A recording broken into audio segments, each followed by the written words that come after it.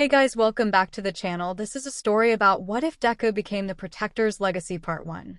If you guys enjoy this what if and want to see Part 2, comment down below and let me know before I start. Please do support for more awesome content and leave a like, and don't forget to subscribe to my channel and also share this video with your friends and check out the description in my playlist. The author of the story, 𝗧𝗵𝗲 from AO3. So let's start the video. A private resort. That sounds totally amazing. Mina exclaimed excitedly with her hands slapping against the desk after Mr. Izawa finished revealing the big surprise during homeroom. This isn't like last time where we got our butts kicked by a bunch of villains? Because that wasn't exactly a great memory for a lot of us. Mr. Izawa sighed tiredly as the class began muttering about the traumatic past experience, though the students who had been injured the most remained silent with their gazes averted downward. Though we're trying our best to ensure the safety of everyone, I can't guarantee there won't be trouble, seeing as it seems to follow some of you quite fondly. There will be a handful of pros going along as a precaution, myself included. It's a private resort located pretty deep in the woods in an undisclosed location. Midoriya flinched a bit in embarrassment while Bakugo merely scoffed and turned his piercing stare towards the windows. How do we know this isn't just some training exercise again? I doubt the school wants us to go far with the League of Villains running around. Mineta piped in with a lispy voice. Wouldn't it be safer to just stay at UA where it's filled with pro heroes? Principal Nizu has been generous enough to offer such a break at his personal property, so I suggest you take up the offer. Unless... Izawa suddenly unleashed his quirk with a tight pull of his scarf. Everyone fell silent. You'd rather stay here and do hours of remedial courses while your friends are off relaxing? No, sir. They chorused in unison. Satisfied the message got across, the teacher blinked and released his quirk. After a brief cover of the dates and meeting time, only 2 days away, the pro hero promptly tossed his papers aside and rolled up into his sleeping bag for a well-needed nap on the floor. The class began to shift around as the hour hadn't ended yet, and there was still time before the next round of lessons. The girls all gathered in one corner while the boys spread out to be more comfortable. Yaozu began throwing out ideas on hikes they could do, activities, foods to bring. Everyone else began giving their 2 cents except for Uraraka. The gravity manipulator was too deep in her own thoughts to even hear what her friends were talking about. She often still had nightmares about the night Bakugo was taken. Deku fighting through 2 damaged arms purely on adrenaline after he'd encountered another enemy in search of Koda, the heavy layer of fear and uncertainty hovering in the air, and even the devilish grin of Toga as she pumped blood from her thigh. The nightmares reoccurred every now and then to make sure she never forgot. Ochaco had never seen him that determined before, even in his heavily injured state. The determination to save his childhood friend who treated him so harshly, always looking down upon him, had sent the girl's heart into a flutter. Deku truly was a selfless person, and Uraraka had admired him ever since the very beginning in the entrance exams when he saved her. Uraraka. The confident yet kind smile he always wore, the deep concern he had for their classmates, taking the time to get to know every person in their class, always offering support when she was troubled about something. Deku truly was a kind person, and she was thankful to have ever met him. The thought of never having met him was impossible to imagine with how drastically he's changed her life. He always knew what to say, and she would often repeat his words back to him whenever he was down about something.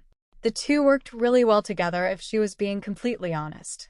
Whenever Deku smiled genuinely at her, the brunette thought she might float away from the sheer amount of happiness in her chest. Uraraka? Ochaco? Girly? Yoo-hoo. Oh, how he always made her heart flutter when he looked at her. Oh, there she goes. Should we grab her? Wait. What was she saying? Heat flushed her face and Uraraka slapped her hands over her eyes as a slurry of emotions filled her chest. He was just a friend. She even considered him her best friend, and best friends don't think about each other that way. Was she crushing over Deku? Yes, he was attractive in his own goofy, nerdy way, and his heroic actions would make any girl swoon, but did she truly? Ochaco. The teen finally snapped from her thoughts and peeked between her fingers. The entirety of the class was staring up at her, though the scene seemed a bit crooked for the brunette. Her whole being lit up in embarrassment, especially when she noticed a certain green-haired hero starting at her with confusion and a bit of concern. Why yes. You're floating, sweetie. Mina pointed out with a delicate pink finger, yellow eyes dancing with mirth.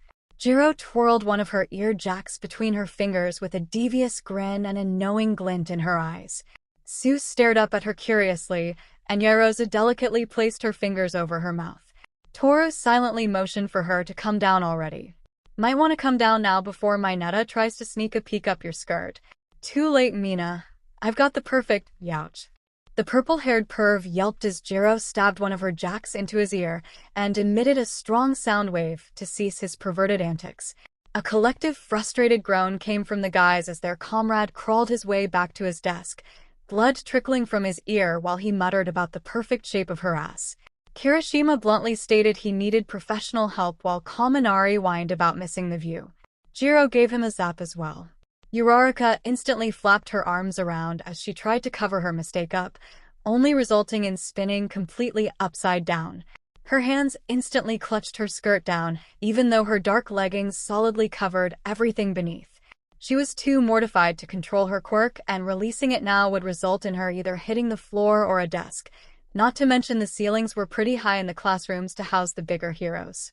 Luckily, Mr. Izawa was a heavy sleeper, so he missed out on the whole debacle. Sue, if you would please help our dear friend down, then maybe we can go somewhere a little more private, 𝐒𝐸𝐽𝐽𝐽 requested politely as she began gathering both her belongings and a beet red brunette's items. The frog girl complied with a rib bit and latched onto the gravity manipulator with ease. Uraraka felt beyond mortified that she had lost control of her quirk in the classroom and in front of everyone else as well. Especially Deku. Never had she wanted to cry so bad until now. Or bury her face in a pillow never to see the light of day again. Maybe disappear into a bottomless pit? Nothing to see here. Please go about your business now, men. Ida immediately stepped in to block the view of the brunette being towed through the tall door, the towering man planting his hands on his hips in an attempt to intimidate his classmates into minding their business. Not that it really ever worked, but it was his duty as class rep to retain order in the classroom. I will check in with 𝐒𝐸𝐽𝐽𝐽 later to get an update on our classmates' condition, but for now we should prep for our upcoming camping trip. Here, I even have a list already made up for you all to look over. Such a buzzkill, Ida. Why don't you just chill for once? Zero flapped a hand at the papers their class president was currently trying to distribute to everyone. Most skimmed over it or set it down, but 𝗵𝗃𝗲 obliterated it in a second flat. Izocha tried to focus on the itemized list of activities and food, but the image of Uraraka, looking fairly distressed before her quirk activated, settled heavily in the pit of his stomach. What could she be so upset about? Normally, he could detect subtle changes in his classmates' behaviors, but it came out of nowhere, and it wasn't normal for her. Maybe he would try to check up on her later once things died down. For now, though, he had to try and settle the growing tensions between Kacchan and Ida before the whole room went up in flames. Spill it, girl. What's got you so hot and bothered? Mina demanded once they finally got the bright red brunette back on the ground and away from the classroom. They quickly ushered her back to the dorms, knowing the guys wouldn't be there for quite some time. Ochaco clamped her lips shut, keeping her gaze to the ground to avoid looking at her dorm mates as they sat in the commons. Come on, come on. If it's enough for you to lose control of your quirk in class, then it's something juicy. I want every little. Mina, relax. Forcing her into saying something she may not want to discuss could potentially stress her out even more, 𝐒𝐸𝐽𝐽𝐽 gently interjected. The pink-skinned girl pursed her lips and crossed her arms but agreed with a nod. Ochaco, is there something going on that you wanted to talk to us about? You seemed pretty distracted and a bit distressed in the classroom. How can we help you out? Do you want some calming tea? Don't worry about my netta. I'll just fry his brain a few more times if he keeps bringing the subject up. 𝐎𝐸𝐽𝐽 added casually with a flick of her earjacks. If any of the boys say anything, then we'll shut them up for you. Toru added as well, with her invisible hands clenching into fists. And nothing, really. The brunette stuttered out as she tried to focus on calming her rapidly beating heart. Why did they have to corner her about this? Couldn't they just chalk it up to a spacey session? Just go on, dear, the co-president soothed softly. What was she supposed to say? I was daydreaming about Deku and how he makes me feel so flustered all of the time. How he makes me feel like I'm floating without the use of my quirk. Without realizing it, Ochaco engaged her quirk once more and began floating towards the ceiling once more, completely unaware as her brain fried itself once more thinking about a certain hero. Wow, she's got it bad. Mina giggled with unrestrained glee, wiggling against the couch eagerly. Maybe we should just start guessing and watch her reaction. Is it someone in our class? A different class? Do we know them? I've got ideas, but I want you to narrow it down for me. Spill it. It's probably best if we let her rest in her room for now, 𝗵𝗃. 𝗬 quickly grabbed a hold of the flustered girl and brought her back towards the ground. I'll take her back just in case she floats away again. Good idea, 𝗬, thanks. We should probably report to Ida and the others given the chance they're worried as well. I'm sure Mr. Izocha will understand if you don't finish the rest of today's classes and practice. We'll let him know you were feeling pretty bad and return to the dorms to rest. 𝗔𝗫 stood and dusted off her jacket briefly, then turning towards the now in range Uraraka. You have our numbers, Yura. Just shoot us a message if you need anything, okay? With a subtle nod, the girls filtered out of the dorm to head back to the school grounds while gently floating to a rest on the ground beside her usually stoic friend. Uraraka slid her hands down her face as tears shimmered in her auburn eyes. Why couldn't she regain control of her emotions whenever she thought of Deku? She'd been feeling odd emotions every now and then, but didn't think too much of it with all of the villain fights that had been going on recently. Even during the provisional licensing exam, she had decided to shove them down for his sake of becoming the strongest hero without distractions. Maybe once and for all she would need to just erase her feelings for him so they could both achieve their dreams. She could totally do that. Right. If you ever need to talk Ochaco, I'm here for you. You know where to find me. 𝗬 reassured as she escorted the silent girl to her room, a hand coming to rest against her uniformed arm. I'll leave you be, but I'll come check on you after practice, okay? Thank you, 𝗬, Uraraka whispered as she unlocked her dorm room, flashing her closest friend a brief smile before entering. As soon as the door clicked shut, the teen pressed her back against it and slid to the floor, curling up tightly. Tears that had been building in her eyes finally fell, and the brunette sobbed silently into her crossed arms. As long as the tears continued to fall, Uraraka stayed tightly curled up into a ball, all of the pent-up emotions and feelings bursting through the dam she had tried so hard to keep from crumbling. When was the last time she had cried this hard? She'd shed a few tears here and there, either after feeling defeated from her mock battles or just out of sheer relief that her classmates were safe from harm. It seemed like ages before the tears ran dry, and Ochaco felt completely drained as she finally lifted her head, face sore and burning. The sun was beginning to set, and the hued light filtered in through her curtains. Uraraka felt completely numbed as she achy stood from the floor and stumbled her way to her bathroom. The light clicked on and she flinched from the sudden brightness, a hand shielding her eyes until they adjusted. Puffy eyes squinted back at her from the mirror along with tousled brown locks and heavily tinted cheeks. She looked like an absolute mess. A sigh escaped her lips as she turned the faucet on cold, waiting for the sink to fill up before splashing it onto her face to ease the tenderness. Going downstairs now would definitely raise suspicions with her current state, and the gravity manipulator would rather attempt to put a happy face on instead. Her locks gave her a bit of trouble since they tangled up, but with some good tugging and detangling spray, she managed to get them back into place. A deep breath in and out calmed her nerves. Changing into an oversized pink UA sweatshirt and black leggings with shorts, Uraraka mentally prepared herself for an onslaught of questions when a soft knocking caused her to freeze in place. Ochaco?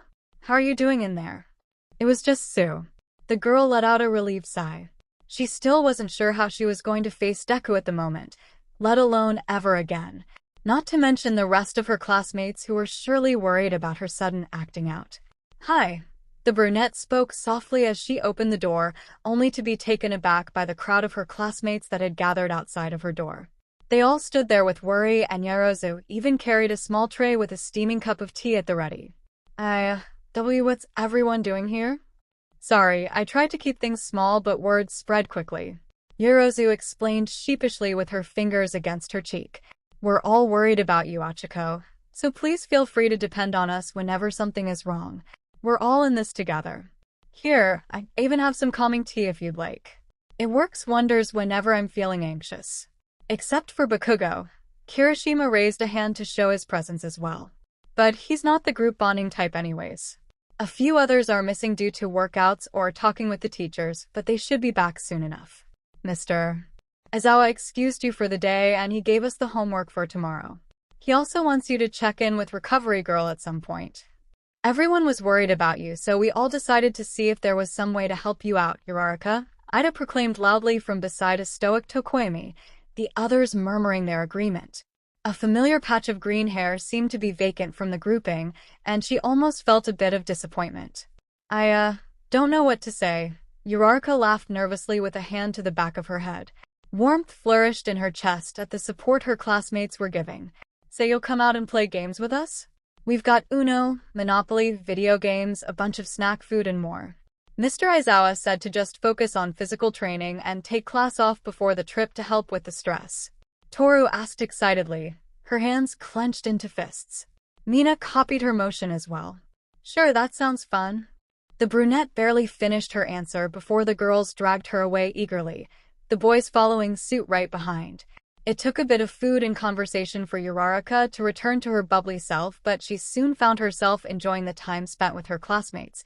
Bakugo was the first to return, and his explosive personality ignited immediately at the rowdy crowd in the living room, the pyromaniac hurling insults left and right at those who tried to invite him into the fun. Ojiro and Sato followed not too longer after, briefly checking in with the brunette before joining in on the fun and games. Uraraka shifted a bit away from the crowds for a bit just to catch her breath. Everyone seemed to be enjoying themselves as they laughed over card games and shouted objections to the winner of the fighting games. The smile adorning her face faltered a bit as a familiar hero in training was still missing from the group. Was he out training again? It had gotten dark and curfew wasn't too far off, so he should be showing up sooner or later, right? Setting her drink down on the kitchen island, Uraraka decided on some fresh air after being cooped up in her room for so long. No one noticed as she slipped through the front door silently and into the darkness. Her breath clouded in the air as fall began descending into the winter months, and the quirk holder regretted not putting on thicker clothes while walking away from the building. Ochaco wasn't sure where she was going, but her feet led the way onto the main pathway connecting to the front of the dorms and smack dab into something hard. The brunette felt herself falling backwards and went to brace her body for the fall when something latched around her arm, stopping her short of hitting the ground. Uraraka, I'm sorry, I didn't see you there. Are you alright? Deku asked frantically as he pulled her back to her feet with ease. Forgive me. I must have been zoning out again. You're not hurt, are you? I am fine, Deku, thanks. Did she seriously just smack into him? Oh, All Might, how is this about to end? I am sorry, I wasn't watching where I was going. And no, it's my fault for not looking. The two stared at each other for a few moments before turning away with faces aflame. Deku rubbed the back of his neck nervously while Uraraka placed a hand against her cheek and looked away. So, where were you headed so late? I mean, I don't mean to be nosy or anything, but since earlier I noticed that maybe something was bothering you, so I wanted to make sure you were okay and everything, though I got caught up doing some training and then All Might wanted to have a talk, so... Uraraka watched as Deku went into an unstoppable ramble, his hands moving along with his words rapidly. All embarrassment drained from her body, and a small laugh slipped between her lips uncontrollably. She slapped a hand over her mouth as he just continued on about something completely different, and the teen shook trying to contain the laughter bubbling up within her. Whenever he went on a ramble, she found it hilarious because it was just so Deku. Uraraka couldn't contain it anymore, and her laughter filled the air. Genuine and pure. Deku stopped short and waited until the gravity user calmed down a bit, embarrassment tinting his cheeks pink. I am sorry, Deku, but I just couldn't help it, she said between breaths, trying to control the bubbling sensation within her. It's just, so you to go off on a random rant like that. I'm sorry. Midoriya said nervously, though a smile twitched at his lips.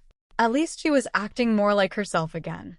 His sharp eyes took note of her slightly bloodshot, puffy eyes, and the smile turned downward into a slight frown. Had she been crying? No, it's not your fault. Uraraka took a few deep breaths in to control herself, swiping at the few tears trickling down her face quickly. I think I needed that the most right now, so thank you. Oh, of course. But if there's something bothering you, I don't mind listening to whatever it is. I've been wanting to make sure you were alright since you left the classroom, but I kind of got busy with a few things. Those caring eyes, that friendly smile that made her heart flutter in such a tender way. The boy that stood before her.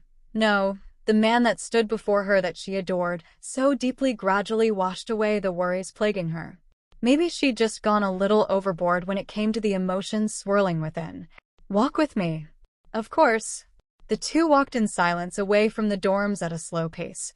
Uraraka with her hands clasped behind her back and Deku wrapping his hands around his backpack straps. It was a comfortable silence that filled the air between them, and she was thankful for that after her embarrassing moment in the classroom. All of her training went out the window, and it was like she was a small child again, just learning how to master the unfamiliar power. She should be ashamed, really, for losing control of something so simple as emotions and over a boy no less. They were all striving to be top heroes, Deku more than anyone in the class, and she couldn't let her emotions get in the way of his uprising. For now, she would try to squash down the feelings as much as she could while training hard just like him. I guess I should start with asking if everything is alright, Uraraka? The green-haired teen asked quietly once they settled onto a nearby bench, the lamp above illuminating it with a warm glow. Moths randomly bounced off of the protective covering over the bulb, and a few fluttered down to investigate the newcomers. Uraraka kept her gaze on her shoes, twisting her hands together lightly. A lot of us were concerned earlier when you subconsciously activated your quirk and started floating towards the ceiling. So, is something bothering you? I'm not so sure anymore, to be honest, Deku. I guess I'm just nervous about going to another camp after villains attacked last time. It's a risk we take going anywhere as up-and-coming heroes, but it doesn't make it any easier on my nerves. The League of Villains are growing stronger, and it feels almost impossible to match their strength with ours. I don't know how we're supposed to relax after the last time. I think I just let the thoughts get to me. Especially seeing you so injured last time. I don't know if I can handle that again. I understand that feeling completely. After they attacked, it felt like the whole world was closing in on us once the chaos began. The teachers could only do so much to hold them back, but we weren't even a match for the League. I felt so helpless as they took 𝐒𝐭𝐻 away, like I wasn't strong enough to stop this from happening. Deku looked down at his scarred hand with reminiscent eyes, flexing his fingers lightly. Uraraka glanced up at the movement and felt a pang across her chest. Oh, he's still bothered by that, isn't he? Why didn't I notice? You're the strongest person I know, Deku, and you always smile through the hard times even when things look bleak. I have my utmost faith in you as a hero. You have the drive and tenacity on par with All Might, and even severely injured you continue to fight until the villain is defeated to protect those who need help. I wish I could be as strong as you are someday. Gravity manipulation is cool and all, but I feel so physically weak compared to the rest of you. And today, I couldn't even control my quirk. I started floating away before I realized it. Multiple times, actually. I felt like a kid again, just learning to control my quirk. Uraraka laughed lightly and tilted her head back to look up at the night sky with stinging eyes. Ever since entering UA, things had been so hectic that she often forgot to look at her surroundings and just breathe. The League continued to grow stronger, and she feared there was going to be more injuries from this point on, potentially fatal ones at that. If Deku got critically injured again, could she handle it when it happened? You are strong, Uraraka, even if you yourself don't realize it. She finally dropped her gaze to look over at Deku with her lips parted slightly. His expression was sincere as he stared at her intently, and she resisted the urge to flush. You constantly push yourself harder to get stronger, and even interned with Pro Hero Gunhead to focus on another aspect of training outside of your quirk set. You have the ability to adapt and overcome your enemies when your quirk isn't ideal in the given situation, and quickly at that. It was amazing when you fought 𝐒𝐿 and even managed to sneak behind him by throwing your jacket. And when you used your martial arts against Himiko during the villain attack. I don't think you give yourself enough credit, Uraraka. You're an amazing hero. Thank you, Deku, really? Uraraka smiled fondly at him as a hand ruffled chestnut locks. She'd been so worried over nothing. I truly appreciate everything you've done for me, and I'll continue to support you as well. We'll go plus ultra together. Plus ultra. Deku grinned with a fist pump into the air. A heavy weight settled in her chest as Uraraka suggested they head back to the dorms before curfew hit and one of the teachers caught them out. Idle chatter filled the air as she asked how his day went, what he did, how practice was. A chime rang from their dorm, and the two started sprinting to get inside. Mr. Izawa often liked to make sure his students were in the building before the bell rang and served harsh punishments to those breaking the curfew. The two slipped into the building just as the bell finished chiming, both a bit breathless from the sudden cardio. No one appeared to notice the two, so Uraraka returned to grab her drink while Deku shifted over to see who was winning on the console.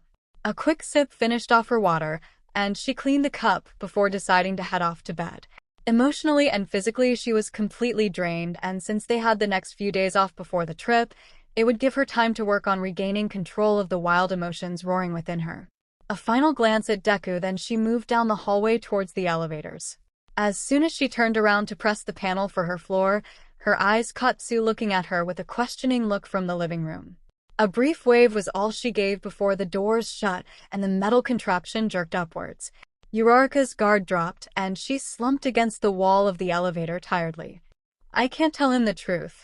It'll only just drag him down on his path to becoming the #1 hero. I'm sorry, Deku. I'll continue to support you along the way, but I'm afraid we'll be nothing more than friends. It's better this way. The few days of nothing but training passed quickly, and before they knew it, the students from Class 1A were tiredly waiting to board the bus that would take them to the resort personally owned by Principal Nizu. Mr. Aizawa was personally escorting them alongside 𝗵𝗲𝗄, 13, and Hound Dog. Security had been drastically raised since the last attack, and Principal Nizu didn't want to take the chance of another attack, so he sent some of the available teachers with the students. The class was split up into groups of 5, and each had to report to their respective teachers. Under Mr. Aizawa was Minato, Sato, Kota, Shoji, and Ojiro. 𝗵𝗲𝗄 was in charge of Midoriya, Uraraka, Jiro, 𝐬𝗪, and Aoyama. 13 had Todoroki, Tokoimi, Bakugo, Yaoyorozu, and Ishido. Hound Dog got the remainder of the students: Kirishima, Kaminari, Shiro, Ida, and Hagakure. While they could all mingle together as they wanted, in case of an emergency they were instructed to go to their respective leaders. If everyone is here, then we're going to be departing now. Just a reminder of the rules in case anyone forgot over the past few days. Aizawa spoke tiredly at the front of the bus after everyone had settled into their seats by group. It was too early in the morning to be doing this much speaking. No going off by yourself for any reason, and stick to groups if you plan any hikes. Curfew will be in effect for the same time frame as the dorms. If you're caught out before or after, you will be isolated for the remainder of the trip as punishment.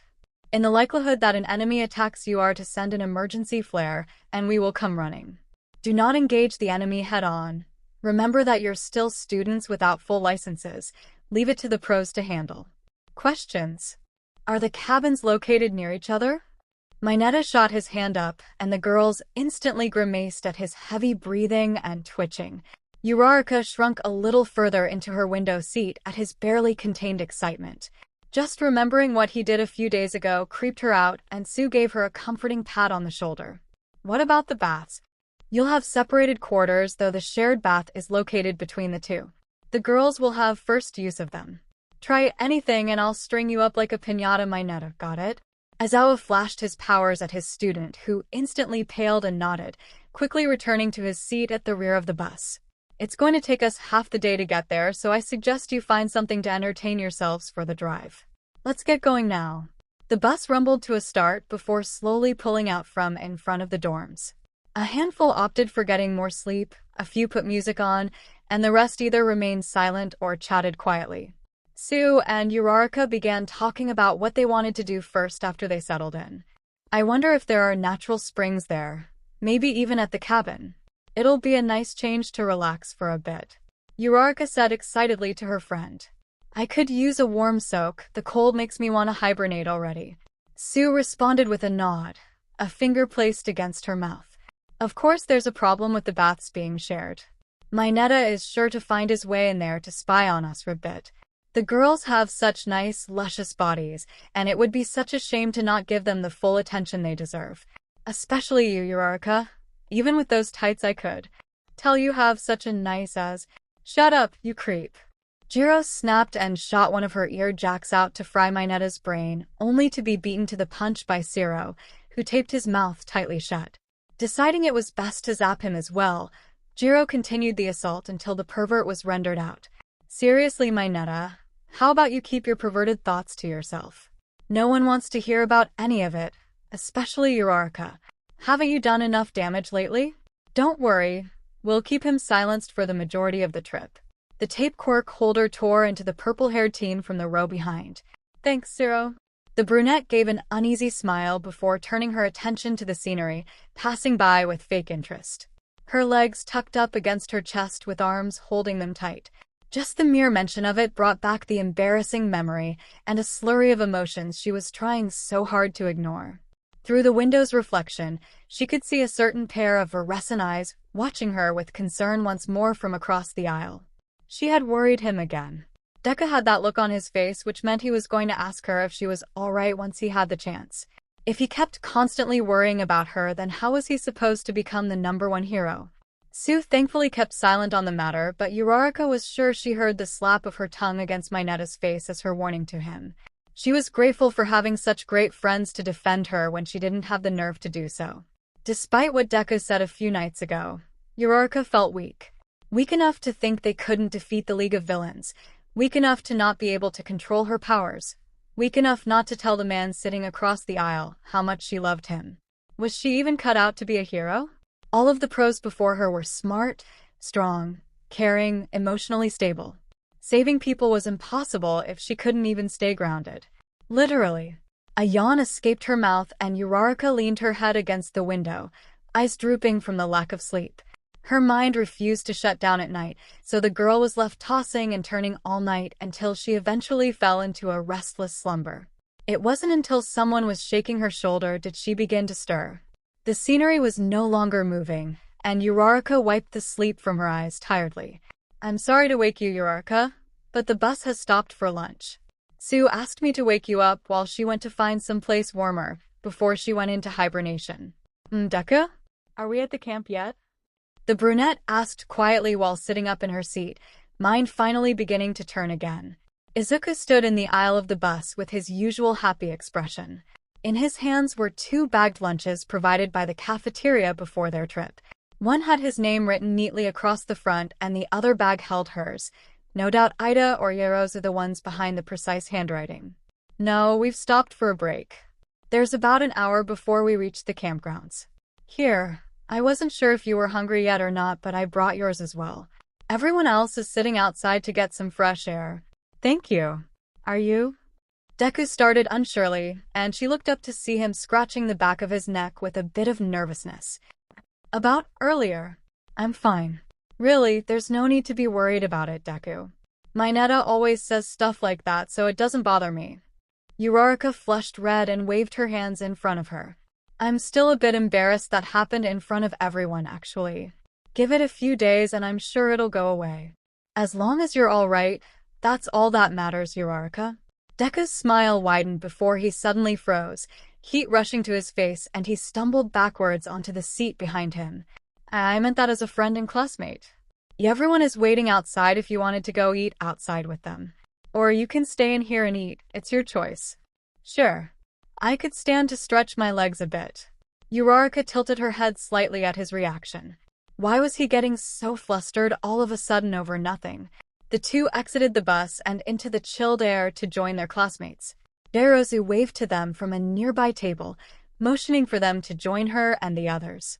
The teachers and pros were taking a break a short distance away from the students, keeping an eye on the kids while enjoying their own lunches. "Fucking move it, nerd." Bakugo sneered as he harshly brushed against Deku's shoulder with his brown lunch bag crumpled in his hand, causing him to stumble back into Uraraka roughly. She activated her quirk to prevent him from falling, and Deku levitated a few feet off the ground before flailing around for a minute. The brunette turned a bewildered look at the pyromaniac before releasing her quirk. He did not just intentionally do that. "I'm sorry, Uraraka. Are you okay?" Deku asked while looking between her and the retreating Bakugo. Uraraka quickly nodded. It didn't hurt too bad, but he certainly had a hard body. "It didn't hurt. You could go around next time, Bakugo, there's plenty of space." Uraraka stated low enough for just him to hear with a calm tone. The blonde stopped short and turned to give her a nasty glare. He marched back over and halted just shy of her face, jaw clenched tightly as he slipped on a challenging smile. His palms began sparking threateningly next to her, yet Uraraka stood her ground with her head up. She was tired of him bullying Deku around like they were still children, and thanks to her pent-up emotions, her mind wasn't exacting processing everything that was happening. Challenging 𝗵𝘃𝐻𝐽 was never a good idea considering his hot-headedness and irrationality when it came to being snubbed, but here she was staring him down with the most neutral expression she could muster. "You got something to say, shorty? Want me to kick your ass again like I did at the sports festival? Blow you up until you KO like the weakling you are? Since I'm stronger now, you may actually die." 𝗵𝘃𝐻𝐽 laughed arrogantly, and the brunette clenched her fist to prevent herself from slapping him across the face and sending him straight to the clouds. The glint in his eyes told the gravity manipulator he knew it struck a deep chord with her. "Why are you still such a bully, 𝗵𝘃𝐻𝐽? You're not a child anymore, so quit acting like one. The least you could do is apologize for bumping into Deku." Uraraka could practically hear that thin line of control snapping, and she prepared to float him as far away as possible. For a moment he did nothing, just stood there with a wild look in his eyes and a sadistic grin. Everyone watched with slack jaws and wide eyes, and even the teachers began shifting closer, preparing to break up a fight. Their classmates quickly scrambled backwards to brace for the impact. Kirishima let out a curse and leapt up from his table with 𝗵𝗲 to grab their idiot friend from blowing them all up. "That's enough, Kacchan." Deku intervened by grabbing him tightly by the forearm, a light warning low in his voice as power flooded through his body. "Don't do this. There's nothing to prove right now. Just walk away. Get your damned hand off of me." "Enough, all three of you." Their quirks deactivated in an instant, and all three turned to see Izocha staring at them with glowing red eyes, hand tightly gripping his wavering scarf. A heavy scowl adorned his face while he stared down all three of his students. "𝗵𝘃𝐻𝐽, if you start a fight here, then I'll have no choice but to lock you up for the remainder of the trip. Quit making me use my quirk more than I have to. I'm getting serious dry eye from it, and eye drops are getting expensive. Midoriya, same goes for you. Uraraka, a word. You three can also replace the sandwich I had to waste because of your squabbling." "Yes, sir." Deku and Uraraka replied with remorsefulness while 𝗵𝘃𝐻𝐽 scoffed and yanked his arm free from his childhood rival, choosing to stomp away with a chastising Ida, Kaminari, and Kirishima following. "I don't know what's gotten into you lately, but if there's something you need to talk about, then talk to one of us. Don't go starting fights with 𝗵𝘃𝐻𝐽. We both know that fight won't end well." Izocha turned to face his student after walking her a distance away from the others, arms crossed over his chest. "Yaozu and Ida informed me of what happened in the classroom, about you suddenly losing control of your quirk out of nowhere, then isolating yourself. What's going on, Uraraka?" Uraraka clasped her hands behind her back as she averted her gaze away from her teacher. Telling him the full truth would no doubt bring a lecture about letting petty feelings take control of her quirk, and she'd had enough humiliation for 1 week. Things were really starting to get out of hand. She needed to regain control of herself before it got her deeper into trouble.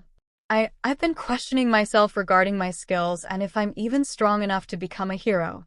No matter how hard I train, I always feel like I'm falling behind the others. Not to mention every time we run into any villains from the league, I lose the confidence to continue striving towards the hero I want to be. Who I need to be. The thoughts take over and I subconsciously activate my quirk, I think. I haven't been able to face the others about it because they're excelling at a faster rate than me.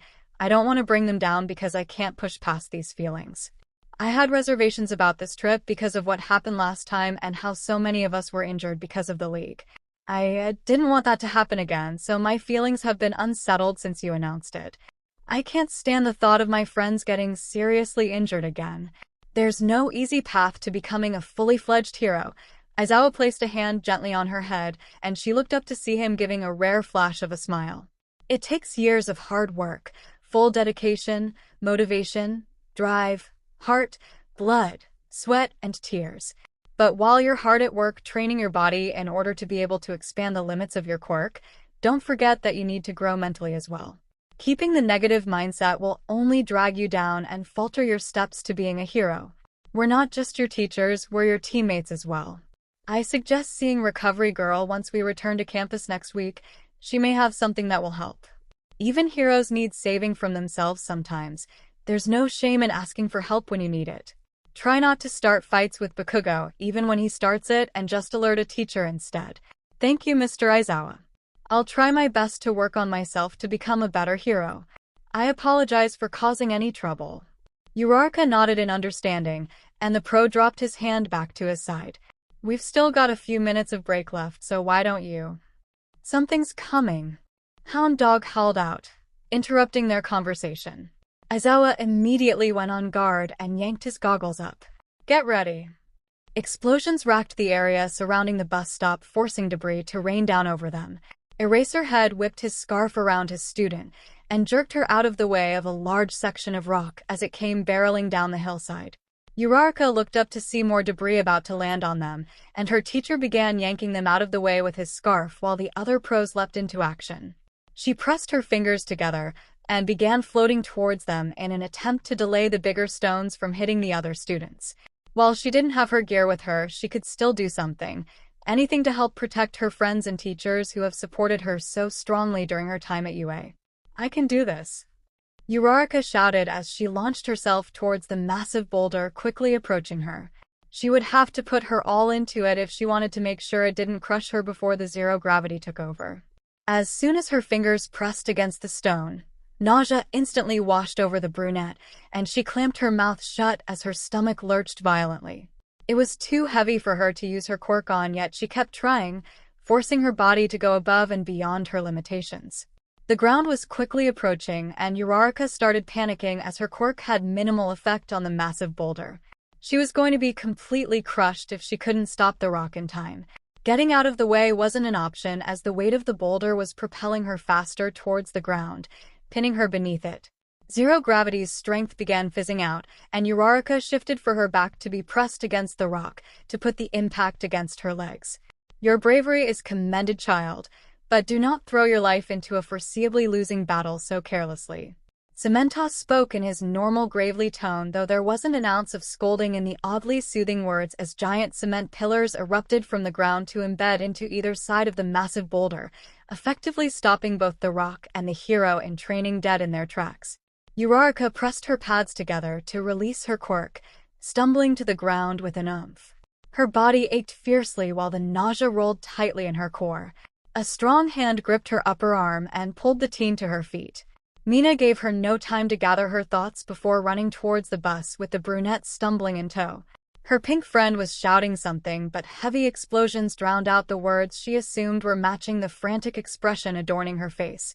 Some of the other students were aiding the innocent bystanders, while the rest set up a defensive perimeter on the backside of the bus. Yaoyorozu ushered them behind the steel barrier she had constructed as objects pelted against the outside. We need to find a way out of here while the pros handle this. Ida is helping to gather the rest of the citizens so we can all regroup and come up with something. The co-class president spoke as soon as the girls slumped against the back of the shields. Ida could be heard directing the innocent bystanders towards the building in between blasts. Fighting back would be the best option. If there's all of us fighting, then there's no doubt we'll win this. Mina retorted with fists clenched in front of her. It's obvious this is a diversion to separate us from the teachers. What are the odds that they'll see an attack like this coming? It's too risky to attempt. We were clearly instructed by the teachers not to. So we just sit here and get blown up into little tiny pieces? I'm not saying we do nothing. Uraraka silently scooted away from the argument to peek over the shields. Deku, Bakugo, Kirishima, Todoroki, and Sero were the main force behind keeping the debris far from any stray citizens who were also resting at the mountainside stop. Shoji was extending his limbs to cover a handful of families who were getting caught in the crossfire. Ida was propelling himself around to gather those who were still seeking shelter. Another string of explosions rocked the mountainside rest stop, and Uraraka followed the line of fire back towards the origin point. A heavy haze proved difficult to see through, but she forced herself to focus through the dust stinging her eyes. It was brief, yet she was sure she noticed a faint glint of light just before the explosions began. There, centered in the line of fire, Uraraka pointed out, and both Mina and Yaoyorozu stopped their bickering to look at her questioningly. A flash of light just before the explosions begin. It probably means they're all coming from the same source and direction. Creati activated her quirk, popping a pair of binoculars from in between her breasts before using them to look in the direction Uraraka was pointing. I see it. Is it the same position every time before the explosions, Uraraka? Yeah, I'm pretty sure. Getting close will be a problem for most of us, especially with the constant barrage of explosions, but maybe there's a way to sneak around the backside to take out the source. Now we're talking, Ochaco. Mina cheered before narrowly dodging a stray piece of shrapnel that grazed over the top of the barrier. Alright, what have you got in that beautiful head of yours, girlie? Well, this wouldn't be easy, especially considering they were ordered not to fight back. Sitting around as easy targets wasn't something they could do either, so it came down to just fighting to survive. There were also the civilians caught in the crossfire that had to be factored in as well. Overall, it was a high-risk plan that would surely end with harsh punishment handed down from the teachers for interfering, yet they couldn't keep sitting around doing nothing while the pros fought to protect them. Not to mention Deku was out there risking his life to protect those who needed a hero while she was sitting safely behind a barrier. A direct attack is reckless and has a low probability of success, not to mention there are civilians still in the area who should be evacuated as soon as possible. If we can get a team to continue to assist and intercept the debris, then we can sneak past around the sides under the cover of the smoke their attacks are creating. What if there are other enemies on the sidelines? It could be an ambush to keep us all in one location, 𝗧𝗪𝗧𝗏 pointed out, and Mina pushed her cheeks up in frustration. We don't know how many enemies there are. Factoring in that this was a directed attack at UA students and staff, it can be assumed the League may be behind this. If we can't go charging straight down the center or around the sides, what are we supposed to do? They've got the highest vantage point in the area, so we're practically pinned down. The pink cat ruffled her short locks as she tried to focus on the formulating plan. It was difficult to think with all of the explosions going off around them. It's a sheer cliff behind us. We're practically sitting ducks down here, Momo. There is a way. Both girls looked at Uraraka in confusion, their brows knitting together. But we're going to need some serious heavy equipment, 𝗂𝗵𝗲. If we can't get to them from ground level, then we just need to go higher. All students gather by the bus immediately. We'll handle this. 𝗬𝗏 called out as she continued sucking in debris through her gloves. The bus will cover as a secured location until the villains have been taken care of. Don't attempt to fight them head-on. Everyone gather to the bus quickly. Let the teachers handle the situation. Ida barked out as he began herding their classmates to a safer location. A group of students finished moving the citizens into the shop nestled against the rock face to better ensure their safety. The explosions seemed solely directed at UA students and staff, so they would be safe inside the reinforced structure. Uraraka swallowed the lump of fear that was building in her throat as final preparations began. The plan was for her to activate her quirk while being launched through the air attached to a weight, then deactivate it once she was directly above the enemy to catch them by surprise, releasing the weight in order to at least throw them off, if not take them out entirely. Timing had to be down to the very second in order to use the clouds of smoke and dust to conceal her form, otherwise she became a very easy target flying through the air. Another concern was 𝗬𝗏 using her black hole quirk to suck up the excess debris. If Uraraka got sucked into it by accident. Are you sure this will work? I mean, you don't have your gear or anything, Yura. One screw up and you'll go splat, girl. Mina asked while ensuring the rope around her waist was snug for the third time. The idea seemed outrageous and over the top, but 𝗧𝗪𝗧𝗏 had confirmed the projection and timing so that it would be a swift counterattack. It's our best shot for the time being, Mina. They can't keep up their defenses forever. Just make sure 𝗬𝗏 doesn't use her quirk while I'm flying, alright? I'd rather not be sucked into a black hole. Uraraka chuckled nervously as she shifted the rope around her waist to sit more comfortably. This was insane. Attaching herself to a giant contraption with some rope and a solid weight was beyond reckless, and for a moment the brunette reconsidered the idea. Sue could theoretically toss her with her tongue, but without being able to see directly where she needed to go, it was a heavy gamble. Can do. I'll bet you Midoriya would come to your rescue if anything went wrong, though. The pink cat wiggled her eyebrows deviously, grinning even wider when her friend turned bright red. Is everyone here? Are we missing anyone? Ida asked as he slid through the gap in the barriers, most of the rest of the class piling in behind him. What on earth are you doing tied to that heavy weight, Uraraka? 𝗧𝗪𝗧𝗏, what's going on here? Is this turning into an experimental fetish fest? Because I'm totally down for that, Mineta asked creepily with a hand raised. Not the time for that. A dirty Kaminari snapped, shaking the smaller man by the front of his jacket. We've got bigger problems than your damned sick fantasies. Though I am a bit curious. You're both perverts. Jiro growled, sending a shockwave into each of their ears. Ida, calm down. We have a plan. The creation quirk holder pleaded with her hands up to ease the situation down. This will work, I promise. Absolutely not. 13 has given her orders to gather by the bus. Willingly risking the life of a classmate against teacher's orders is out of the question. Uraraka, please remove those ropes from your body at once and step away from the catapult. Calm down, Ida. This is barely like a swing for her. Mina flapped her hands at the huffing and puffing class president, hands coming to rest on her hips. She came up with the idea and I say we go with it. There's no way we can leave the area with all of these explosions anyways, so why not send someone who can getting the higher advantage? Literally. Going directly against teachers' orders is a violation of trust between educators and students.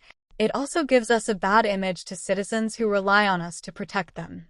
Ida rebutted as he chopped his hand up and down through the air to emphasize his point. Uraraka, remove yourself from those ropes and step away from the device.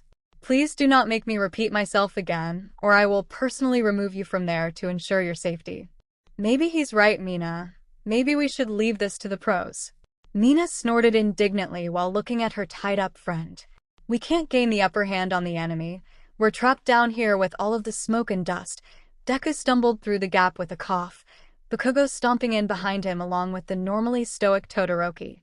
The teachers can't hold on much longer like this. We need to do something. Let me at those bastards.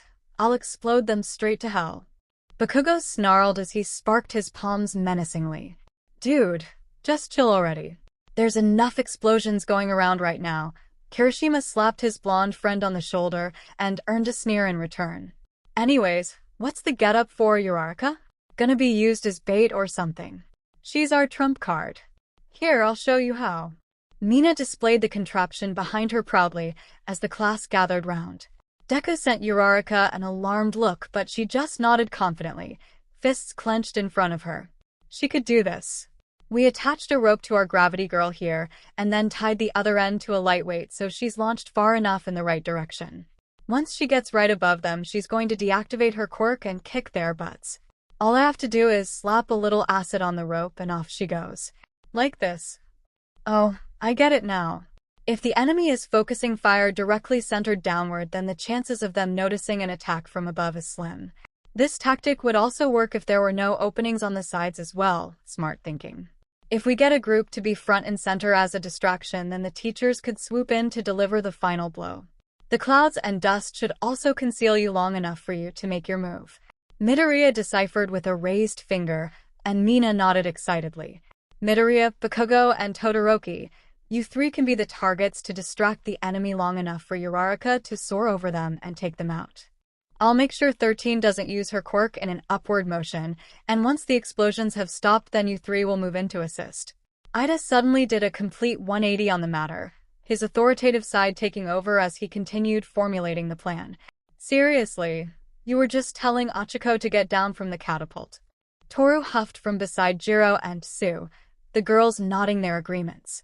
The faster we assist in taking down the villains, the faster we can receive our punishments from the teachers. That's why he changed his mind. Wouldn't it be easier for me to use my tape to fling her over there? It would be more accurate and safer than a heavy weight. Unless you want to use the catapult, Uraraka. Very nice work on it, Zero raised his hand in suggestion. It probably would be the safer option, but we don't have time to try and figure out a new plan right now. Focus your quirk on protecting the innocent people hiding in the building. Citizens are counting on us to stop the threat, so let's get going. Uraraka made one final tug against her rope before turning to Mina with a thumbs up, then activated her quirk.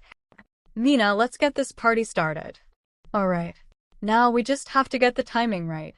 Another explosion rocked the ground beneath them, and Pinky secreted a bit of acid from her palms in reflex as she grabbed the rope to balance herself, fight or flight instincts kicking in.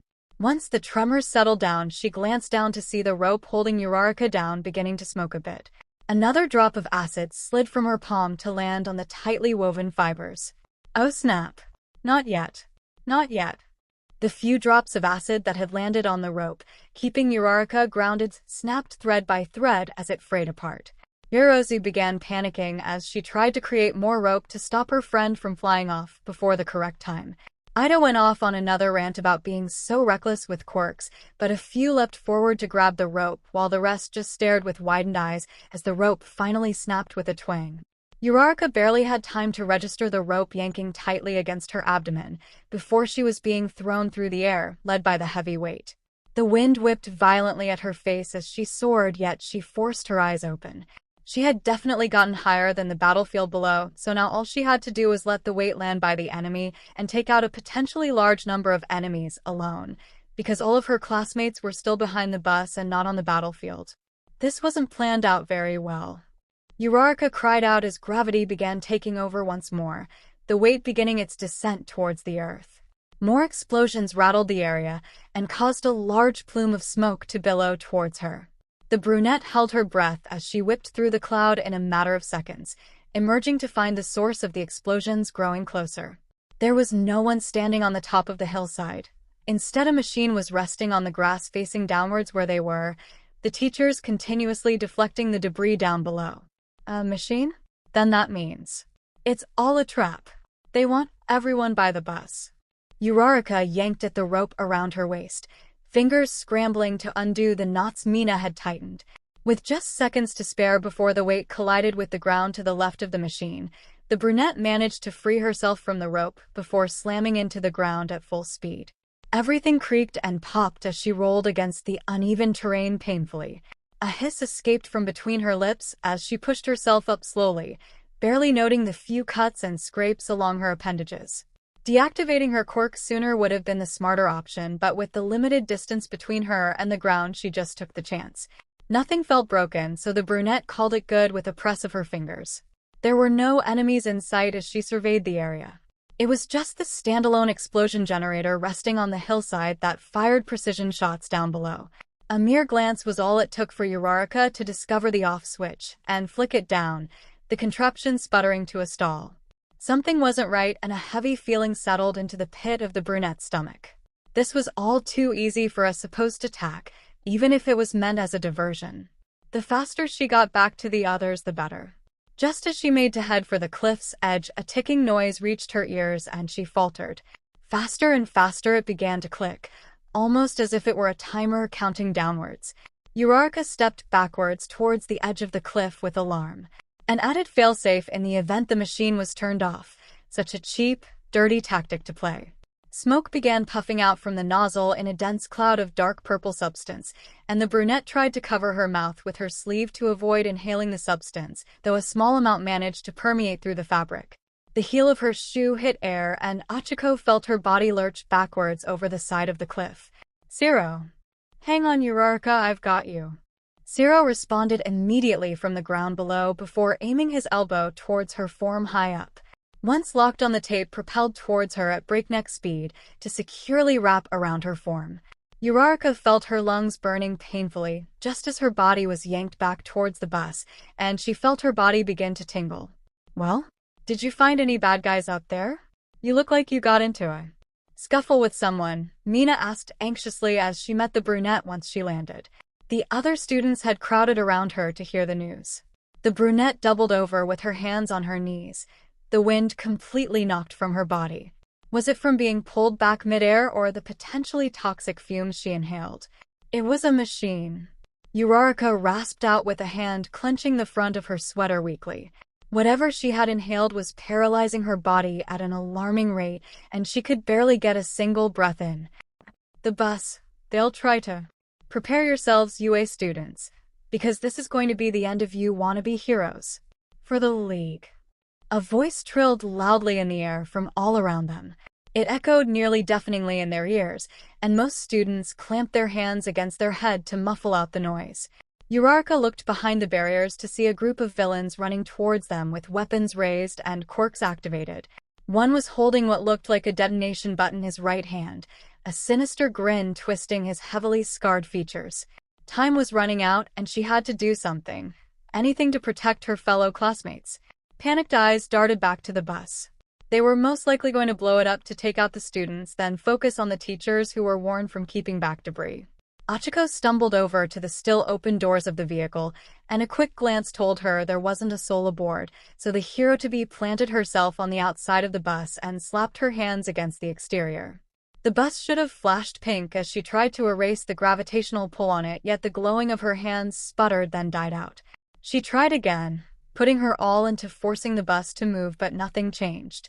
Panic began flooding her body as she looked down at her dirted palms with growing dread. Sato quickly rushed over and began pushing on the bus to move it away, Kirishima slamming himself against it with hardened skin to help push. "Uraraka, you're in no condition to fight right now. You can barely stand up." Deku protested as he grabbed her arm before slinging it over his shoulders to support her hunched-over form. The gravity manipulator felt her legs give out, and she slumped against him with heavy breaths. "Everybody make a jump for it over the railing. It's our best option right now.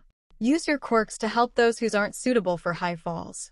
Ierozu instructed as she began manifesting a parachute for herself, others quickly bailing ship over the cliffside. Deku deftly picked up Uraraka in his arms before sprinting and vaulting over the guardrail with one for all coursing through his veins. A deafening noise pierced the air as the bus exploded in a ball of fire, propelling all of the students around the bus tumbling through the air in a paralyzed stupor. A shockwave washed over the heroes, causing them to be blown in different directions than planned, some even knocked unconscious from the force of the pressure. It wasn't supposed to happen, not like this. A simple trip just like any other time, deep in some woods designated by UA that had suddenly turned into a life-or-death battle when a group of villains appeared. The few teachers that had accompanied them were still battling where their heavily damaged bus was resting atop the cliffside, explosive clashes of powers resonating in the early afternoon air. But as Izocha Midoriya was flung violently backwards from the powerful shockwave that erupted before him and his other classmates, unable to so much as move his body from the force, his eyes trailed from the haze concealing their enemies over to his friends. Ida was struggling to stay in an upright position as his thrusters strained to keep control. Todoroki was just barely in his vision, the dual quirk wielder shielding his face with crossed arms. 𝐒𝐭𝐴's explosive heat could be felt from somewhere nearby, yet the deafening ringing in his ears disoriented the teen as he flew through the air. That's all he could see in his limited view to his left. A slow blink, then his eyes shifted towards an object moving towards him with purpose on his other side. His brain took a few moments to process who was stretching their hand out towards him, mouth moving silently as they called out, "Uraraka." Deku thought numbly as the brunette continued reaching for him while they began dropping from the skies in slow motion. He could see the panic clearly on her face, most likely mirroring his own. One for all rushed through his veins and he jerked his arm out towards her, reaching for her outstretched palm. If she could slow their descent enough, then it would save them both from a potentially fatal landing in the deep valley below. But what about the others? Most of them could use their quirks to slow or stop their descents, but others like Kaminari or Jiro, whose powers weren't designed for high, uncontrolled falls. "Deku, look out!" Uraraka's voice finally pierced through the numbing ringing in his ears, and he startled. "Look out? Look out for what?" Were the enemies continuing their attacks while everyone was falling? Damn, without a solid chunk of ground or even a tree to shoot off from, he was useless while falling from so high up. Think, Midoriya, think. Unleashing blasts of air recklessly from his fingers was too dangerous with his friends so close by and without his specially designed gloves, but it could be used to slow his descent to a tolerable level if he aimed downwards at a lower percentage. Black Whip could latch onto some trees, but he needed to try and calculate the landing. It was difficult to think of anything with all of the chaos going on around them, and Deku frantically racked through ideas in his head. The gravity manipulator shortened the distance between them, reaching out and slamming her palms against his chest. Deku blinked in surprise as the strong teen used the momentum of her body to shove him towards Ida, who was helplessly spinning in circles now as he finally lost control of his thrusters. An idea formed in his head and he reached his arm out for the class president, eyes set with determination. "Ida, disable your thrusters and grab onto me. I'll use a blast of air to launch us both towards the others." "Oh, of course." Ida cried out as he cut the power to his engines, stalling them as he tried to right himself in order to catch Midoriya. "Get ready, Todoroki. We're aiming for Kaminari and Aoyama next. Zero Ierozu, if you're nearby, gather anyone who can't use their quirk to get them to safety. Bakugo." The class president yelled out while reaching out for his glowing classmate soaring ever closer to him. "Don't order me around, Four Eyes." Bakugo screeched angrily as he began blasting his way upwards to catch his falling comrades. "Right." The dual quirk wielder responded as he began calling out to the other students, instructing them on how to use their quirks to link everyone together. There wasn't much time before they crashed into the earth beneath them, yet they had to at least try to slow their fall down one way or another. Deku knew Uraraka could drop down then use her quirk to slow her fall, but that came with its own risks.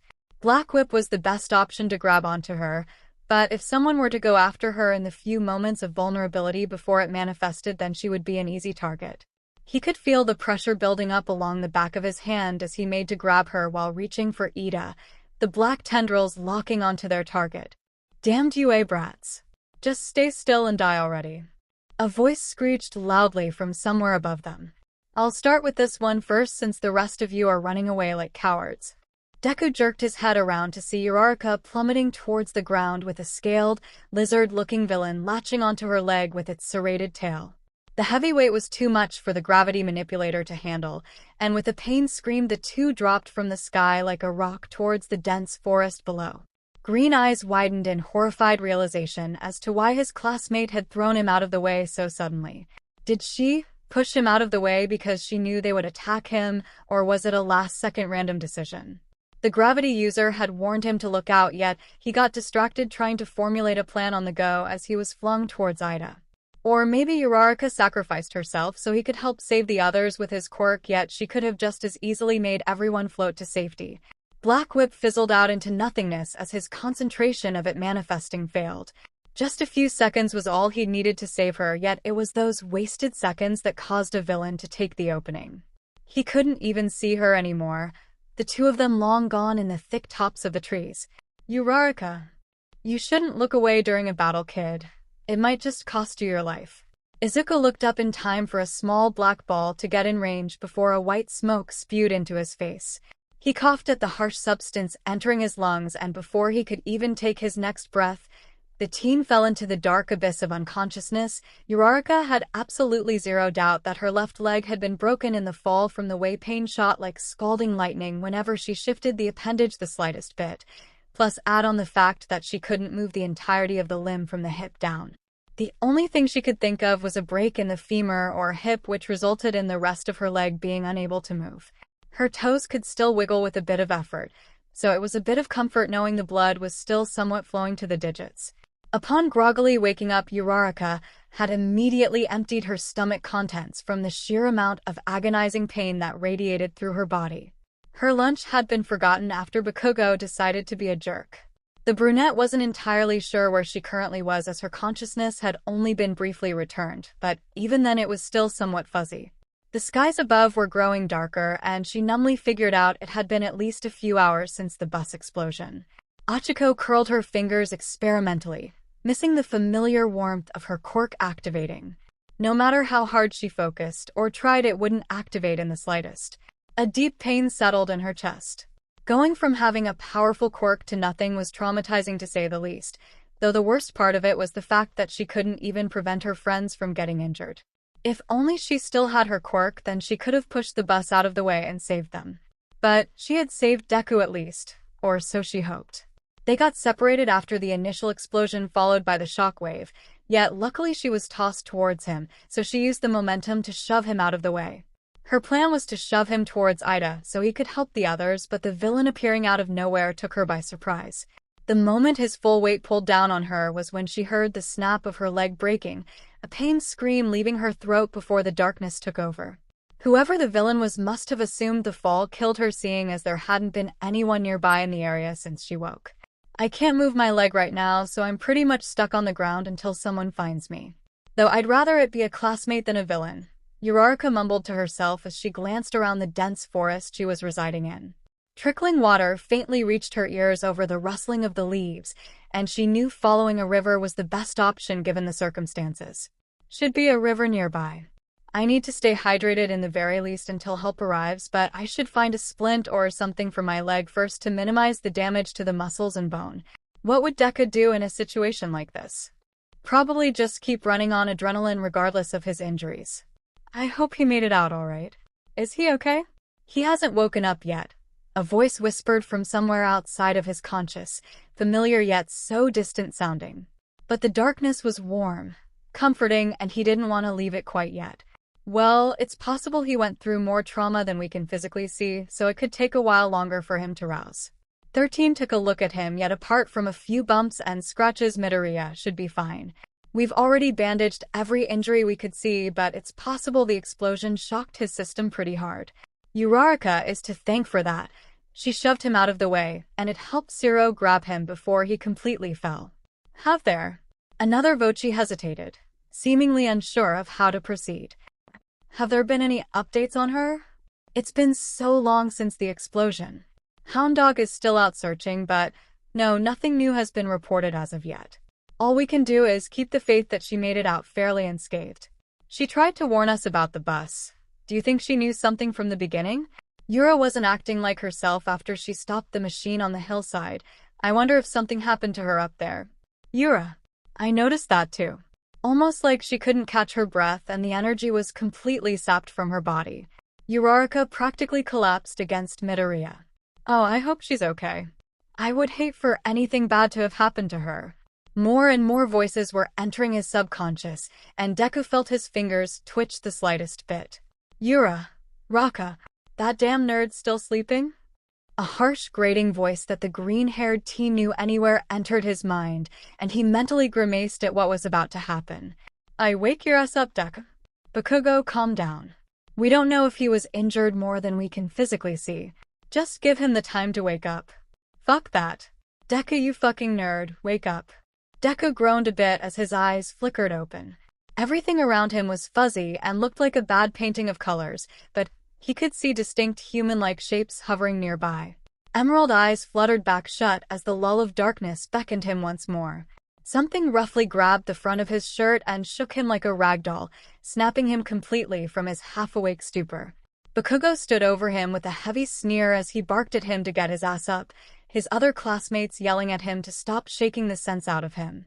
Once Kirishima managed to wrestle the pyromaniac away from the teen, Deku thumped backwards onto the ground, now fully awake and slightly traumatized. Deku, how are you feeling? Are you okay? Do you need anything? Sue, can you grab some water for him? And let 13 and Mr. Aizawa know that he's awake. Yorozu darted her attention between Deku and Sue while the teen attempted to sit up, a bandaged hand moving to rest against his temple. No, don't push yourself too hard. Rest. There's no more danger for the time being.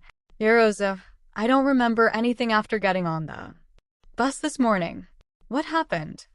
Deku asked wearily as he took in his surroundings. They appeared to be in the forest, a clearing of sorts at least, with a fire going to fend off the chill of the air. A shiver ran down his spine and he glanced around for his jacket.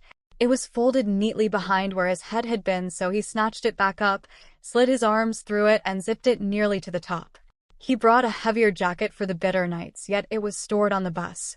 A lot of us were knocked unconscious by our bus exploding thanks to some villains, but the few who weren't tried their best to at least soften the blow of landing in the trees. Everyone else woke up fairly quickly, though you took a bit longer. No thanks to Bakugo on that part. Mina jerked her thumb towards said teen. A dangerous glare sent her way before he stomped over to the fire. Ochaco managed to push you out of the way and towards Ida. Uraraka, where is she? Is she fine? Deku interrupted with a blurt. It was beginning to come back to him now. The bus exploding, everyone sent flying through the air, Uraraka shoving him out of the way, before disappearing into the woods. What about the villain that attacked her? Silence answered him, and a hollow feeling carved deep into his chest. Mina looked away and averted her gaze. Yorozu placed her hands over her mouth as she became emotional. Todoroki merely shook his head slowly, and Tokoimi rubbed the back of his neck. Ida glanced around at his fellow classmates before adjusting his glasses and turning towards Deku. Uraraka is still unaccounted for 𝗵𝗃𝗧𝗏. Since the explosion late this morning, Hound Dog is still out searching for any signs of her, but so far they haven't been able to find a trace. I'm sorry to be the one to tell you the news. Deku felt his eyes stinging as his head dropped in shame. Uraraka sacrificed herself so easily just to protect him when he should have been the one to protect his friends. She already seemed weakened by the time she returned from the hillside, and he should have been more careful, should have gotten her out of there faster instead of wasting time. It was all his fault. With a push, Deku slowly got to his feet. I'm going to find her. It's my fault she's missing. All because I failed to protect her in the first place. Midoriya, we've been instructed to stay at camp while the teacher's cycle turns to go searching for her. Hound Dog has been out looking for a few hours now. Todoroki spoke quietly as he placed a hand on his friend's shoulder. We're all worried about her, but there's nothing more we can do about it for now. You need to get more rest. Not while she's out there possibly injured because of my failure to be strong enough to protect my friends. Izocha retorted with an unwavering look at his friend. I knew she was weakened and should have moved her away faster. This is my fault and I'm going to fix it one way or another. Are you all with me or not? Everyone glanced amongst themselves, sharing a silent agreement, before turning to Izuku with confident smiles. He understood what those looks meant and nodded, appreciative of their support. Now they needed to come up with a plan to search the area where they fell. If everyone is in agreement then, you'll sit your butt right down, Midoriya, Aizawa ordered as he strolled up hands in pockets with 13 and Sue. We've got enough problems on our hands and you running off to play hero isn't going to help anything. Hound Dog should be on his way back before it gets dark. These teachers have this handled. Mr. Aizawa, we can't just keep sitting around here doing nothing. Uraraka sacrificed herself to save us. I won't just sit around while she could be injured or hunted down by villains. Midoriya, you need to understand the severity of the situation. We were specifically targeted by villains working for the League. It was all a coordinated attack to get you students separated from the pros. A message has been sent for reinforcements and will be escorted back to the school within a few hours. 13 spoke softly to soothe the fired-up teenager. She understood what it was like to watch a friend be injured by a villain attack, but acting recklessly in a situation like this could do more harm than good.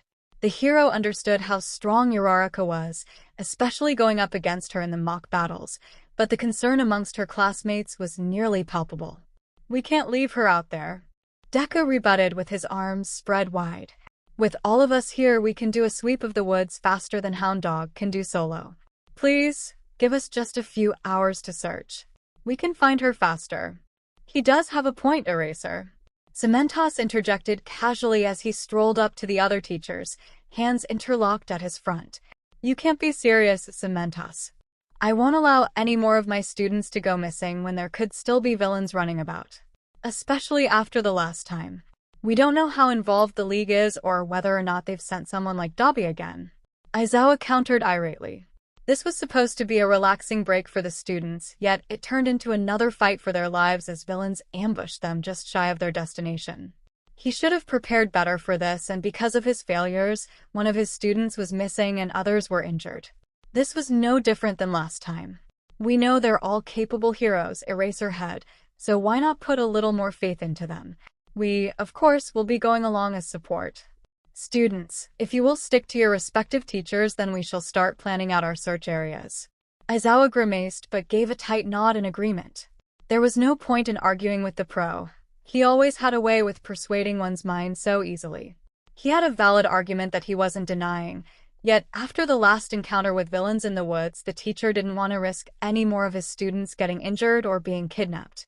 Since it's going to get dark soon, I can create some GPS trackers and radios for each team along with flashlights. Yaozu offered quickly, the creation quirk holder ready to help any way she could. Flares would be a good idea as well, so whoever finds Uraraka first can signal the others on their location. Here, take some of my snacks so you can keep your strength up. You've probably used up a lot of your quirk defending us from the blast. Sato quickly offered up whatever snacks he had to aid the creation hero. She took a few with a thanks before focusing on manifesting equipment. Great thinking, Yaozu. Everyone, let's get prepared to scour every inch of this forest for our comrade. We won't rest until she's found safe and sound. Ida cheered with a fist pump. A resounding chorus of agreement filled the air. Deku clenched his fists at his side. He would find Uraraka no matter what. It had taken a while to reach the water's edge, but Uraraka had finally gotten herself off the frigid forest floor and towards the flowing sustenance. Her leg was burning nearly as hot as Bakugo's explosions, and she knew without a doubt it was on its way to becoming infected sooner rather than later. While the bone hadn't penetrated the skin, as far as she could tell, it had done damage on the inside that she couldn't see or heal. Splinting it was an option, but with nothing big enough around her to do so, it became a moot point. The water was cold and helped her parched throat greatly as she scooped it up with her hands after some careful maneuvering to reach it. The sun was dipping below the horizon, and a shiver ran down her spine. Being higher up in the mountains as winter approached meant frigid temperatures that could mean potential hypothermia. While her somewhat ripped sweatshirt kept some of her body heat in her leggings and shorts did not, though the tightness of them seemed to act almost as a compression sock for the swollen limb. Shelter was the next step in surviving the night, and with some slow, careful movements towards the bottom of the short falls, Uraraka found a small, eroded-out cavern hiding in the cliffside. When the brunette was younger, she would often explore the woods and quickly learn some of the waterfalls had carved out areas behind them. She was thankful her phone had made it through the entire ordeal and turned on the flashlight to guide her way. It was cold and damp, yet went deep enough to keep her out of the main spray of water. With a grunt of pain, she eased herself down to the rocky floor a short distance from the entrance. If anyone were to come looking for her, they could easily look right over the cave in the darkness, but she would be safe from villains. Uraraka leaned her head back against the damp wall with a sigh. Was anyone even out searching for her, or were they still trying to fight off the enemies? It was impossible for her to keep moving in her condition, so this was the only option she could think of for the time being. It wasn't the most ideal thing as the bottom parts of her legs were wet from the waterfall, but the cost of being secured from any attacks was worth the dampness. There hadn't been any evidence of fighting in the area from what she could tell, though being nearly delirious from pain canceled out a lot of the situational awareness. All she could do now was to just sit and wait for someone to stumble upon her. If they ever did. Eyelids slowly began drooping as the temperature dropped. She hadn't realized how exhausted she had become after losing her quirk, not to mention the break in her leg was extremely draining and painful. A heavy arm lifted up the phone to shut the light off when a signal bar blearily flashed at her from the upper corner. Uraraka stared at it for a moment before sliding her thumb over to the messaging app. It was a slim chance that the message would be sent, or even if he had his phone on him, but it could potentially lead them to her. Deku's name popped up under her messages, and she weakly tapped out a few words before hitting the send button. The phone dropped from her hand as a burning fever pulled her under. Deku jogged through the forest with his flashlight shining in every which direction, the light unsteady from his quivering hands. They'd already been searching for a while now with no clues as to Uraraka's whereabouts, and darkness had long fallen. It was himself, Tsu, Jiro, and Aoyama led by 𝗵𝗲, while the others had separated and gone off in different directions. From the ground it was hard to pinpoint the location where they'd fallen, so it became more of a wide sweep to cover a larger area of the dense woods. A few times he'd jumped above the treetops to get a general location, but with the darkness it was impossible to locate where they were. "I hope Ochaco is all right," Tsu spoke up while shining her light more upwards into the branches, her finger against her mouth. She hasn't been acting herself for a few days now, and she looked pretty drained earlier. "Yeah, me too," Izocha replied quietly. His hand clenched the flashlight tighter as the guilt washed over him. He should have been the one to risk his life and launch at the villains, not her. She had apprehensions about going on the trip, and a part of him felt like she was trying to make up for her weakness. But she wasn't weak. In fact, there were times when Uraraka threw herself into situations without regard for her own safety. She'd even saved him more times than he could count. She's tougher than you guys may think. I mean, she even took 𝗵𝗃𝗀 head-on in the festival, and he's a total psychopath. Then she stood up for Midoriya after he shoved into him. Jiro reminded them both. Her ear jacks occasionally plopped themselves into ground to listen for any quieter noises. I'm sure she's probably got herself somewhere safe, even if she's injured. She's learned a lot from Ryukyu and 13 when it comes to rescue and first aid. She has shown many a times the strength she possesses. Aoyama agreed, his light anxiously darting around in the darkness. Every small shadow movement would cause a high-pitched squeal to slip from his mouth until Tsu wrapped her tongue around his mouth to silence him. That child is very strong-willed. I'm sure you have nothing to worry about. She has shown great strength and resilience in the face of uncertainty. We'll find her, that I have no doubt about that. 𝗵𝗲 added in, and all 4 students turned to look at him through the darkness.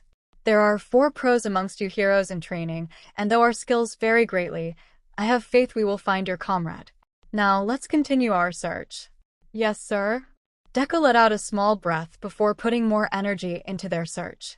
He was right. Uraraka was strong. Stronger than she believed, and he knew the gravity manipulator could handle herself until they rescued her, but that didn't stop him from constantly worrying. Another half an hour of searching led them to a river where they decided to stop for a few minutes to rethink their strategy and contact the other groups. 𝐬𝐭 went on ahead to search the river downstream in case she fell in at some point, though she warned about the cold slowing her down. 𝗬𝗵𝗲 removed a pouch from his back and offered the students some snacks. Is anyone else's phones not working right? I barely have a signal to send a text to the others. 𝐎𝐸𝐽 held up her phone to show her 1 bar of signal. I can try to amplify an outgoing signal and listen for the sounds of a phone ringing, but receiving a strong signal is out of my capabilities right now. At least we have the radios that Momo made. Non, mine was lost during the explosion. Oh, I haven't checked mine since this morning. Deku fished around in his pocket for the electronic, quickly unlocking the screen once he grabbed it. Surprisingly, it had made it out pretty unscratched, having been secured in his pocket. The battery was running low and the signal seemed intermittent, but the few messages he received popped up on the screen. There were a few from his mother, one from All Might, but that was it. He shoved it back into his pocket before taking the snack from his teacher. My battery is almost dead and the signal seems pretty weak here. Did Uraraka have her phone with her? I don't remember her ever bringing it out. I can try to give it a ring, but the call may drop due to the low signal. I don't have more than 2 bars. 𝗔𝐬 scrolled through her contacts to find Uraraka before pressing on the green phone symbol. She put it on speakerphone for everyone to hear while one jack plugged into the bottom and the other plopped into her headphones that she hastily lifted to her ears. They were dual purpose for sending and receiving signal, but in a heavily dense forest, there was a lot of interference going on around her and few towers in the area. There was a heavy pause before a staticky ring echoed from the phone. Once, twice, 3 times it rang, and the teen was about to hang up before it went to voicemail when a soft click had them instantly on edge. Static filled the line. As they waited with bated breaths, the 3 teens crowding around the phone anxiously. Uraraka? Deku asked hesitantly, unsure if the line was active or not. Uraraka, can you hear us? Do you know where you are? 𝗔𝐸 planted one of her jacks in the ground to sense any vocal vibrations in the area. 𝐬𝐭 reappeared almost silently behind them, tuning into the phone as well. 𝗬𝗲𝗵𝗲. A weak voice crackled over the line, and a collective shaky breath left them all. 𝗬𝗵𝗲 slowly lowered his drink as he listened in. Ochaco, do you know where you are? Are you injured? 𝗬 asked worriedly. Mon Ami, it's a relief to hear your voice. The shining hero sobbed out, only to be silenced by 𝗔𝐸 with a raise of her finger. Leg cold. The gravity user nearly whispered. The 4 looked at each other in confusion at the broken words. Something about your leg? Is your leg injured? Are you able to move at all? Please, tell us where you are, Uraraka. Deku begged into the phone he snatched from 𝗔𝐸's hands. Panicked eyes locked onto his friend's name glowing brightly in the darkness. Silence filled the air again, and the flickering flame of hope began dying down once more. 𝗔𝐸 held up her hand as her other jack shifted further down the flowing river, the teen closing her eyes to concentrate. Terrell. The line suddenly clicked off and the phone screen turned black, the call having died. 𝗔𝐸 waited a few breaths before removing her jacks to look at the motionless Deku. What was she trying to say? It didn't make much sense apart from something with her leg. Terrell? I don't understand what that is. 𝗬 hummed in thought. Aoyama quickly nodded his head in agreement. It was faint, but I could feel some pretty good vibrations coming from further down the river. 𝗬, can you continue further down the river to see how far it goes? We'll be right behind you. Don't push yourself if it's too cold to navigate. 𝗬 nodded before hopping into the waters once more and shooting through the river with her light leading the way. What was she trying to say? Deku mumbled into his hand as he tried to decipher the words. They didn't necessarily make sense seeing as they were fractured over the phone, but the few words they made out were clearly spoken. It was obvious her leg seemed injured just by the few words she managed to get out, but her location didn't make sense. Was she in a tree? On a cliffside? In a cave somewhere? The first word ended in ter, so maybe a crater? No, that didn't make much sense in this area based on the geographics Izocha went over before they departed. Deku lifted his gaze at the river, watching as his light reflected in the calmly flowing waters. A gear clicked in his mind and he pointed at the water in realization. Water. The first part of what she was saying is about water. 𝗔𝐸, you said you heard something further down the river, right? Yeah, it was weak, but it could be a person or animal. There was quite a bit of noise covering it up, so I can't be completely sure. What are you thinking of, 𝗵𝗃𝗧𝗏? Did you hear anything that sounded like rushing water? Like a waterfall. Jiro's eyes widened as she finally caught on, her expression telling Deku everything he needed to know. We need to find a waterfall. Most likely she's in that area. Tsu should already be close to it, so let's get going. Right. Tears stung in Uraraka's eyes as a raging heat took over her body. Waves of fieriness radiated down her body like a chill, and she barely even noticed the cold floor around her after a while. In between bouts of consciousness, her phone had gone off and she thought she spoke to someone on the line, but her mind was too fuzzy to remember clearly anymore. How long had she been down here? Minutes, hours, even days. Everything was dark, so there weren't any indicators of the outside world. She wasn't entirely sure where she was currently residing. Frigid fingers searched for something, anything nearby that would help her out, but the appendage merely flopped against the cavern floor without an ounce of energy. A shaky sigh passed her lips. She barely had the energy to move. Between not eating since this morning, losing the ability to use her quirk, the explosion, her broken leg, and now the fever raging through her body had ravaged every ounce of energy she had. It's getting numb.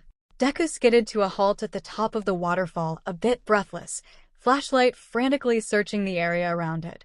Tsu had joined back up with them sooner than planned due to beginning hibernation thanks to the frigid waters. Jiro and Aoyama offered to stay back with her so they could keep her warm and call for backup. 𝗵𝗲𝗏 followed behind Aizawa's student with caution, steely eyes checking the surrounding area for potential enemies. They had managed to trap most of them, but a few sneaky ones slipped through their fingers and were most likely waiting amongst the trees. The pro stepped up to the edge of the falls and shone his light below, searching the waters for any sign of the missing student. There. Do you see that down there, 𝗵𝗃𝗧𝗏? 𝗵𝗲𝗏 pointed down to where his light was shining. It was resting on a spot along the shoreside where a wide sandbar resided. The teen squinted down at the brightened area, searching for what his teacher was pointing at. A footprint alongside intermittent drag markings heading towards the bottom of the falls. Uraraka may have fallen into the water at some point, so we can't rule that out, but for now we shall search down below in case there is another area she could have wandered into. Perhaps check to see if there is a cavern carved out behind the falls. One of the first steps in survival is finding shelter. Yes. Deku jumped with ease down to the embankment while 𝗵𝗏𝗏 took the more sensible path along the hillside, his light swaying in front of him with each step. Crouching down, his fingers traced over the shoe print, stopping just shy of the water's edge. It seemed to be about the size of a woman's shoe, and the jagged, intermittent drag marking would coincide with a leg injury. The teen shone his light along the edge in search of more footprints. The sandbar tapered off as it hit the falls, so if she did in fact go towards it, then she would have had to trudge through the water and bypass the falls. Seeing as Tsu had a hard time with the temperature of the water, he couldn't see Uraraka intentionally risking hypothermia on top of an injury unless there was no other shelter to reach. The gravity manipulator must have found a way back there somehow. His light shined against the edges of the falls, and it was difficult to discern if there really was an opening behind the rushing water. Uraraka, can you hear me? Let me know you're back there somehow. He couldn't hear a response over the roaring crash of the water, so he did the only sensible thing he could think of, forced some power into his legs and propelled himself through the thundering falls. His theory proved correct in that there was a cavern of sorts behind the falls, yet what he wasn't counting on was how slick the floor was, and the hero went flailing across the floor as his boots failed to find a grip. A wall finally stopped his fall, and Deku grunted as he smacked into it, the flashlight in his hand skidding across the floor loudly. He let out a few hisses of pain as he sat upright, rubbing the back of his head as it throbbed. Not exactly the best entrance he's had, but it had been a 50-50 shot regardless. Just as he reached down to grab his light, Izocha stopped short as his gaze wandered towards where it was pointed, a heavy warning going off in his head. It felt like there was someone or something lurking in the darkness. While it was still extremely dark within the cavern, the light had managed to aim back towards the entrance, illuminating the droplets of water as they dripped from above. The only thing that stood out was what looked like a small, dark rectangle of sorts on the jagged ground.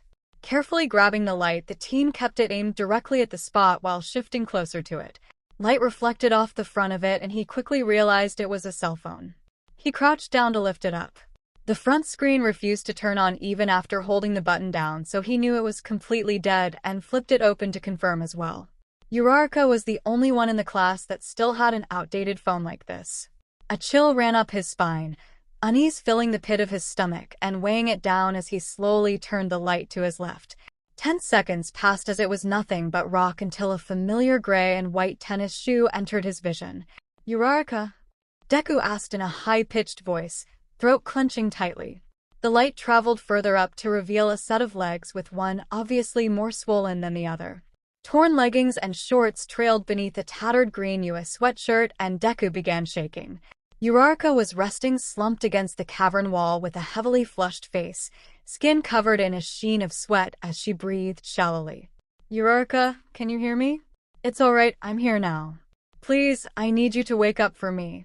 The brunette didn't respond, though her eyes seemed to crack open a bit. Deku set the flashlight on end so it illuminated the area better, then ripped his partially damp jacket off to cover her with. There were no medical supplies nearby, and help could still be hours away. The nearest hospital was down at the base of the mountains. It was obvious her leg had been broken, as it had swelled to nearly double compared to her other one.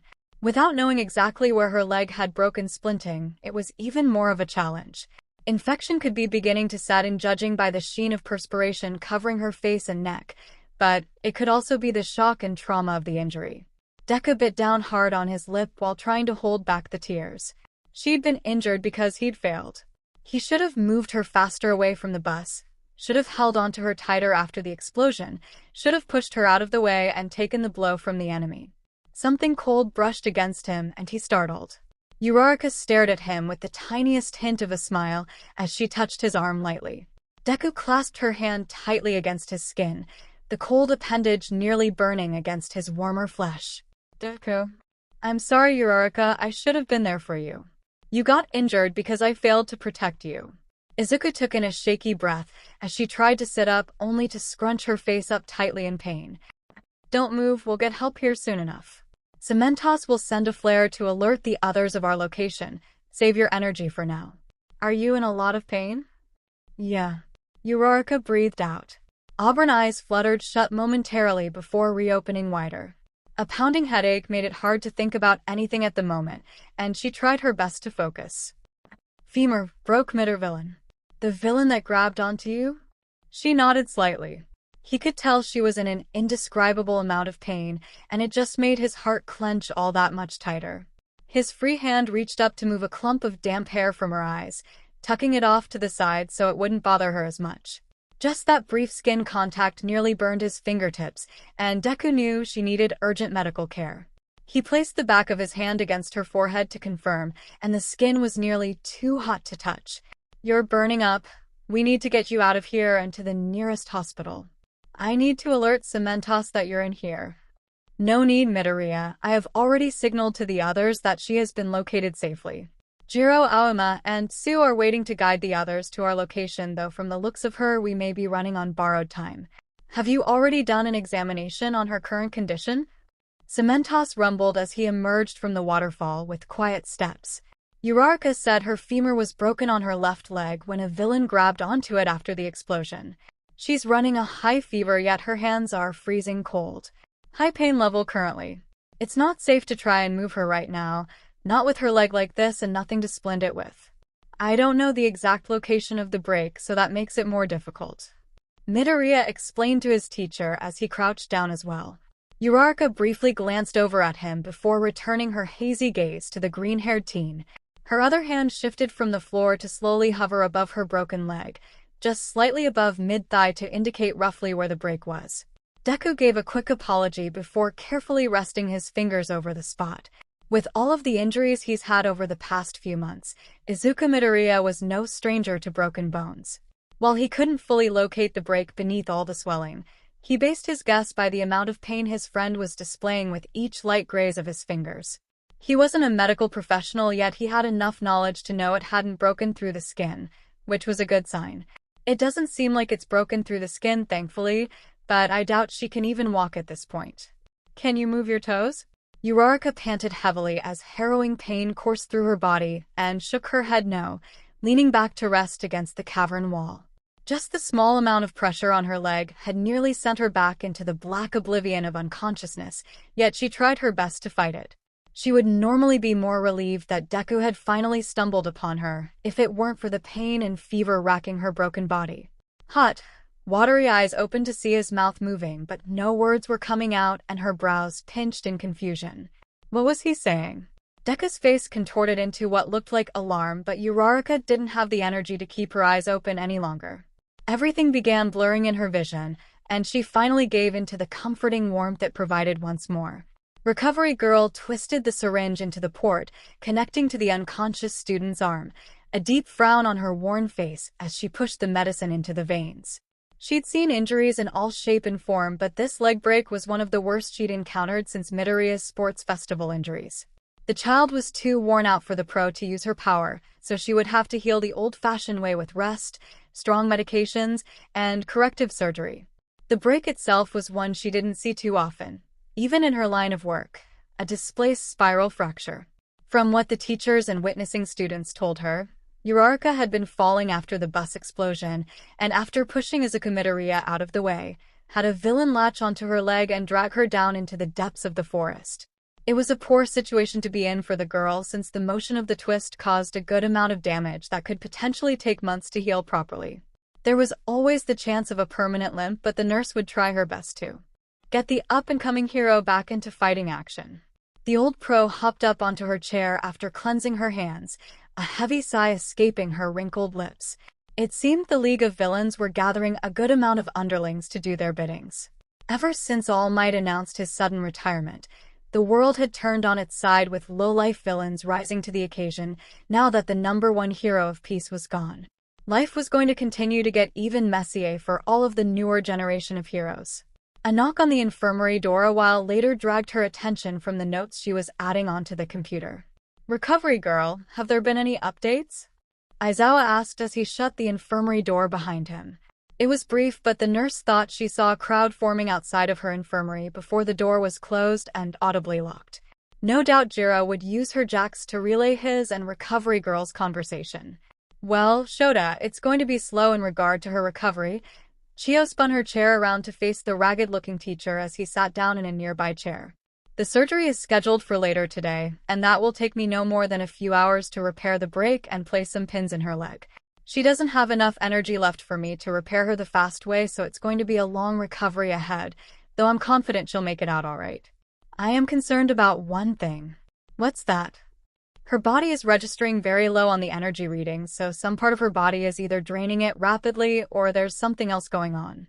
"Did any of your students mention Uraraka acting out of normal during the fight?" Izawa scratched his stubbled chin in thought. All of the students had swarmed him after they returned, and Uraraka was rushed into the infirmary, all going off at once about what happened. Midoriya, though, seemed to be the most persistent of the class with requesting a private room to talk.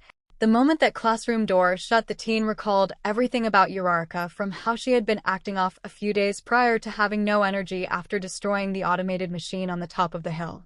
The thing that had struck him as odd was when she placed her hands against the bus, as if to lift it away, and nothing happened. No glow, no movement from the vehicle. Yeah, Midoriya mentioned how Uraraka was acting weak after destroying the machine, then when she tried to lift the bus away from the rest of the class, it was like her quirk didn't activate. I'm wondering if something happened to her once that machine was destroyed. It's possible it was rigged with some sort of quirk paralytic. I'll run a full blood screen before the surgery, just in case she came into contact with a paralytic substance.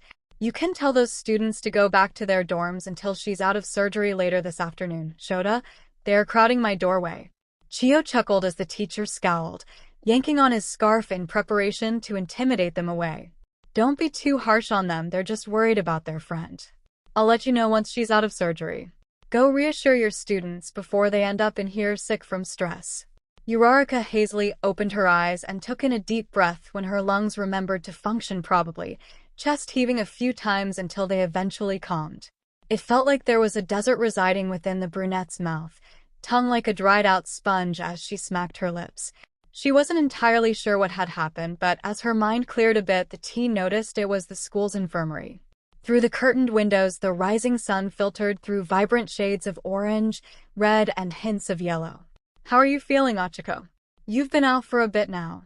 Recovery Girl made her way over to the bedside with her usual kind demeanor and smile resting on her worn face. Uraraka blinked the odd feeling sleep sensation from her eyes before looking at the nurse confused. I had to go in and fix that broken leg of yours.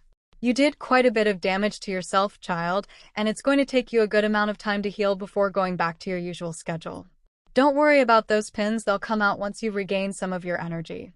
Oh, that's right, my leg broke after the villain grabbed onto me. Uraraka spoke softly as she glanced down at the casted and pinned appendage. A grimace twitched at her lips at how the pins protruded in every direction. While she didn't feel any pain or discomfort, it was still weird to look like a human pincushion. It wasn't your fault according to what Izocha told me, so don't worry about that.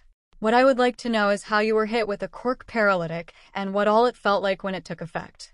Qiyo hopped onto the stool residing beside the bed with her fingers crossing against her lap. Poor Midoriya has been blaming himself the entire time for letting you get injured so badly, but none of us could have predicted League underlings would ambush the bus like that. Principal Nizu has personally sent a few higher-up pros to take care of the problem. Deku? Is he alright? He's not injured, is he? Ochaco became more alert, and the old nurse merely chuckled at her reaction. Young love was such a beautiful thing, something she used to know a long time ago. It was obvious from general observations between the two and the way they both flushed when realizing how close they were. They would make a cute couple, she decided. Now, calm down a minute. The boy is fine apart from worrying so much about you and constantly camping outside of my office. Tell me what you remember about losing your quirk, then I'll consider letting your friends in for a visit. Memories were still a bit fuzzy, and it took the teen a few minutes to properly recall everything, but when it did, all of them came rushing back and Uraraka clamped a hand over her mouth when her stomach clenched tightly. Qiyo grabbed the nearest trash can and handed it to the girl moments before she lost her stomach. The urge died down after a minute, and the brunette leaned heavily into her pillows. I'm sorry, it all came back a bit too quickly for me. Don't worry, I'm sure part of that is the anesthesia wearing off as well. I'll get you something to eat here in a few minutes. I guess it started after I had shut off the explosive creation device off, when a purple smoke began spewing out of the muzzle. Even though I covered my mouth, it still seemed to get into my system. It took effect almost immediately, and by the time I had returned to the ground, I couldn't catch my breath and my quirk had become unusable. I felt like I was dying. Uraraka trailed off quietly and dropped her gaze to her lap silently. Recovery Girl studied the student before her. Back in her day, there wasn't All For One constantly trying to kill off any pro hero that breathed. He did so more from the shadows and less frequently, yet now the younger generations were paying for their failures of the past. If All Might had won that fight back then, things could have turned out completely different for the future heroes in training. Interesting. I did an analysis on your blood, and it shows that it is indeed a variant of Quirk Blocker, though we don't quite know its full potency or how long its effects will last. I'm afraid there isn't a way of predicting when your quirk will return, Uraraka, so until then I'm going to have to suspend your classes and training. We can't risk you going out and getting into a fight, then suddenly losing control of your quirk if it becomes intermittent. Qiyo pitied the girl as she solemnly nodded at the grave news. It was her least favorite part of the job, but it had to be done. Since you've held up your end of the bargain, I'll grant your friends limited visitation hours for now. They won't know a word of what happened to your quirk. That's up to you to inform them when you're ready. I'll go grab some easy food and more medicine for you, so just hang tight. The infirmary door shut quietly behind the nurse, leaving Ochaco to ponder her thoughts in silence. Dread settled heavily into her chest. Being a hero meant using the special ability you were born with to help those born without, to give strength and courage when it was needed most. Without her quirk, she wouldn't be able to help those who need it so desperately. The vacation her parents wanted would never become a reality if it refused to return. What would happen to her if it didn't? What if she became just a normal person going about normal business? Becoming a hero was something she yearned for, sacrificed blood, sweat, and tears just to see the crowds of citizens cheering. She would have to leave UA for good, unable to watch while her classmates continued to climb to the top without her. There was always going back home to help her parents with the bills, but the tears fell silently down her face in hot trails as the reality began to sink in, head hanging low with hands over her face. She would have to leave all of her friends behind as they continued down the path towards being heroes, she would be nothing more than a roadblock for them on their rise to the top. All of that training, hard work, sacrifice, all down the drain just because some villains decided to ambush yet another mountainside trip. The door slammed open, suddenly startling the brunette from her spiraling depression party, and she looked over to see who was entering with wide eyes. Uraraka, how are you feeling? Are you okay now? Recovery girl said you had surgery last night. Whoa, you have pins in your leg. Oh no, are you in pain? Most of her classmates rushed through the infirmary doors to crowd around the brunette, mouths going 100 miles a minute. Mina latched onto her shoulders, sobbing an apology for putting her on the catapult. Yaoyorozu asked for forgiveness for not stopping the dangerous stunt sooner. Ida profusely bowed while explaining his failures as class rep. Sue latched on around the other side of Mina, creating an Ochaco sandwich between the girls. Jiro and Toru took up spots on either side of the bed as well, visible relief exuding from them. Ochaco lightly patted the girls, hugging her on the shoulders, and took in a breath of air once she was no longer being squeezed. Why are you all here so early in the morning? Isn't there class today? Ochaco asked, a bit confused. A quick glance told her most of the class was shoved into the nurse's office. Most but not all. Mr. Izawa and the rest of the teachers gave us the next few days off since you finally woke up, and they have an active investigation going on. They've been interviewing all of us nonstop. You've been out almost a week. Recovery girl just came by the class to let us know that you were awake and that she was allowing visitors, Sue provided while wiping the tears from her eyes. How is your leg doing? It was pretty messed up from the fall, but recovery girl thinks it will heal normally in a few months. I guess I don't have enough energy for her to use healing on me, so I'll heal the normal way. I'm sorry for worrying you all. Uraraka cusped the back of her neck with her hand, giving them all an apologetic smile. You've done nothing wrong, Uraraka. Kirishima protested, the others voicing their agreements. No one could have predicted what was going to happen on this trip, so don't sweat it. The most important thing is that you're alright. Kirishima has a point. You actually helped us out immensely by destroying that machine on the hillside and allowing the pros to take down the villains attacking. Who knows what would have happened if you hadn't done that? Todoroki input from beside Ida, his usually stoic face sporting a tiny smile. You were awesome, Ochaco. Especially on the catapult. Sorry about releasing the rope early though, that was my fault. Mina scratched her cheek with her index finger, a bit embarrassed at her blunder. It was an accident, don't worry about it. Besides, it worked out in the end, right? Uraraka patted her hand comfortingly. I never actually destroyed the machine and just flipped the power switch off. I'm guessing the villains were just using it as a distraction before ambushing us. Really? That would explain why there weren't any explosions after Zero caught you. I'm just glad you didn't get hurt from the machine. Jiro pointed out with the class talking quietly amongst themselves about how it made sense. Ochaco flinched but covered it up as a shiver, the blankets shifting a little higher against her stomach. Telling them now would do more harm than good, and it gave the brunette more time to process the fact that her powers were gone, at least temporarily. If you need anything at all, don't hesitate to text or call us, okay? Yaoyorozu clasped her hands against her chest as she looked down at her friend with worry. You can always count on us, Ochaco. Please don't forget that. We're all your friends. Yamamo. Alright, when I said visitors were allowed, I didn't mean the entire class rushing in here at once. She's still a sick patient who needs rest and peace and quiet. Go on now. You can come back later this afternoon after I've run some more tests. Don't stress her out by being so rowdy. Recovery girl stood behind the class with a sandwich bag in one hand and the other resting on her syringe-like cane. Everyone bid a quick farewell as they filed from the room, silence filling the room when the door shut.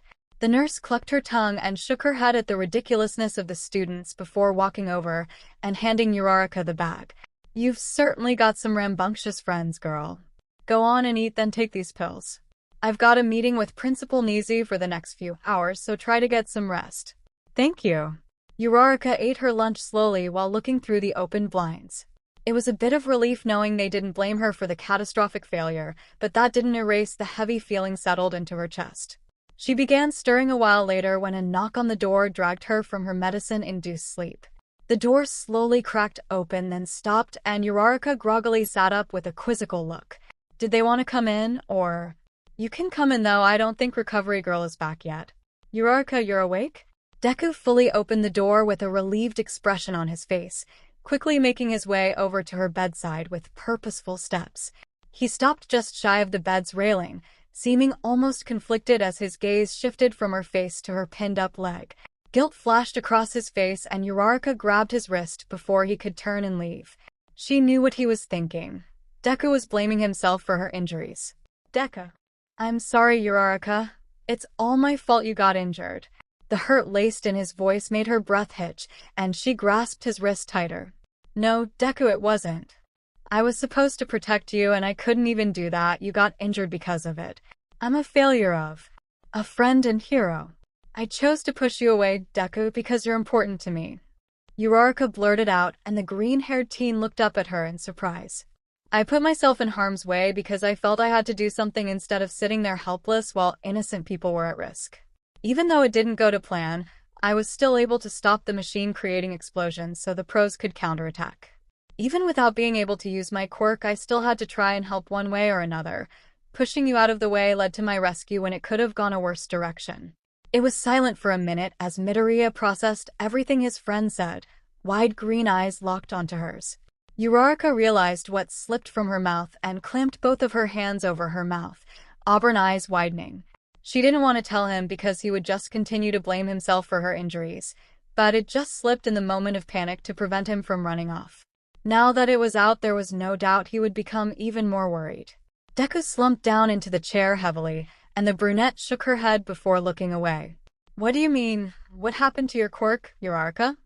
Deku asked breathily with disbelief and panic weaving into his voice.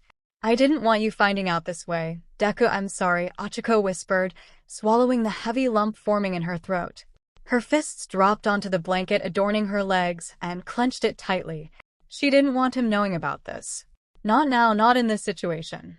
It was impossible to even look him in the eyes, so she kept her gaze averted. After I shut off the machine, I got sprayed with a purple mist that, what it did was, Deku shakily reached over to the trembling girl to cover her clenched fist gently. It was a feeble attempt to comfort her, yet they both knew it was meant to keep both heroes from completely freaking out. Why, you don't have to tell me. I need to tell you because you're my friend, Deku. My best friend, and you need to know because it's the reason everyone got caught up in the explosion. It cut off my quirk. I can't use my quirk anymore. It may come back, it may not. No one knows anything about it yet. I couldn't move the bus out of the way in time because of it. A heavy silence fell over the two, the weight of the words knocking all air from Deku's lungs. Uraraka's quirk was gone? There's no way her quirk was just gone like that.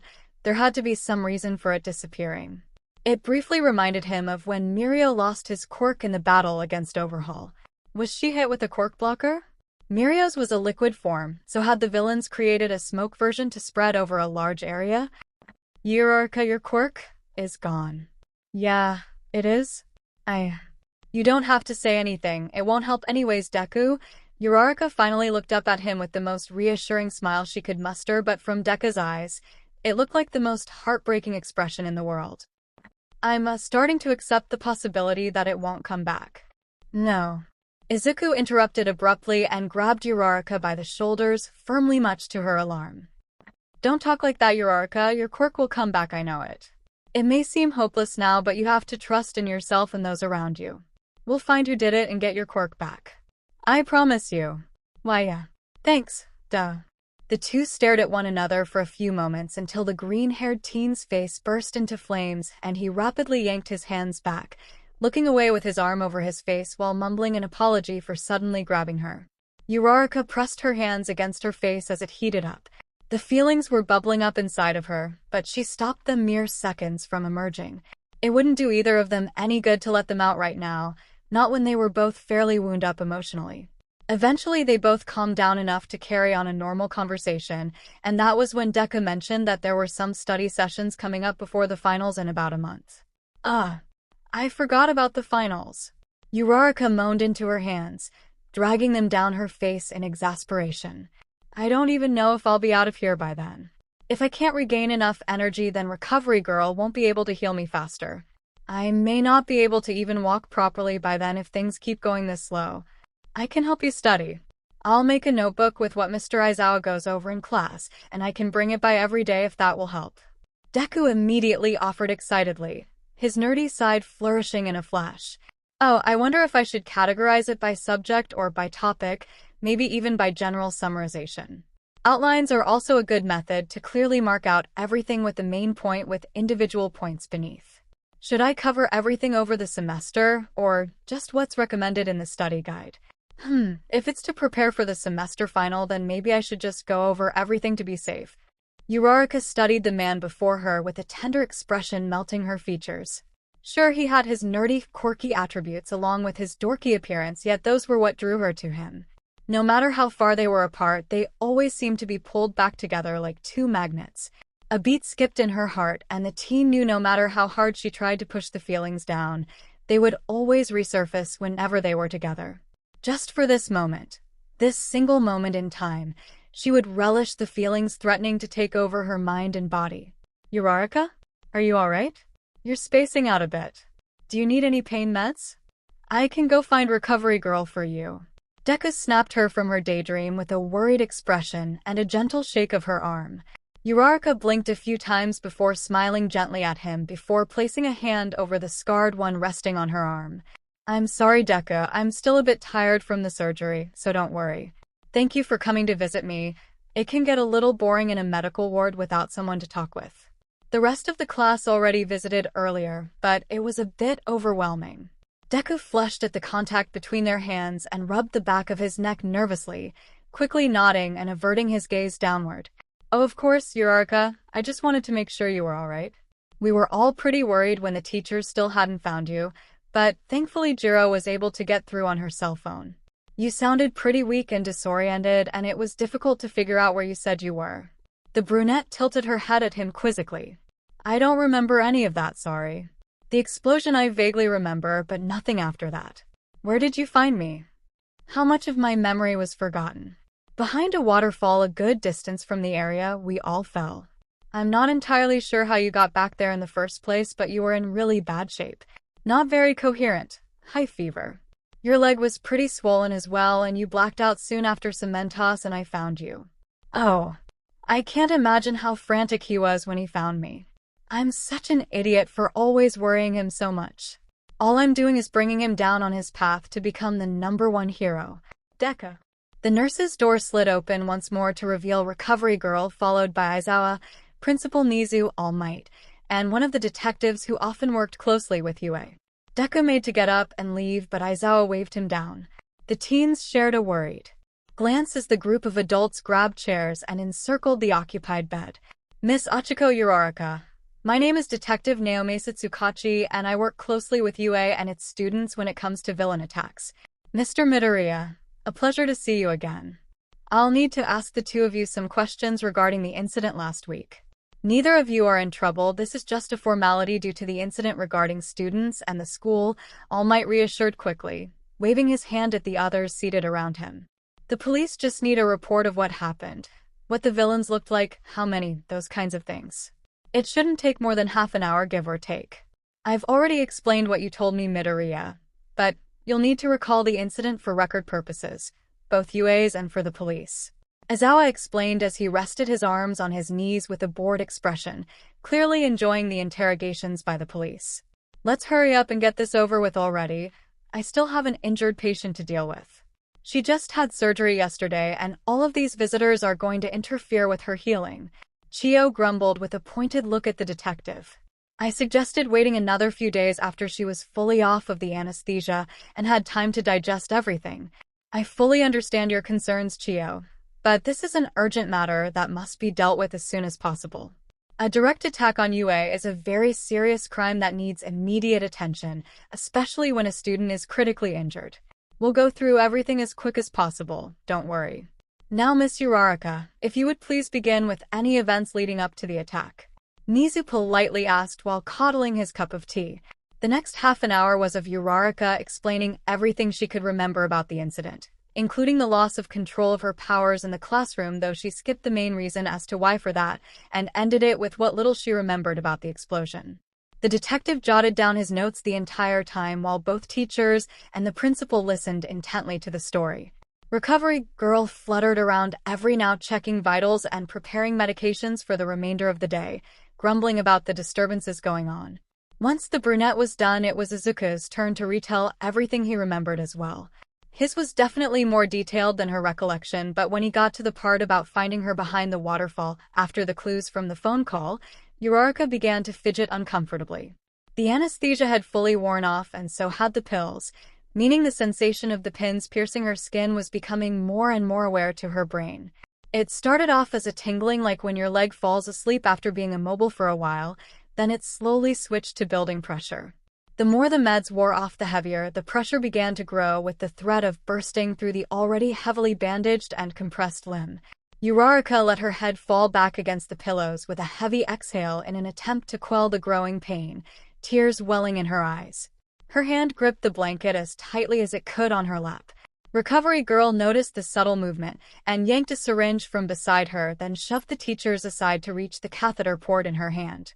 Deku jerked forward in his chair instinctively, but All Might swung an arm out to stop him, shaking his head lightly and motioning towards Recovery girl. "I think we're done for the day, gentlemen. As you can see, Uraraka's had enough for now. You can email me with any questions you have later on, but for now you all need to go," Qiao ordered with a push of the plunger to ensure all of it was drained out before twisting it from the port and disposing of it. She grabbed another one with a different colored substance before readying it as well. A flush of saline in the port cleared the tubes, and she slowly pushed the plunger down this time, carefully watching the brunette's face for the level of discomfort. "Of course, Qiao, I'll leave you to it then. We can continue this conversation in my office. Midoriya, please return to your dorm for now. If we require any more information, then I'll send one of the teachers for you." Principal Nizu hopped down from his chair and walked towards the door with hands clasped behind his back. "Please do not push yourself, Miss Uraraka. We all wish you a speedy recovery. Thank you for your time this evening. I'll check on you tomorrow, Uraraka. Take it easy for the rest of the night. Don't worry about any homework or tests. They've been put on hold for now." Aizawa flashed her a thumbs up before following the principal out, leaving All Might and Izuku with Recovery Girl. "Take it easy, kiddo, and don't hesitate to ask any of us for anything." All Might gave a short wave and followed suit after his fellow educators.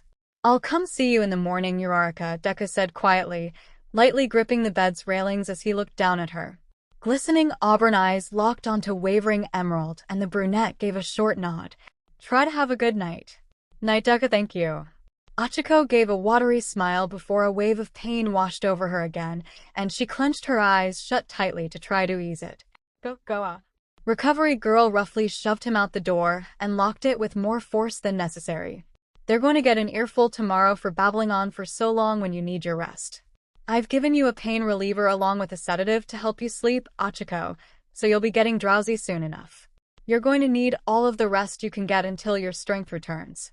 I'll check on you one more time before I leave for the evening, but if something happens, then an alarm is designated to go off, and myself, Aizawa, and Nizu will be alerted and will come running." Uraraka nodded wearily. The level of pain was nearing unbearable, yet all she could do was try to focus on her breathing until the meds kicked in. Compared to the break itself, the pain of the pins piercing her skin was a notch higher on the scale. Maybe her brain was overactively sending signals in a panic due to the intimidating appearance of the rods protruding from her leg. Despite the suffering, Ochaco was glad to at least have seen Deku.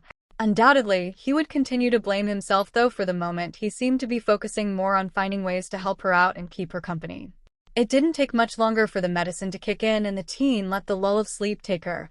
Uraraka hit the ground hard, the impact jumbling her skeleton painfully before she scrambled to her feet. Explosions sounded off around the brunette, sending her running in constantly changing directions as fire roared through the trees behind her. The dirt pathway before her continued endlessly as she barely dodged searing detonations closing in. A root lashed out at her shoe, sending the woman crashing into the dirt with a pained grunt. Ochaco slowly lifted herself up from the dirt with heavy breaths as a maddening pain tore from the left hip down through her leg. She let out an agonized scream as the bone in her limb protruded through her flesh, jagged and stark white. A trembling hand reached towards the bone, yet stopped short as red filled her vision. Blood dripped heavily from her fingertips, flowing downward to mix with the dirt beneath.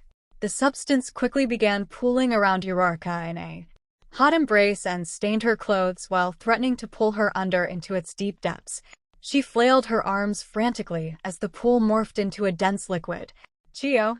The alarm. The blood rose to chest deep, and Uraraka barely felt the immense pounding of her heart over the suffocating weight of the goo. She raised her hand above her head in the scarce chance someone would swoop in and save the day, yet as the sea of red continued to rise, the flickering light of hope began to extinguish. Midoriya, get out of here. Focus. Her stats are crashing. Uraraka. Ochaco took in shallowed gasps of air as the heavy pressure of the blood compressed her chest down like an anvil. Her freed hand drooped lower as the energy was sapped from her body. No one would save her. She was going to drown in a crimson sea all alone, afraid. The blood felt searing as it climbed up her chest, inching its way up her extended neck with ease. One last small gasp was all she managed to take before the sea engulfed her whole, dragging her down into the scalding pitch-black depths of oblivion. Moments later, and her hand would be swallowed whole as well, completely extinguishing the flame. A hard yank suddenly forced her body upward through the viscous blood and back into the open air, the brunette rasping in a breath of fresh air once the chest pressure relieved. She collapsed onto the ground, hacking and wheezing, staring wide-eyed at the dirt beneath her as she tried to comprehend what was happening. The break in her leg appeared to have disappeared, and the brunette released a shaky sigh at the sight of a normal limb. Are you okay? Ochaco slowly lifted her head at the voice, auburn eyes wavering when a heavily scarred hand appeared before her. There was no mistaking the large scar wrapping around his palm or the many adorning ones trailing up his arm, proof of his true dedication to protect those in need. Calluses lined his palms, and she could feel the coarseness of them as her own hand slid against his. Deku. Don't worry, Uraraka, I'm here now. I'll protect you no matter what. Deku beamed down at her with the boyish smile and vibrant emerald eyes she loved so dearly. Uraraka felt the tears trail down her dirted cheeks as a soothing calm washed over her. With ease, he pulled her to her feet, keeping one hand on her elbow while the other remained clasped with hers. The burning woods around them vanished, and an open field of gently swaying flowers replaced it, vibrant colors trailing as far as the eye could see. The brunette trudged along behind him as he led them through the field in a comfortable silence. Ochaco let her gaze sweep over the area in stunned awe. She'd never seen anything like it before, and part of her almost didn't believe it could be real. Fingertips grazed over the petals, expecting them to be silky soft, yet her digits phased right through them like they were holograms.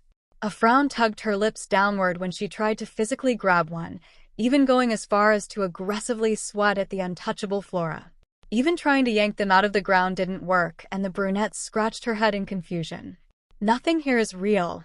Uraraka spoke softly as she slowed to a stop. Deku turned to give her a questioning look. My hands go right through the flowers like they aren't real. It's all just a false illusion of peace, isn't it? You're real. Now it was the brunette's turn to give her friend a weird look. He merely chuckled in amusement. How do you know that?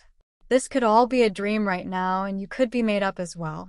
The green-haired teen mulled over for a moment. True, but what I do know is that you need to wake up now, Uraraka.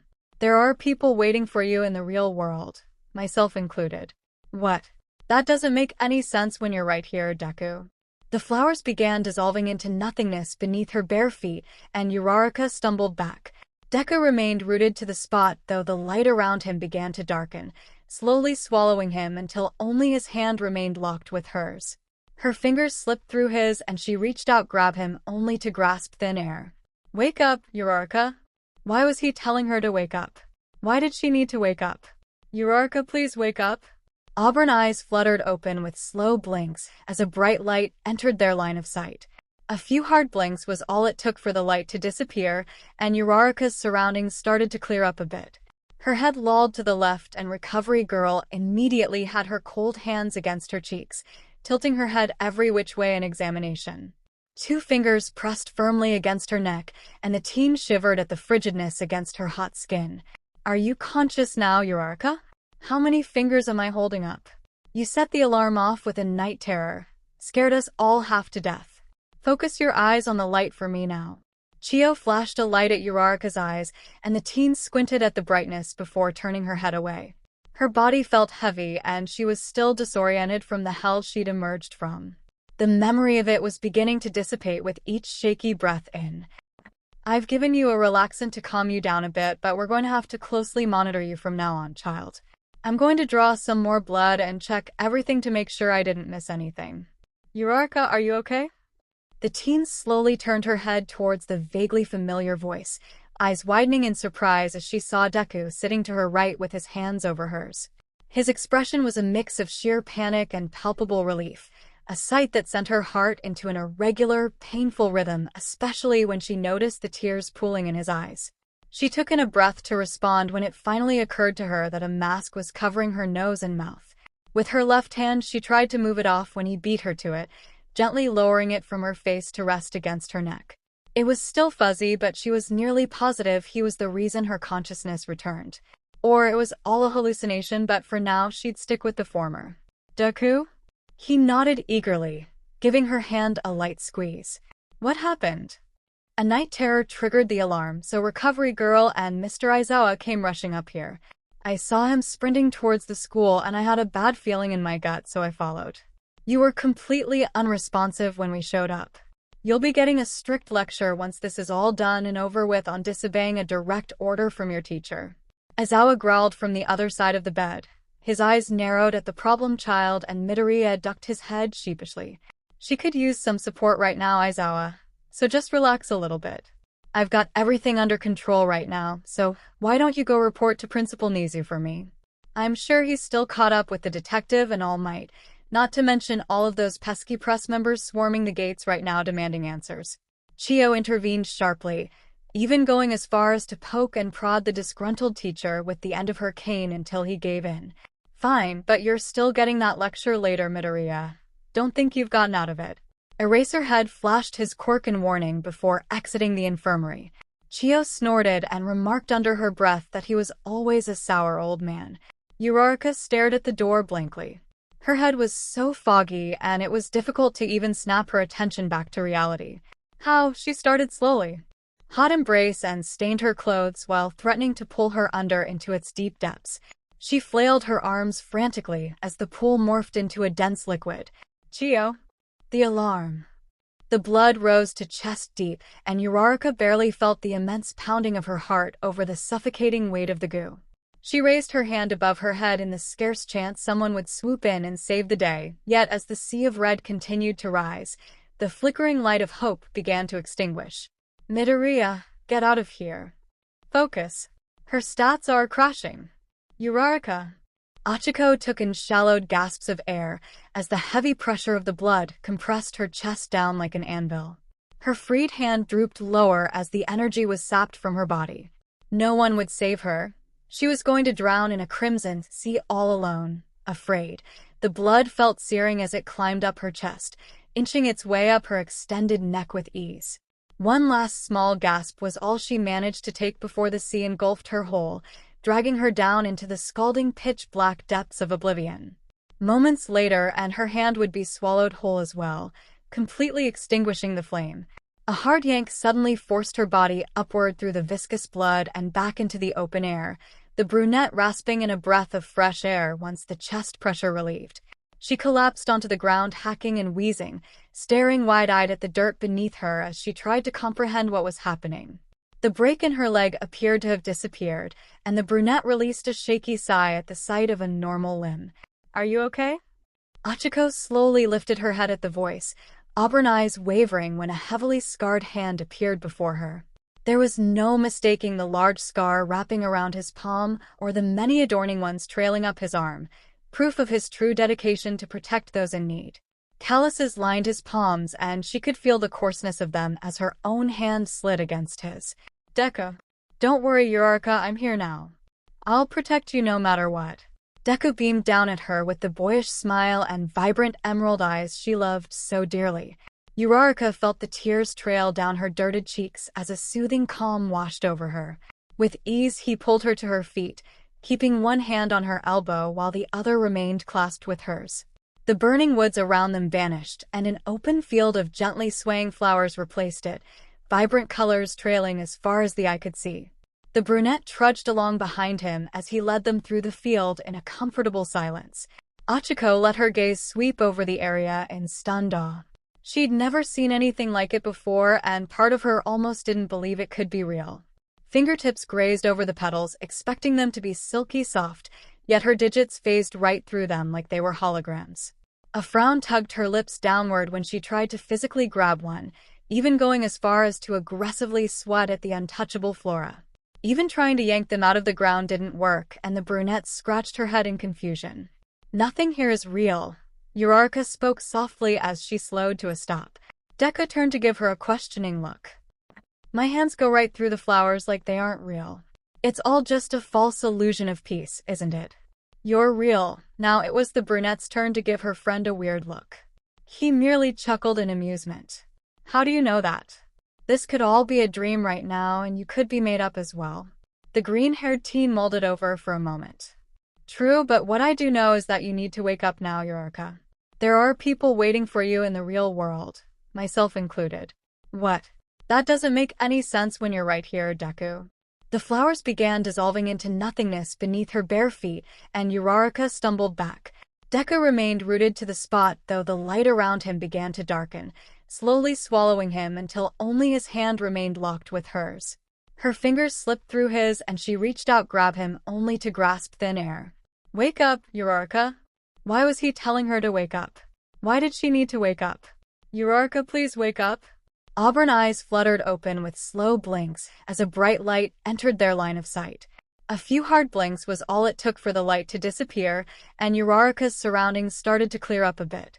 Her head lolled to the left, and Recovery Girl immediately had her cold hands against her cheeks, tilting her head every which way in examination. Two fingers pressed firmly against her neck, and the teen shivered at the frigidness against her hot skin. "Are you conscious now, Uraraka? How many fingers am I holding up?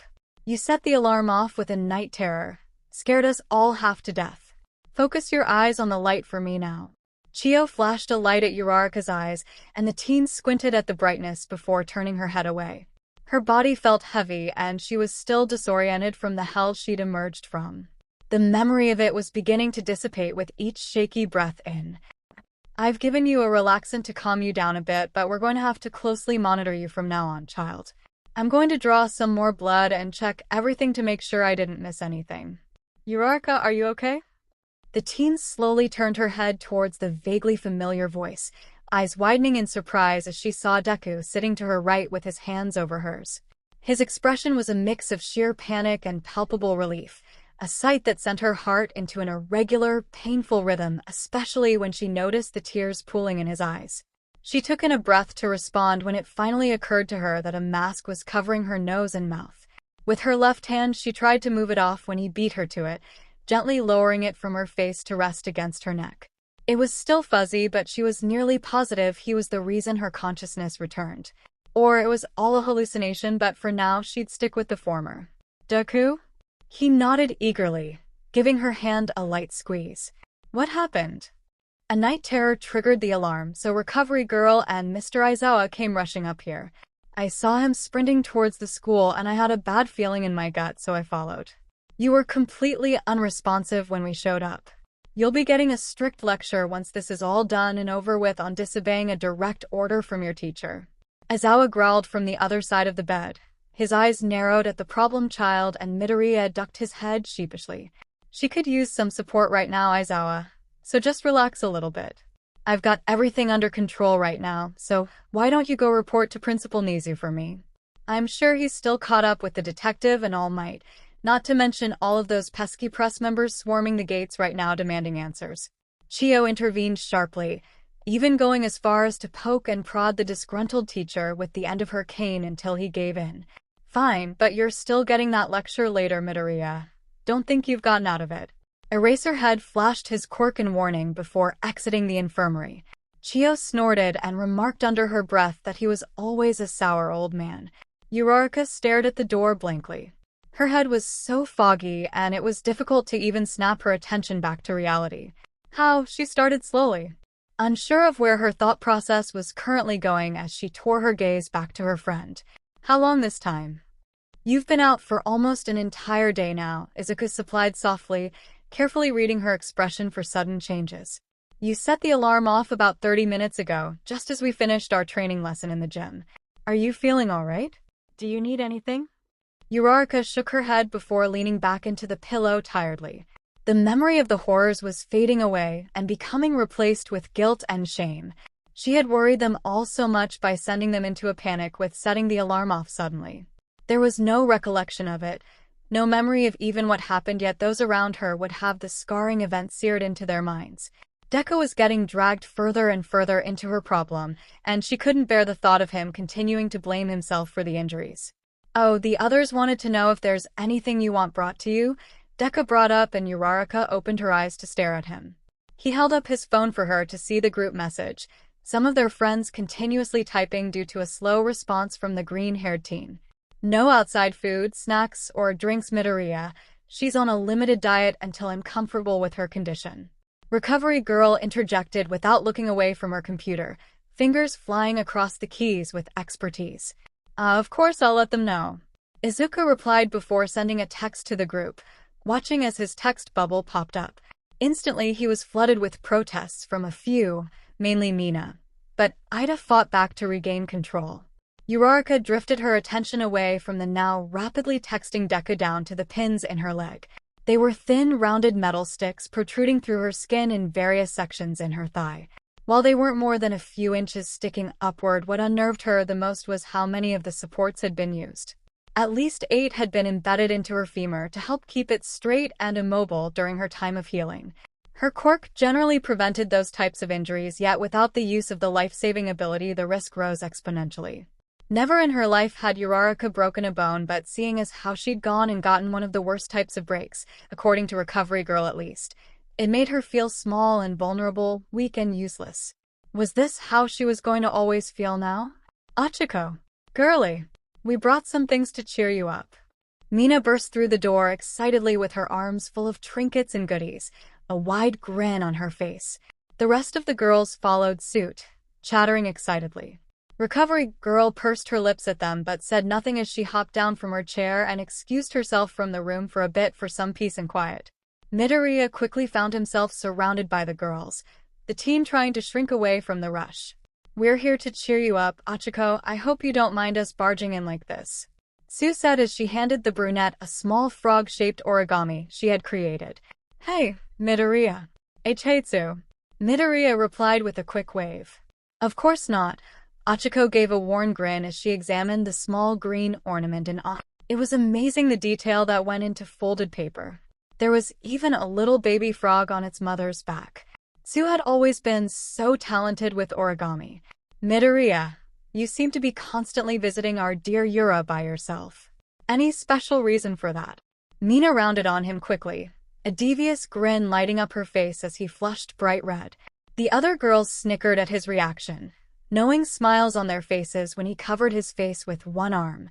I just wanted to make sure she was all right.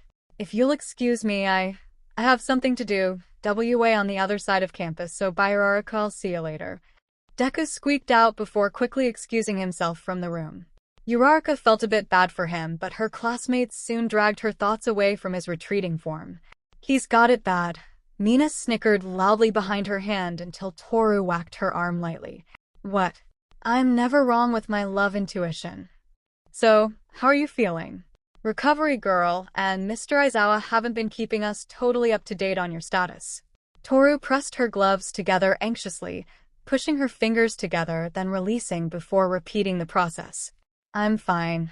Definitely starting to get tired of not being able to move, Uraraka started slowly.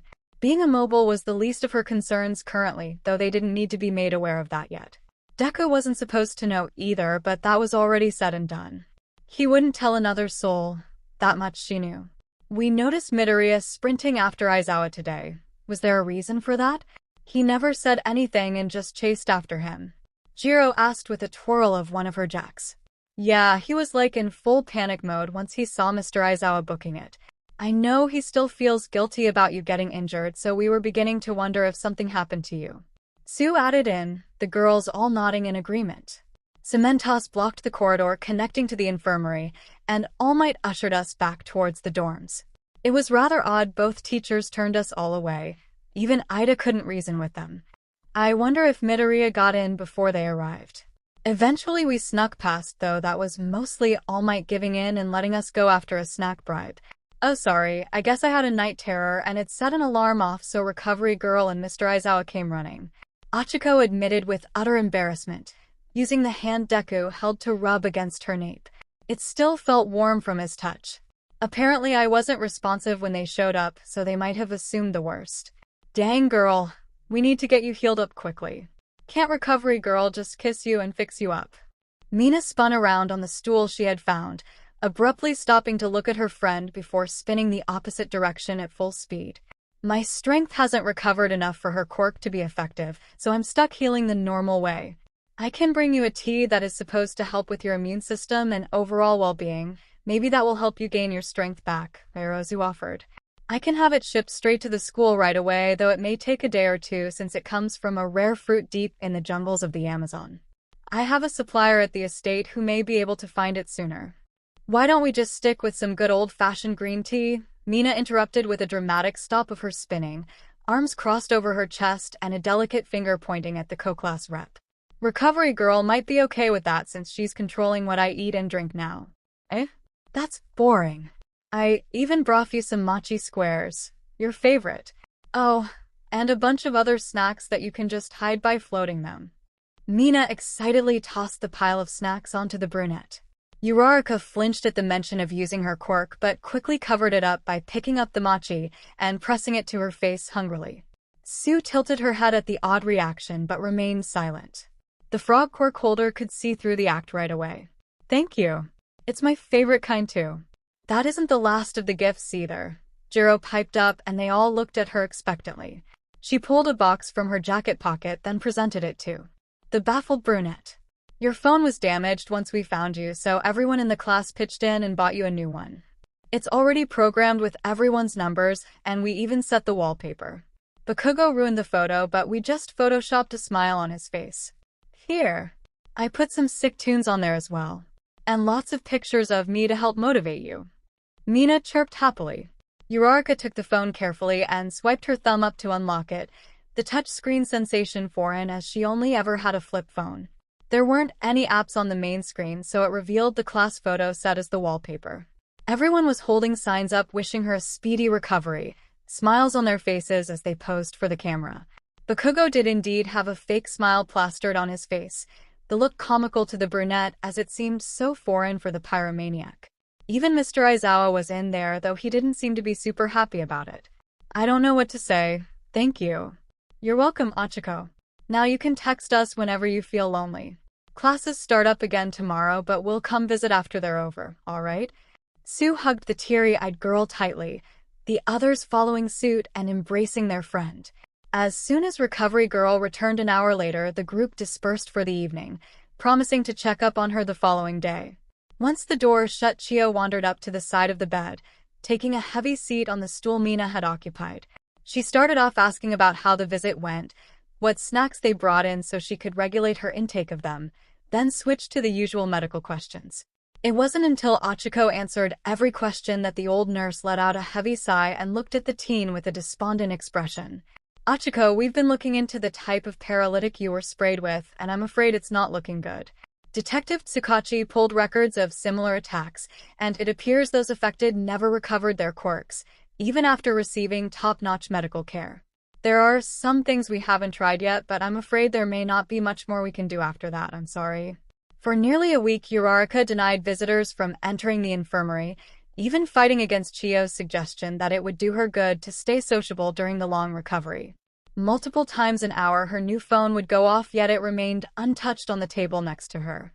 What little hope for her quirk returning had died out days ago when the news was broken to her. Principal Nizu swung by once more to inform her the villain that had caused her injury had been apprehended and jailed pending charges from UA and the police. Mr. Aizawa had tagged along as well, staying silent while his employer went over all of the details with his student. Uraraka remained mute throughout with quiet responses here and there to any questions asked, gaze averted off to the side. Chio followed them both outside of the infirmary for a private conversation, leaving the brunette to mull over her thoughts. Ochaco stared numbly out of the window by her bed. She had zoned out for most of the conversation from Principal Nizu, but the news that the villain who attacked her specifically had been arrested stood out. According to him, it was an attack unrelated to the league directly. It was more of a show so they would notice them and move them into their rankings. They didn't know much about the machine they used as it wasn't theirs to begin with. It had been stolen off of a truck they hijacked after it left a factory about a month ago. The school and police were busy trying to track down the stolen cargo in hopes it would lead to the source of the 𝗏𝗏 paralytic, but no leads had popped up so far. Nothing they said really mattered anymore. Uraraka had lost any hope of getting her 𝗏𝗏 back the moment Recovery Girl mentioned it. The door clattered open once more, though the brunette paid it no heed, instead closing her eyes in an attempt to quell the thoughts plaguing her.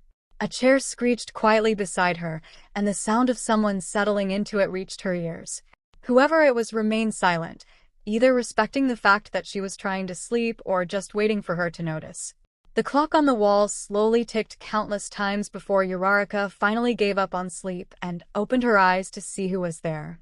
Deku sat hunched over with his head in his hands, fingers tangling into messy green locks. She tilted her head to get a better view when something falling onto his lap caught her attention. He was crying. Over what? Her. The teachers wouldn't have told him anything without consulting her first, so did something happen? With her tube-covered hand, Ochaco reached out and lightly rested it over his. Izocha didn't move for a minute, and the brunette took that as a sign to just wait and let him figure things out at his pace. I accidentally overhear the teachers about your 𝗏𝗏.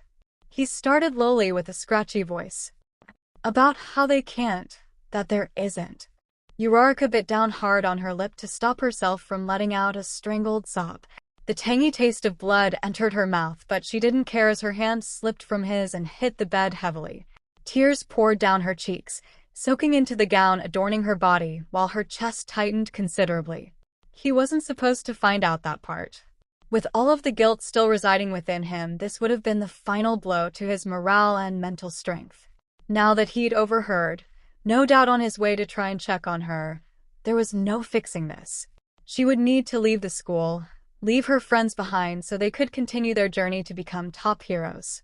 It's not your fault, Deku. Don't blame yourself. I did it to protect everyone, and my 𝗏𝗏 was the ultimate sacrifice. Uraraka warbled out, and Deku finally raised his head from his hands.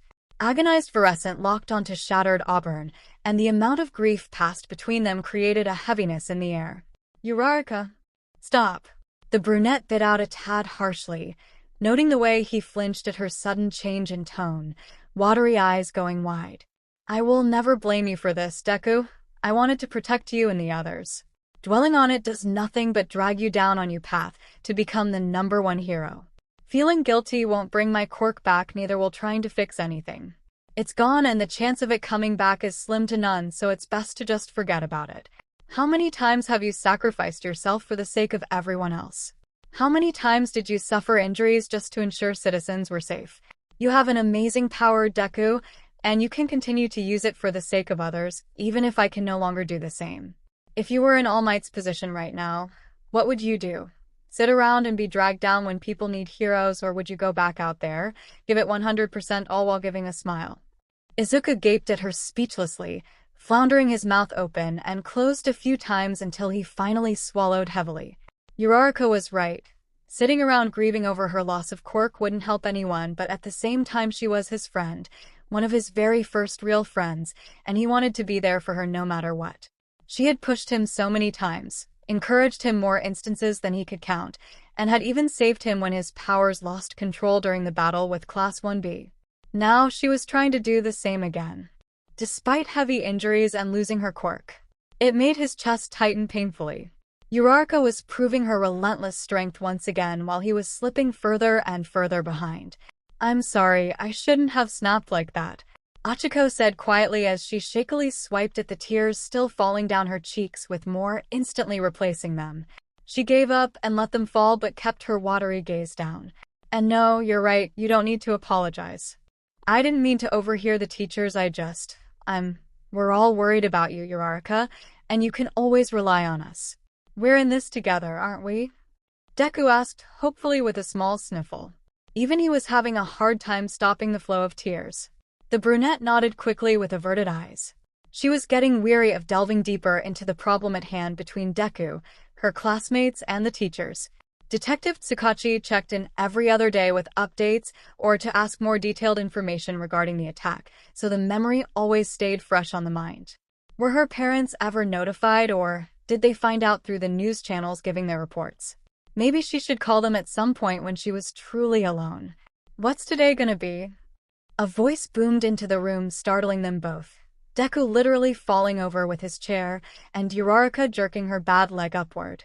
The brunette clamped her hands over her mouth as the pain forced the breath straight from her lungs, expression agonized before falling blank as her soul began detaching from her body.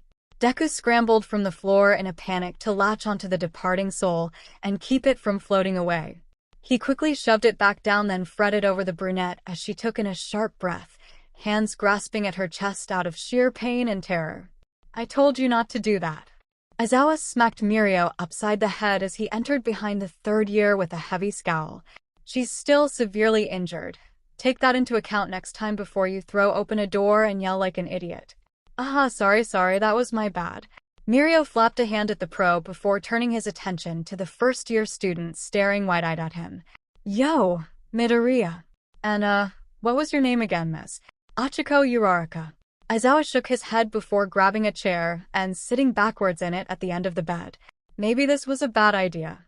The thought behind it was to encourage his student to not give up on her quirk returning, but Mirio was often a bit too spirited in everything he did. Right.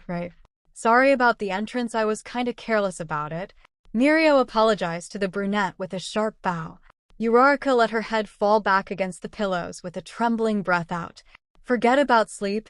Now she was more alert than she had ever been, heart racing 100 miles an hour. Well, beats per minute. "Mirio, what are you doing here?" "I didn't expect you would come visit Uraraka." Deku resumed his seat once more on the opposite side of the bed, though he kept a closer watch on the monitor hooked up to his friend.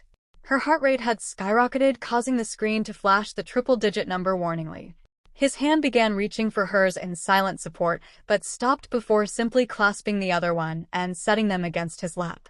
Considering Mirio was here along with Aizawa meant it was going to be a more serious conversation that required their full attention. "Mr. Aizawa asked me to come see you to try and help you through your problem. He told me the gist of it, so I'm assuming Midoriya knows what's going on as well if he's here, right?" Izocha gave a nod of confirmation, and Mirio continued. "I can understand how it must feel to not have your quirk. It's like an endless deep ache that you can't get rid of. We were born with these incredible gifts, yet as soon as they're gone we feel helpless and useless.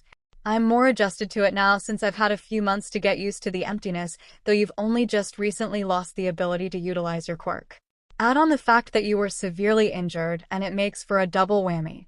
You've stayed positive this entire time, Mirio, yet all I can think of is how useless I've become as a hero. I couldn't even protect my friends from the explosion while you still had the strength to save Eri against Overhaul, even when quirkless." Ochaco spoke lowly while keeping her gaze on the sparsely patterned infirmary blanket. "I don't even have the strength to be healed by Recovery Girl, so I'm stuck sitting around all day medicated while my classmates continue on their paths to become heroes. I don't expect you to feel any different, Uraraka, because you're still entering the world as a new hero. I've had years to adapt and strengthen my body and mind just to keep smiling through it all. I'm not saying it was easy by any means, but the path to becoming a hero isn't a casual one to take. You've got to not only prepare yourself physically, emotionally, and mentally, but trying to balance all three can be tricky when curveballs are thrown at you. The best thing to do is keep your head up, even if you can't muster a smile. I told you all what it takes to be a hero, what it entails, but there's no amount of words to explain what to do when you suddenly lose all hope of continuing down that path. We're still working on tracing the paralytic back to the main source, but it could take weeks if not longer to find it. The best thing for you to do now is to stay within the walls of UA to get healed up. It'll be much safer than trying to leave the school, right?" Aizawa hit the nail on the head as Uraraka stiffened up at the mention of it, chestnut locks shifting as she looked up at him. "How did he? You thought about leaving the school?" Izuku asked nervously while straightening up in the chair. "Deku, it's not, I figured." Ochaco stumbled over her words as she looked at him feeling like a cornered animal. The monitor began flashing once more as her heart rate jumped from panic, and Izawa raised his hand to catch her attention. She was too on edge to try and converse with, so it would be best to take the two troublemakers and head out. He could already hear the scolding from Chiyo. "Take it easy, Uraraka. No one here is trying to make you feel like you're trapped. I was going off a hunch about you wanting to leave. I'll have Recovery Girl give you something to help you relax more. We can discuss things later when you're ready to talk. Let's go, you two. Midoriya, you've got a lecture to sit through, and you may as well join him for your carelessness, Mirio. One more bit of advice, Uraraka." Mirio turned his attention back to the brunette with his usual smile on his face. "All may seem lost right now, but just remember you're not alone in this fight, so feel free to depend on those who are supporting you from behind. They may very well be the ones to save you from giving up on your dream of becoming a hero. It'll be hard, but try your best to keep smiling." Izawa dragged the two out by the backs of their collars, leaving Uraraka in silence yet again. She sunk her head back into her pillows with a defeated sigh. Nothing was going to plan regarding telling her friends what was really going on, and now Mirio was involved, but she could understand why Mr. Izawa brought him in. He was still taking a break from being a hero after having his quirk blocked, but he remained a lot more optimistic about the outcome. Deku, though trying to keep a brave face, was torn up about her quirk not coming back, and Uraraka didn't know what to do about it. She wasn't planning on telling anyone that there was now no hope, yet fate decided to punish the brunette even more. A frown tugged at her lips. Was this punishment for something she did? Had she been too selfish in her stride towards becoming a hero that she strayed from where the path really was? Or was it because she didn't have the heart to confide in her friends about the inner turmoil tearing up her insides? True, she hadn't told them everything that was currently going on, but she was still trying to digest it herself. Auburn eyes darted over to the phone still resting on the end table beside her bed. Being hospitalized gave her plenty of time to figure things out, and since she was more than awake and clear-minded, Ochaco reached for the phone and dialed a familiar number. "Mom. You should be good to go now, Ochaco, but you'll have to stay on the crutches for at least another week to ensure the bone stays lined up and heals properly until your next session. Limited physical activity. I sit before bed to keep swelling down. Come back to me if you need any more pain pills. Izawa and the other teachers will be keeping an eye on you and reporting back to me if you do something against my rules. Understand?"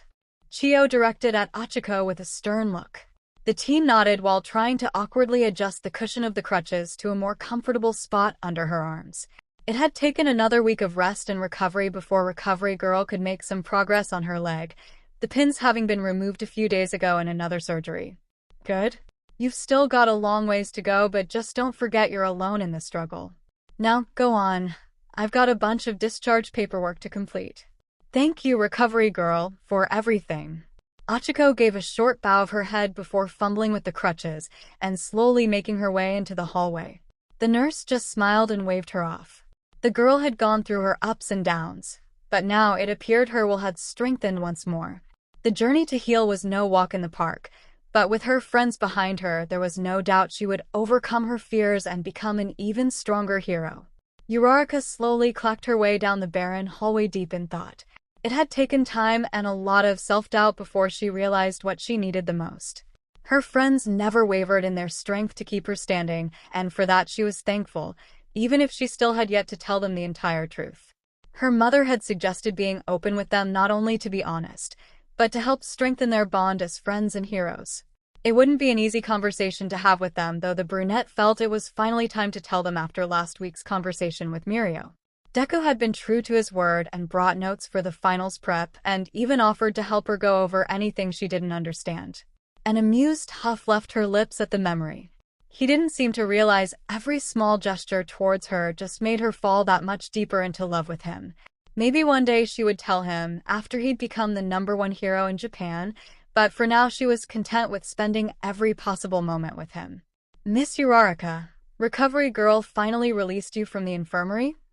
All Might popped out from the teacher's lounge to see the brunette making her way down the hallway on crutches. Uraraka blinked her thoughts away as her teacher walked towards her with a relieved grin. "Oh, All Might, I didn't see you there. She just released me a few minutes ago, so I was going to head back to the dorms. It's a relief to hear you're doing better. I know young Midoriya has been worried about you every waking moment." The former pro chuckled as she flushed red and looked away. "Though I feel he's still blaming himself for your injuries." I've told him it wasn't his fault, but I know he still harbors some guilt over my quirk being gone. I didn't realize he overheard the other teachers talking about it, so that made it worse, I think. He's trying to stay positive for my sake, but I can tell it's eating at him constantly, Uraraka said with a frown. It'll take some time for him to process everything, though I'm positive he's already looking into a way of reversing it. He even asked me if I knew anything about the factory where it was stolen from, but that's a secret between us. Really? All Might nodded. On some level he can relate since his quirk arrived much later in life than normal, and we both know he'd do anything for his friends, so I'm sure he's already gotten some information at least. Does he know you were released? No, I haven't texted anyone yet since I'm too scared to try and take my phone out while using these things, Uraraka admitted sheepishly, and All Might merely laughed. She had a bag resting on her back that had all of the snacks, personal items, and even medication that she was supposed to take with her everywhere. Unfortunately, her phone was lodged somewhere in the depths and out of her immediate reach. He should be showing up any minute so I can have a chat with him, but why don't you see if he'll help you back to the dorms? Our meeting can be delayed a day or two, no worries. It was nothing important anyways. I'd rather someone be with you on your journey back. I've been on crutches before. It gets tiring to use them. If you're sure. Uraraka shifted uncomfortably on the crutches while trying to adjust her one good leg better on the floor. How do people get around on these things? They're so uncomfortable. You can always try to tape some towels around the cushion to help, but unfortunately there isn't much more you can do to make them comfortable. I've used them before and you never can get used to them, but it helps to push with your arms instead of leaning on the cushions for support. There he is early as usual. All Might pointed towards the end of the hallway. Izocha was busy skimming through a notebook and muttering as his eyes darted across the pages rapidly, a hand to his mouth. All Might shook his head with an "oh well" gesture and Uraraka stifled a laugh. Ever the muttering nerd. It wasn't until he stopped within a few feet of them both that he finally looked up.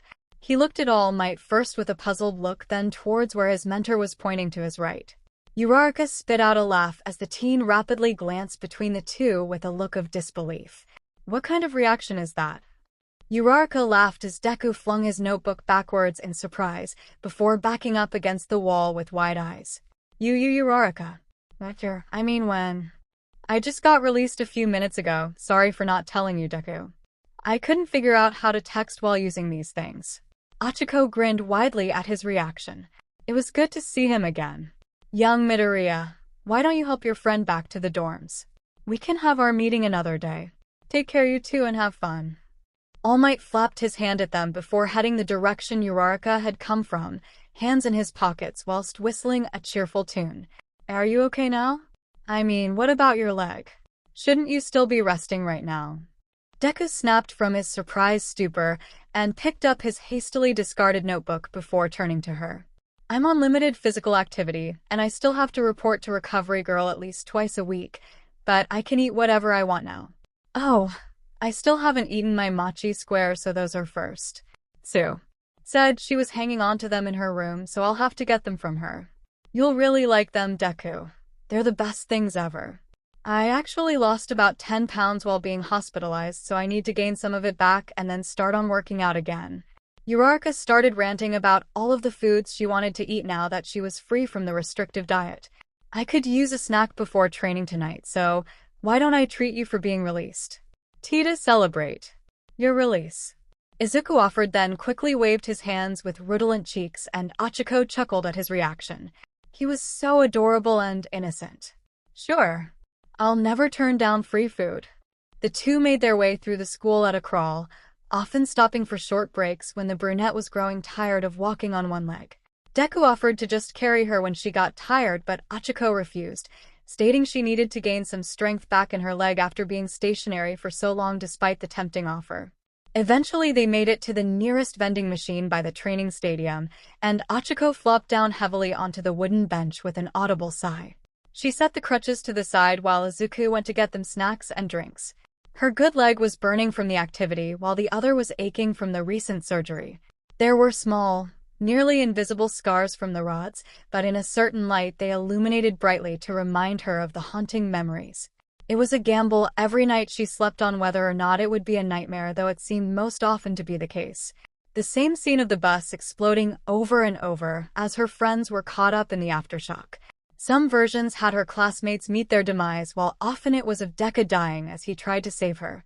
Those ones always woke her in a panic, the sheets drenched as she hyperventilated in the dark infirmary. Here, they didn't have any mochi, but I figured a sweet bun was close enough. Izuku held out the treats to her with a smile. "You're the best, Deku." "Thank you." Ochaco beamed before taking the bun and ripping open the package to sink her teeth into the sweet treat. It was heaven after the strict diet recovery girl enforced upon her. "So what's the training look like for tonight?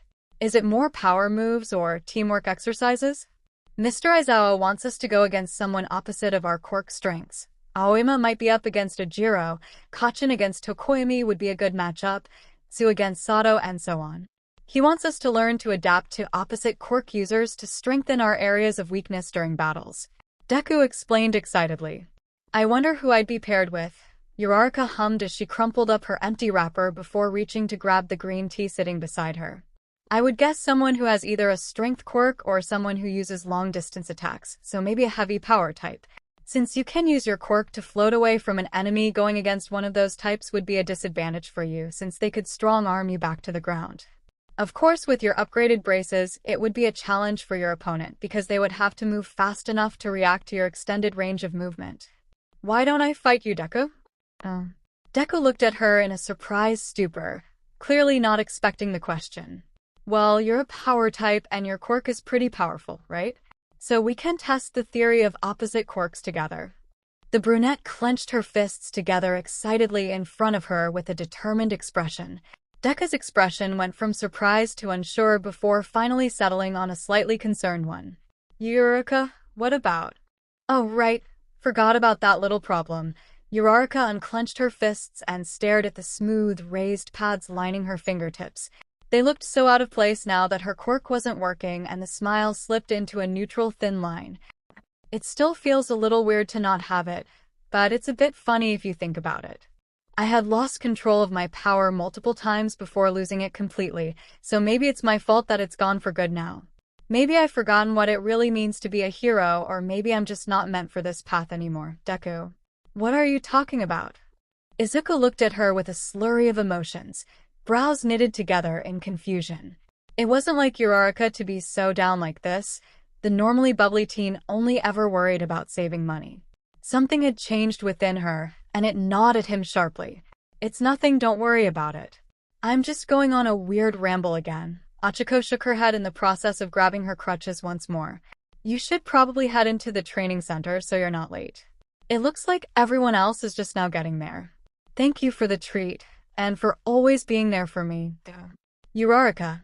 Izuku jumped to his feet with a hand reaching towards her, the appendage suddenly jerking to a stop when Auburn met Emerald. A reassuring smile tugged at her lips before she turned and began making her way towards the dorms. His arm dropped to his side and his fingers curled up tightly. Uraraka was suffering beneath the surface of faking okay, her eyes telling him everything he needed to know about how she was truly feeling. With her quirk gone, she no longer felt the pathway to becoming a hero was an option. While her martial arts skills were impressive, they weren't enough to qualify her as a hero out in the fields. It didn't matter what he said in an attempt to console her. It was her final decision in the end regarding her choices, but why did it feel as if she were about to completely disappear from his life? Ochaco stopped to rest on the bench outside of the dorm, slightly out of breath. It wasn't intentional to slip on her emotions like that when he was already worried sick, but she couldn't help it. Every waking moment she tried to forget she was now a normal human being without a quirk, while her friends continued to grow stronger each and every day, leaving her behind in their quests to become top heroes with their amazing abilities. One of the crutches slipped off of the bench and she swiped her hand out to grab it only to miss, the metal contraption thumping into the dirt softly. Grief bubbled up within her and Uraraka threw the other one with as much force as she could with a scream. How was she supposed to sit around and do nothing all day? Here she was hobbling around on damn crutches while everyone else was training hard, pushing themselves to the limit each day. What was she even doing here?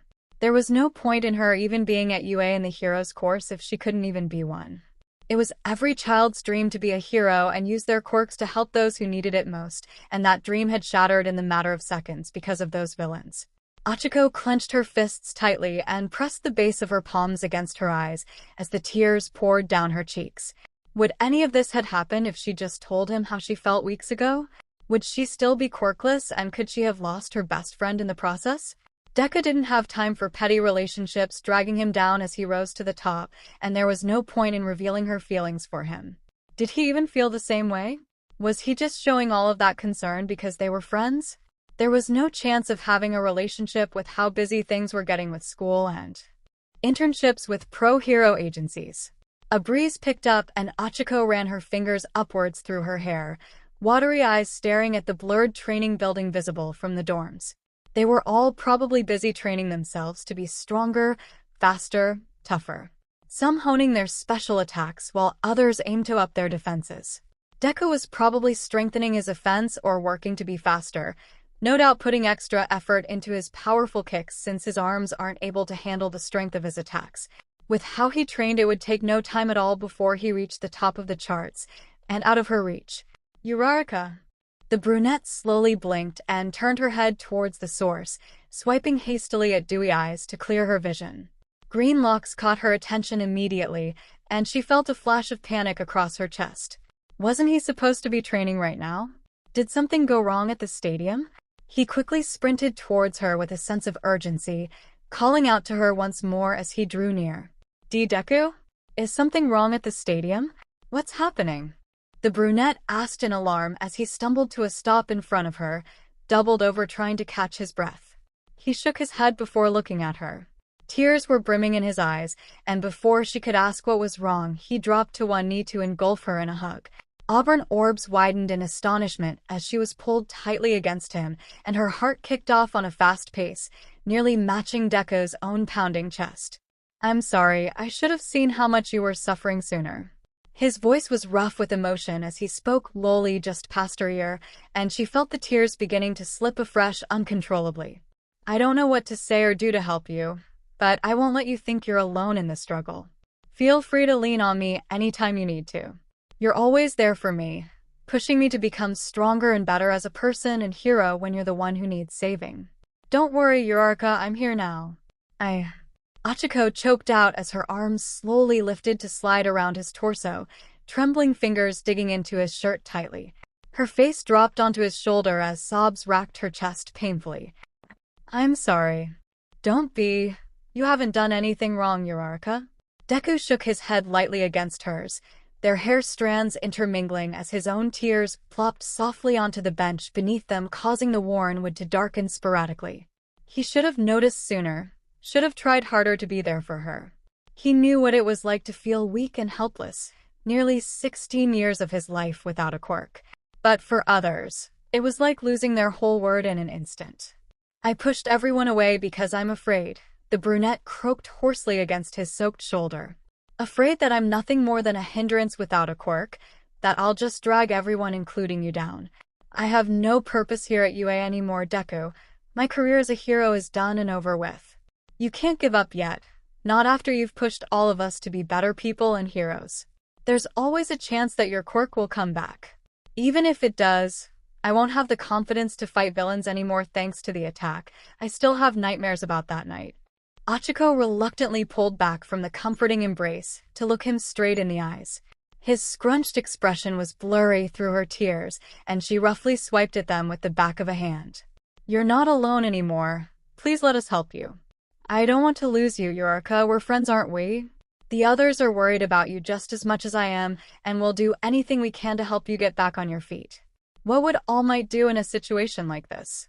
Izuku shifted his hand to rest against hers carefully. It always made his heart race to touch a girl's hands, let alone Uraraka's, yet he didn't know how else to comfort her.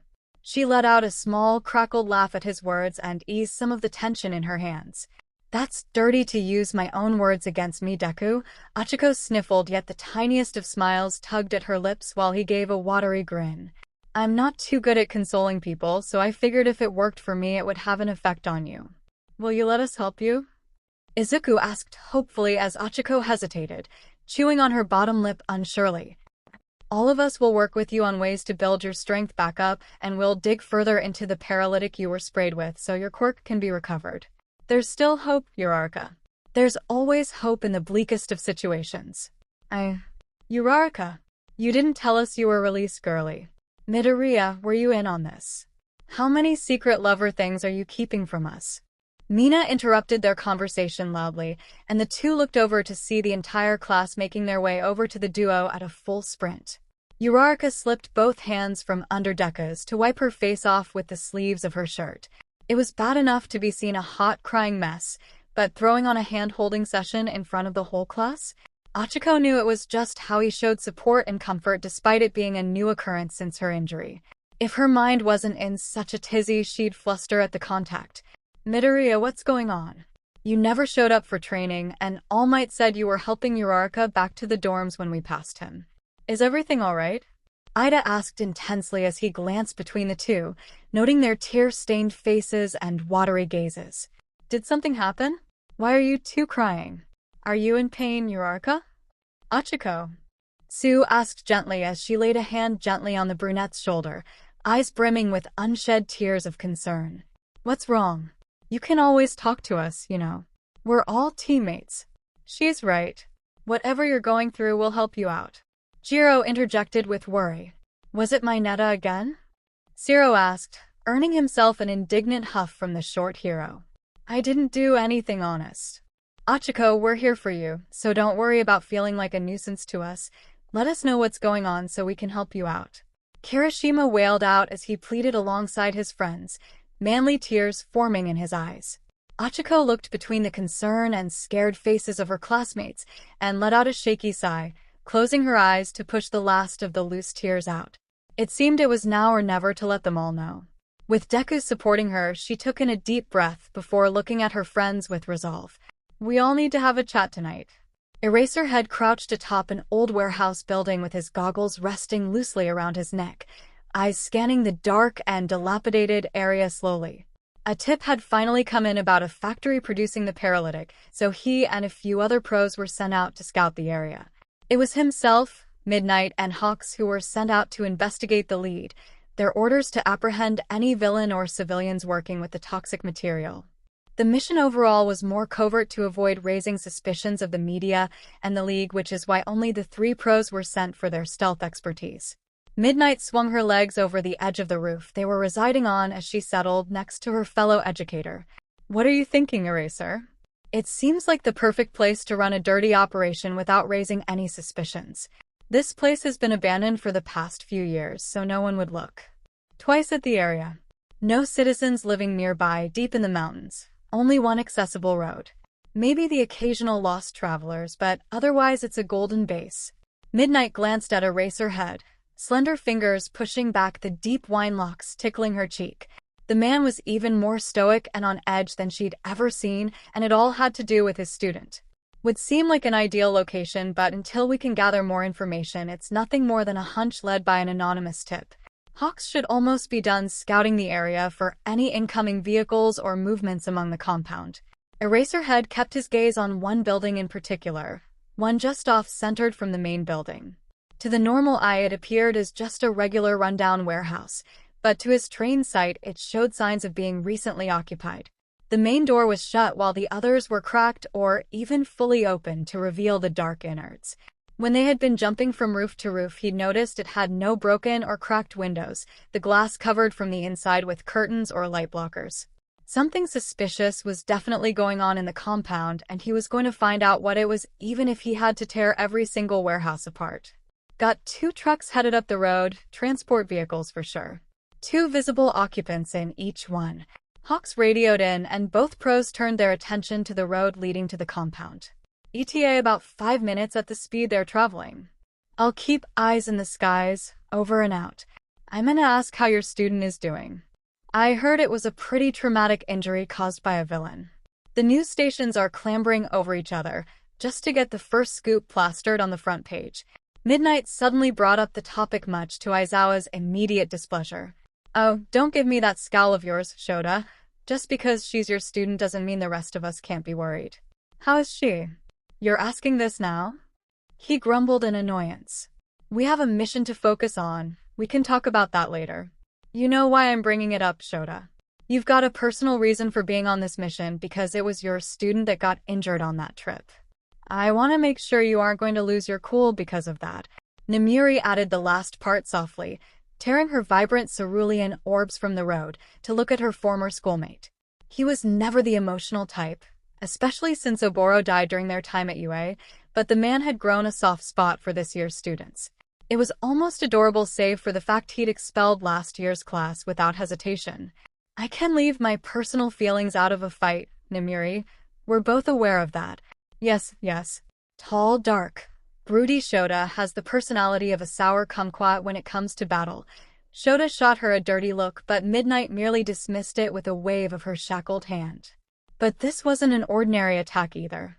Whoever is running this business could wipe out dozens, if not hundreds, of heroes, and it needs to be stopped before anyone else is injured. Has there been any headway on reversing the effects? I know Recovery Girl mentioned there wasn't really anything else to do about it, but I'm sure if we can break down the components of the paralytic, then we should be able to create a reverse serum that will reactivate Uraraka's quirk. I can't begin to imagine how the poor girl feels. Eraser leaned back on his haunches and rolled his head towards Midnight with a sigh. There was no getting her to shut up until she got what she wanted. The break in her leg was severe enough that even Recovery Girl had to place pins in the bone to keep them straight since she couldn't use her quirk to heal her. The paralytic sapped any energy Uraraka had, so she's been hospitalized for a few weeks and was just released earlier today on crutches with added guidelines. It's torn her down pretty good, but Midoriya seems to be sticking by her side and keeping an eye on her. He's still blaming himself for her injuries, but there wasn't anything anyone could have done at the time.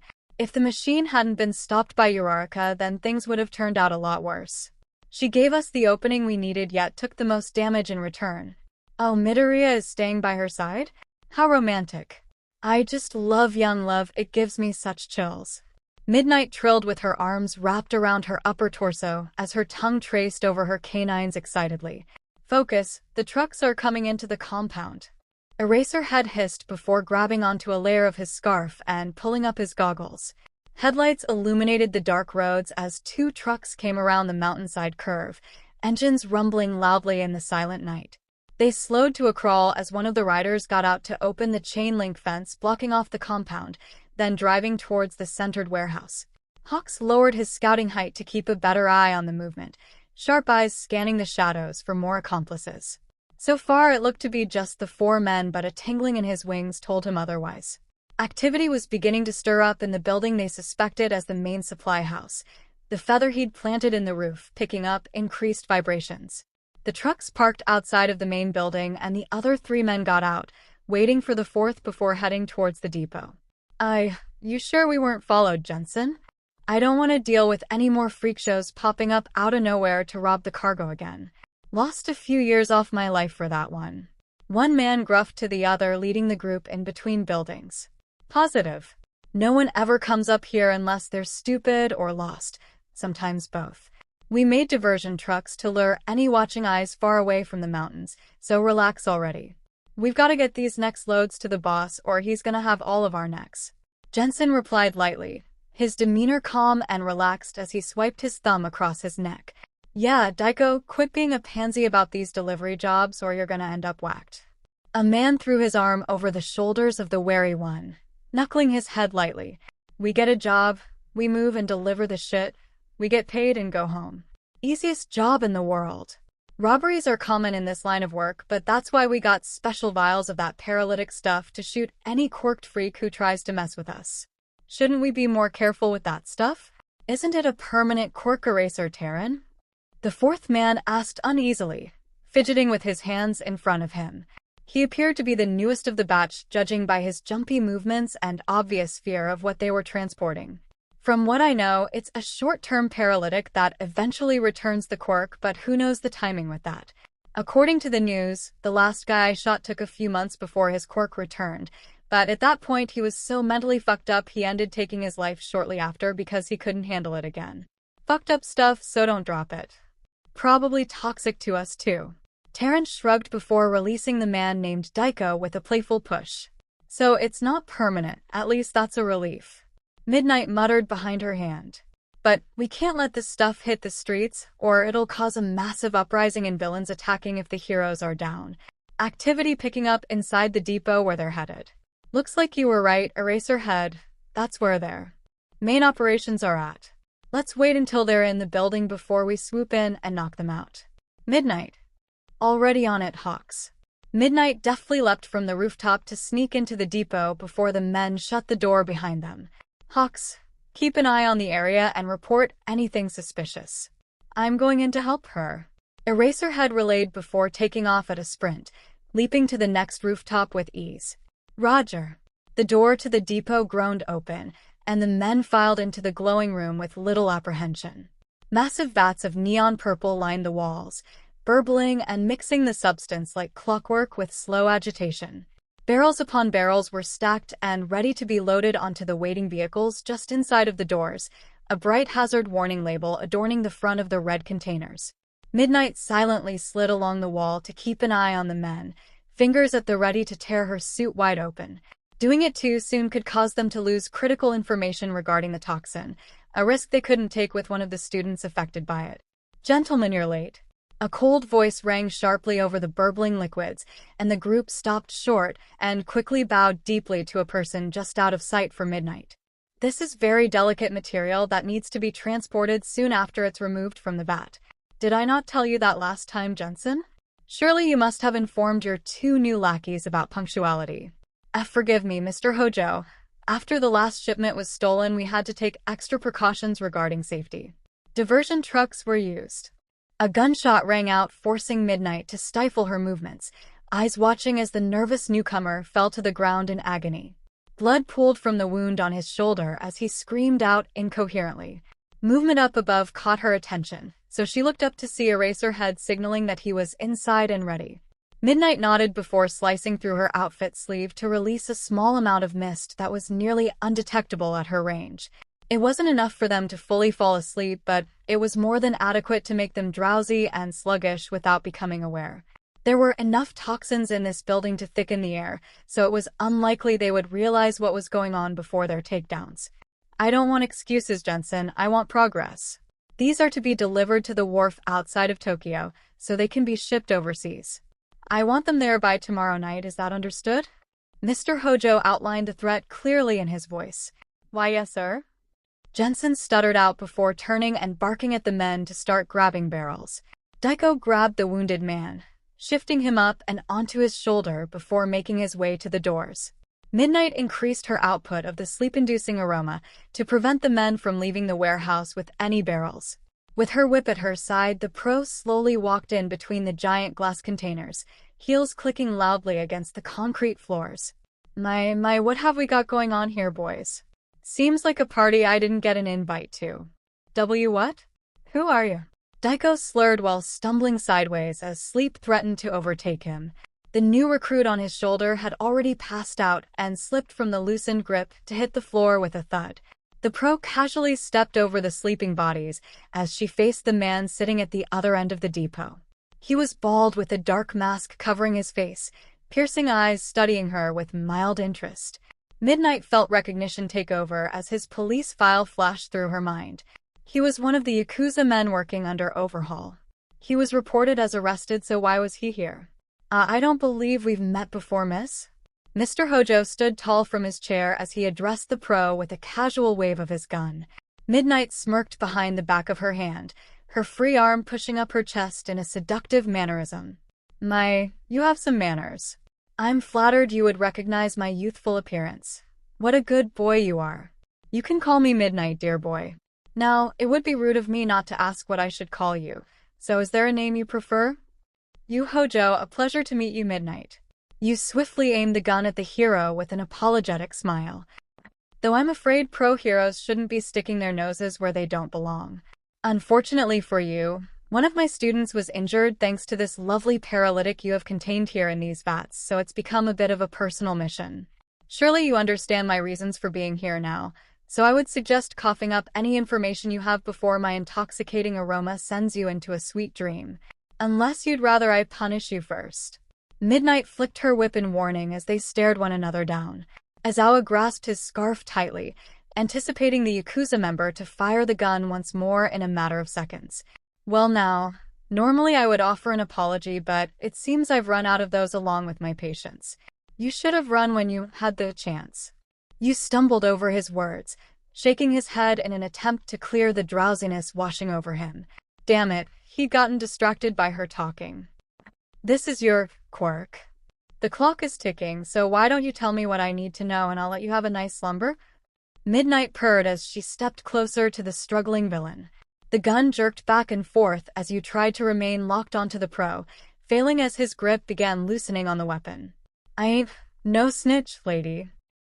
Well, in that case we can use some more persuading methods to get it out of you.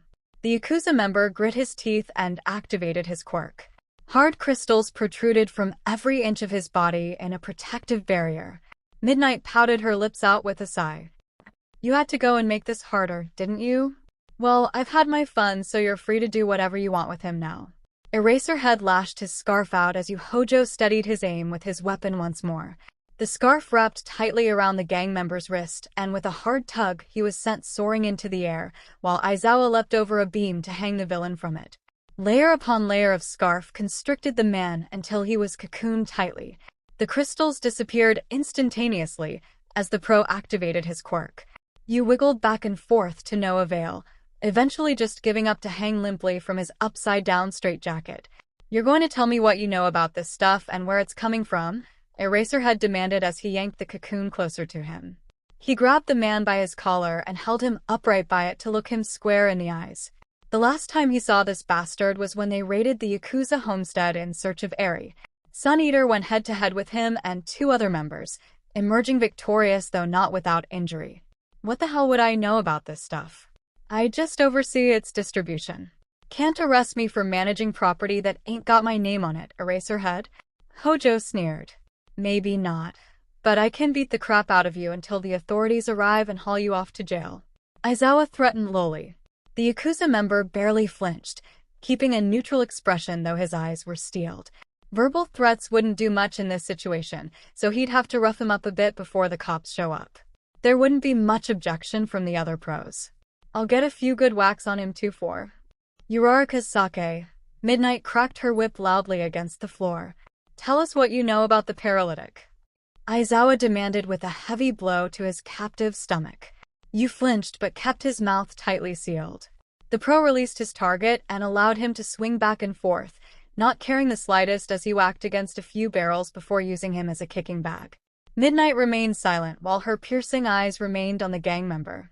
She'd read through the report of overhaul, so the name had popped up in the police reports, but they mentioned he was supposed to be in prison not running an illegal toxin business. Someone with high influence or big money bailed him out. I ain't telling you anything, damn heroes. You think you're all so great by helping people and shunning villains like us who work hard for a living. I don't know nothing about that student of yours, but it ain't my fault. What would you know about an explosive device that expels the paralytic as a failsafe once the machine shuts off?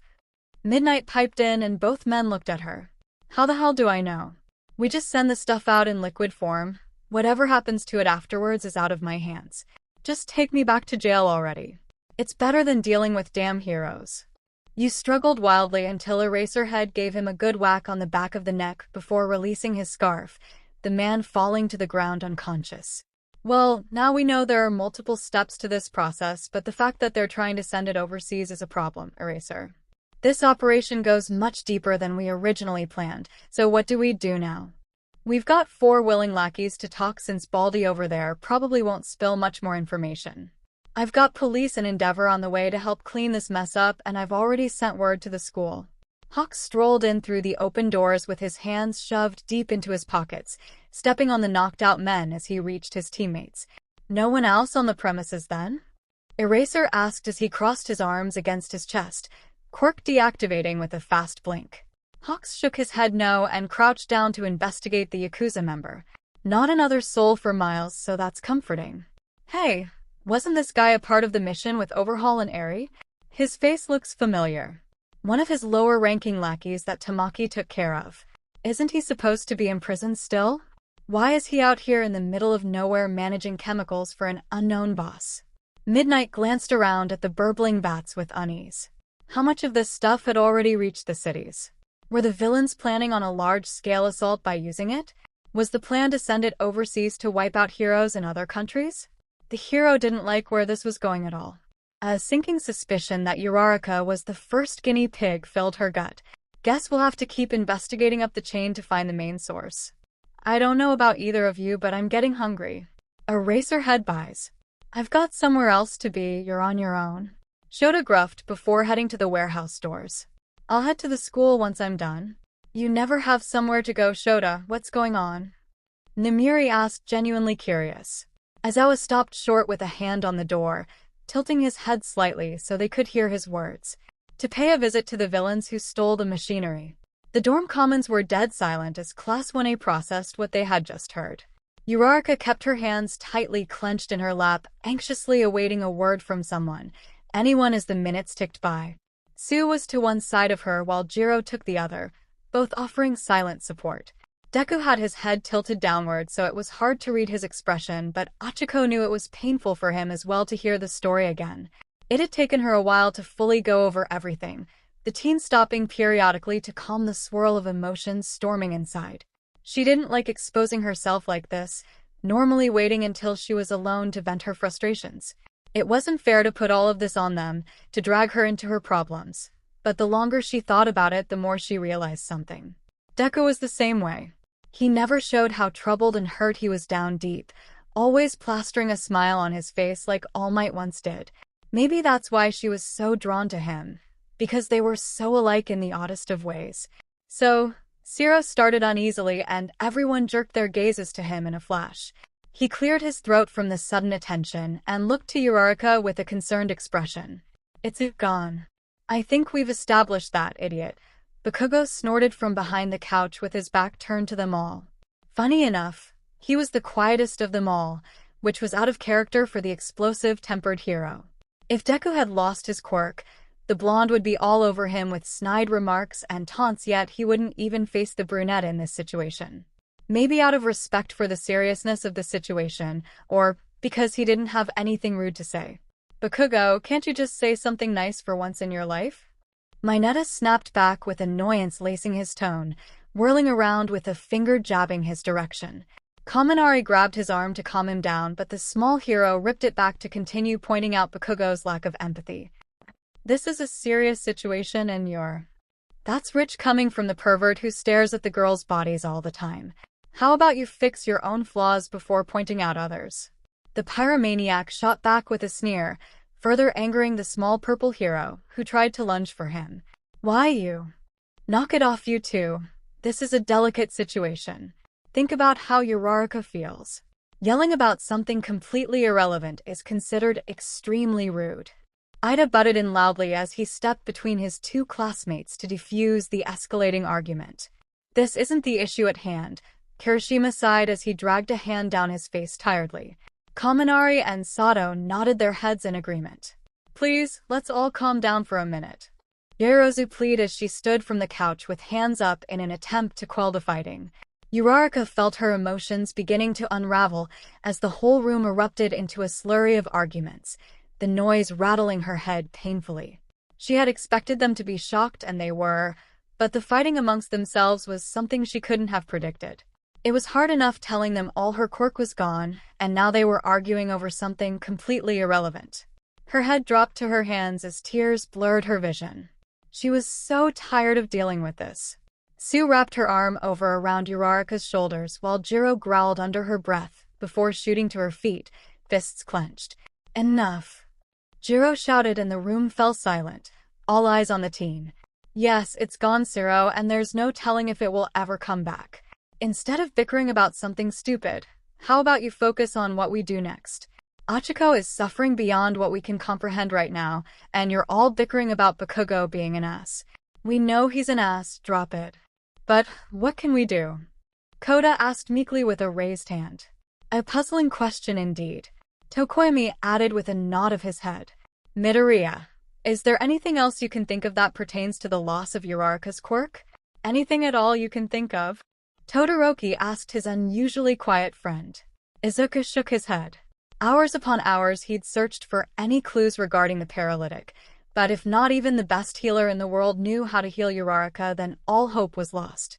All Might had been sending him updates regarding the investigations, yet nothing had come up, so far further frustrating the teenager. Mr. Aizawa was keeping any other information under lock and key, so there was no point in asking him directly. His mentor wasn't even supposed to be sending him that information to begin with, a risky move for the fresh teacher and former pro. No, Uraraka already explained everything during the incident and hospitalization, though I accidentally overheard about her quirk not returning. There's no research on this type of paralytic yet. It's different than the one Mirio got hit with. What do the teachers say? There's got to be something they know about the gas. Toru piped in from beside the oddly silent Pinkette. Normally Mina would be instantly defending Ochaco, but for some reason she chose to remain silent during the argument. Mr. Aizawa has only given us the barest amount of information to be respectful of Uraraka's privacy, therefore it's none of our business snooping around for answers. If they find anything, they will alert Uraraka first, who will decide whether or not to inform the rest of us. Ida added in with an adjustment of his glasses once he'd separated Mineta from Bakugo. Zero had Mineta wrapped up in a cocoon while Kirishima and Kaminari kept a loose barrier between the two. So we just sit around, wait, and hope her quirk comes back? We don't know how long that will take. Even if it were a minuscule amount of exposure, surely the teachers and principal would have some idea of how it works after the fight with Overhaul. Aoyama exclaimed from beside Izuku, the normally flamboyant hero, serious for once. No, we don't, but we're going to do everything we can to ensure Ochaco has all of the support and love she needs in this dark time. Whatever she needs, whenever she needs us, we'll be there. We're all like a family here, so when one of us goes down, then it's our responsibility to step up to provide support and lift them back up. Yorozu crouched down in front of Uraraka and gently grabbed the girl's hands from her face, smiling tenderly up at the teary-eyed brunette. No matter what you need from us, Ochaco, don't hesitate in asking any one of us, even in the dead of night. We're here for you. Always and forever. We may be a dysfunctional family, but we're still family. Kirishima grinned as he threw an arm around Bakugo's neck, pulling him in for a one-armed headlock/hug. The blonde sent him a glare with a curled lip, yet remained silent. I still have those mochi squares in my room, Ochaco. I can bring them by whenever you want them. Sue offered lightly, earning a nod from the brunette.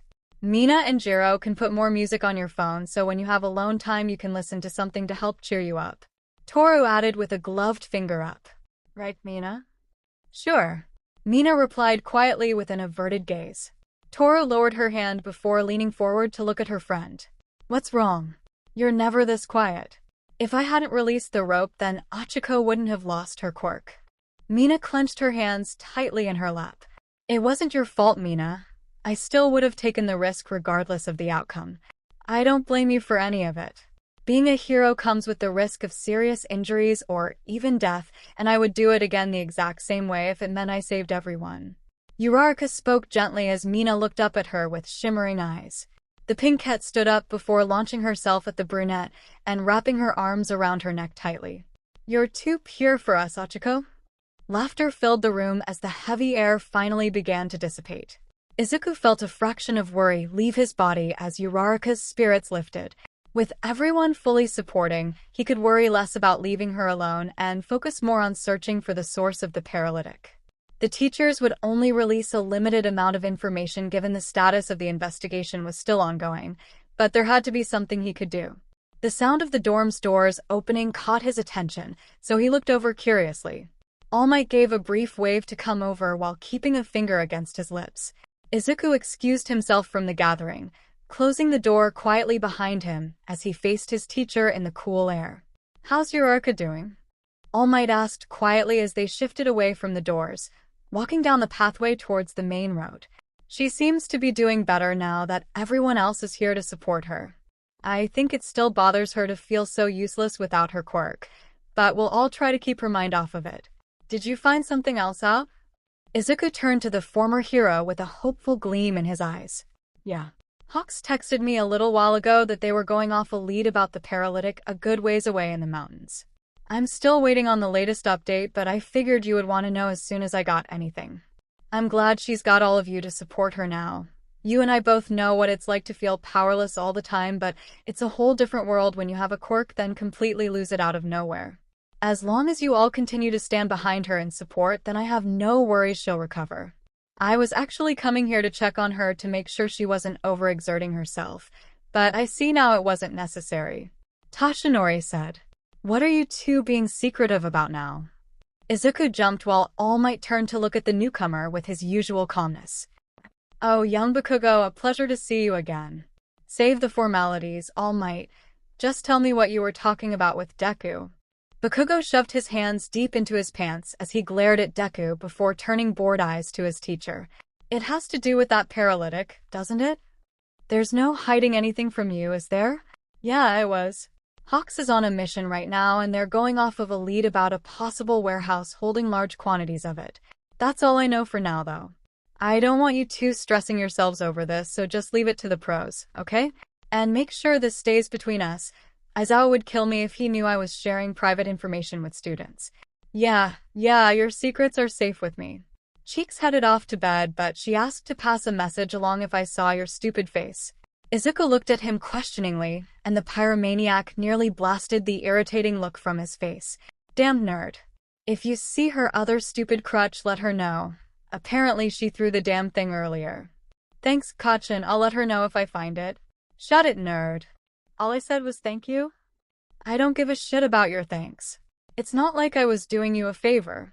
Can you please calm down? People are going to bed soon. Die. All Might sighed and shook his head at the two bickering with a smile. They'd truly come a long way since the beginning, and beneath that hard, fiery exterior of a skin, he knew 𝗵𝗃𝗀𝗧 cared about his childhood friend more than he let on. With a wave, he was off to the school, the smile dropping from his face. Principal 𝗲𝗍𝗬 sent him on a quick errand to check on Uraraka and the others, but told him to hurry right back. The information he'd passed on to Midoriya and 𝗵𝗃𝗀𝗧 would stay confidential between the three of them. But if his hunch turned out to be correct, then they were in for another period of trouble. The blocker shots used when Overhaul held Eri captive were one thing, yet a paralytic spray that could essentially kill a quirk permanently was a dangerous problem. Recovery Girl still had no clue if or when Uraraka's powers could return, so now it was a matter of waiting while keeping a close eye on her. He just prayed they weren't too late. Is it really necessary to go shopping right now? What about practice? Uraraka asked with a hinting of dread as she and her classmates arrived outside of the mall. She'd been forced into the bus by her friends, cane in hand, and denied any information regarding their destination. Even Deku didn't know, as he was gracefully kidnapped then thrown in as well during his walk to the gym. You've been stuck in the dorms for a week on top of the infirmary stay, so yes, you need to get out into somewhere fresh and new. Mina clapped her hands together excitedly from the other side of the bus. Besides, Mr. Aizawa was called to some important meeting or something, so he released us of practice. We could all use a bit of a break after the incident. Toro agreed with a sweatered arm thrown over the pinkette. There's some new instruments I'd like to check out as well. Jiro pulled her headphones down to rest around her neck as the vehicle screeched to a stop against the curb. Midoriya, you're in charge of Uraraka for the duration of the trip. Don't take your eyes from her for a second. What? Why am I in charge of Uraraka? And not that I mind or anything, I'm just trying to understand why I've been placed in charge. Shouldn't she make that choice for herself? Izuku stuttered out with his hands shaking back and forth as Uraraka gave him an amused look. Adorable as usual. She caught a quick glance between Mina and Jiro. They were totally in on it. Ever since Deku had been visiting her constantly to aid in her recovery, Mina had stepped up the love matcher game to a whole new level. Any chance she had to get them alone together, she would. Some of the guys in the class didn't understand it, but she just shooed them away to prevent the mood from being ruined. I'll be fine on my own. It's not like I can get far with this thing, right? Ochaco stamped the cane against the metal floor before pushing herself up with ease. After the first few days had passed, she'd grown accustomed to the torture device and often found herself throwing it in the air whenever she really missed the sensation of her quirk. Recovery Girl had done another healing session, and ever so slowly she was able to put more weight on the leg, though sometimes a support was needed, hence the graffitied walking stick, courtesy of Class 1A. She swiftly made her way to the stairs before carefully shifting herself down the 3 steps, making sure to use her good leg as a balancer until she was on solid ground again. Recovery Girl had given her exercises to ensure she rebuilt the muscles that had shrunken over the weeks, and now it was possible to stand on the leg for longer periods of time. Of course, if she pushed herself too far, then the pain came back, and the cane was relied on heavily. Meet back in an hour. Have fun, you two. Call us if anything happens. 𝐎𝐩𝐢𝐴 called out with a wave as she and the rest of the class immersed themselves into the crowded shopping center. Uraraka sighed while shaking her head. It was obvious what they were doing, though 𝗧𝗪 didn't seem to notice as he stood beside her with a hand ruffling his messy locks unsurely. Readjusting her grip on the cane handle, the brunette motioned for him to follow through a less crowded area. Is there anything you need while we're here, Deku? Not that I can think of. Did you need anything, Uraraka? She shook her head slowly. Not like she had the funds to buy anything lately anyways, or really ever for that fact. Money had always been tight for her growing up, and there wasn't anything of need at the moment, so why waste the money? Nope. I understand why I was dragged out here, but honestly I don't want to deal with the crowds with this thing. You're free to go join the others if you want to. That's alright, I don't mind spending time with you, Uraraka. I really enjoy hanging out with you. Izocha blinked a few times before flushing and turning his gaze away as he rubbed the back of his neck. Uraraka felt her heart skip a beat while her eyes widened a fraction. There was no way. Was she seeing things? He often got nervous around women, but lately he'd been acting bolder by trying to comfort her with covering her hands. It had to be just because he was concerned about her, the guilt of him not protecting her in time always lurking above his head. There was no way it was anything more than that, right? Whoa, isn't that the hero Deku? He's so cool. Who's that girl next to him? A teenage girl whispered to her friend as they passed, eyes briefly glancing at Uraraka before latching onto Deku, who was oblivious as he looked around the shopping area for something to do. Should we go say hi? Doesn't it look like he's on a date with that girl? Who would want to date a cripple like her anyways? She's probably not even a hero. The other girl whispered loud enough for them to both hear. Uraraka felt her elated mood deflate like a popped balloon as more and more fangirls began gathering around them, excited to see an up-and-coming hero in the flesh. Add on the fact that they were both in the school festival, so everyone knew their faces and abilities. Hey, Deku, why don't we… Ochaco started, but the crowd around them suddenly grew, which cut off their escape route. Wait, isn't that is. It's Uraraka. She's so cool. I wish I could fly like her. Can we get your autographs? Are you two dating? How long have you kept this a secret? Whoa, did your leg get injured in that villain attack? Can you show us your quirks? Uraraka stiffened as her gaze turned stony and downcast. The turmoil within her roared loud enough to deafen the voices of the girls, even her own heartbeat drowned out. Every day she lived with the knowledge that her quirk was gone, yet what she wasn't prepared for was the fact that others still considered her to be a powerful quirk wielder. The girls turned their attention to Deku as Uraraka took the chance to slip through the throng of hormones to the outer edge without them noticing. The close confines made it difficult to use the cane effectively, and she needed to get away and find a place to breathe, the stick dropping from her fingers without her notice. The teens seemed to fade from her thoughts as Ochaco made for a bench a good distance from it all. A heavy pounding in her head made her nauseous as she sat, so she dropped her head down against her legs to quell it. Pretending to be fine with it all created a deeper cavern in her chest that filled with dark thoughts, threatening to grab and pull her under. The thoughts were growing more and more overwhelming to the point where one night she had started packing her things to leave the school, the bag still sitting full and untouched by her closet. Her friends were there, that she knew with her entire being, but none of them understood the aching loss of essentially her entire purpose of being at UA. Moreau lost his quirk during the fight with Overhaul, yet he remained optimistic about the situation. Her own weaknesses were bared in the light, except she didn't know how to overcome them. She needed to be strong, like Deku was, but the first thing she had to overcome was the fear holding her back from moving forward.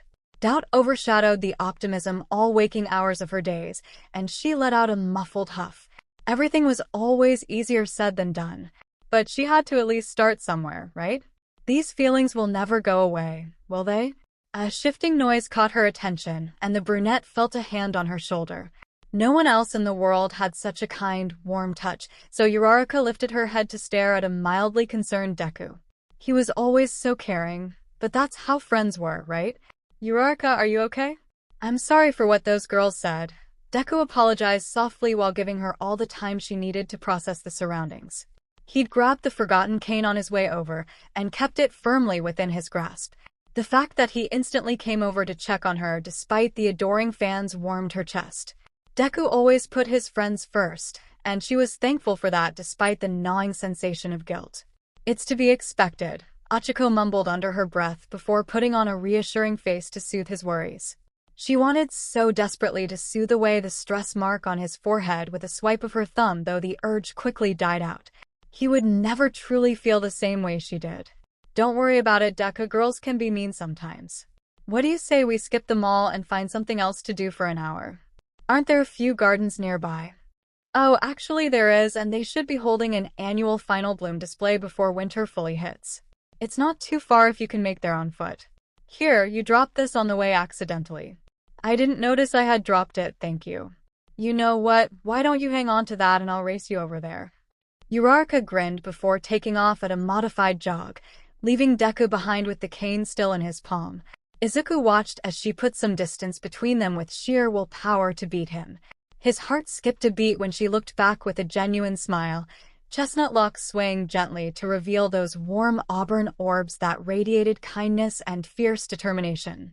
Whenever he looked at Uraraka, she always seemed to draw him in with just a smile, and it sent a warmth humming through his body. He would never get tired of seeing that side of her, so happy and upbeat, and he vowed to always make sure she was smiling.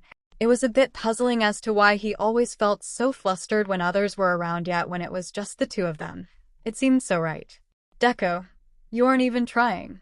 You're going to owe me a lot of mochi if you don't beat me to that bus stop." Uraraka called out, and Izuku snapped from his daydream to see her waving her hand in the air to get his attention. "Sorry." "Excellent work, all three of you. We've now successfully recaptured a villain who was released from prison and put a stop to the distribution of more paralytic barrels. It was a fine team effort." Principal Nizu praised as he addressed the three pros sitting across from him with a raise of his teacup.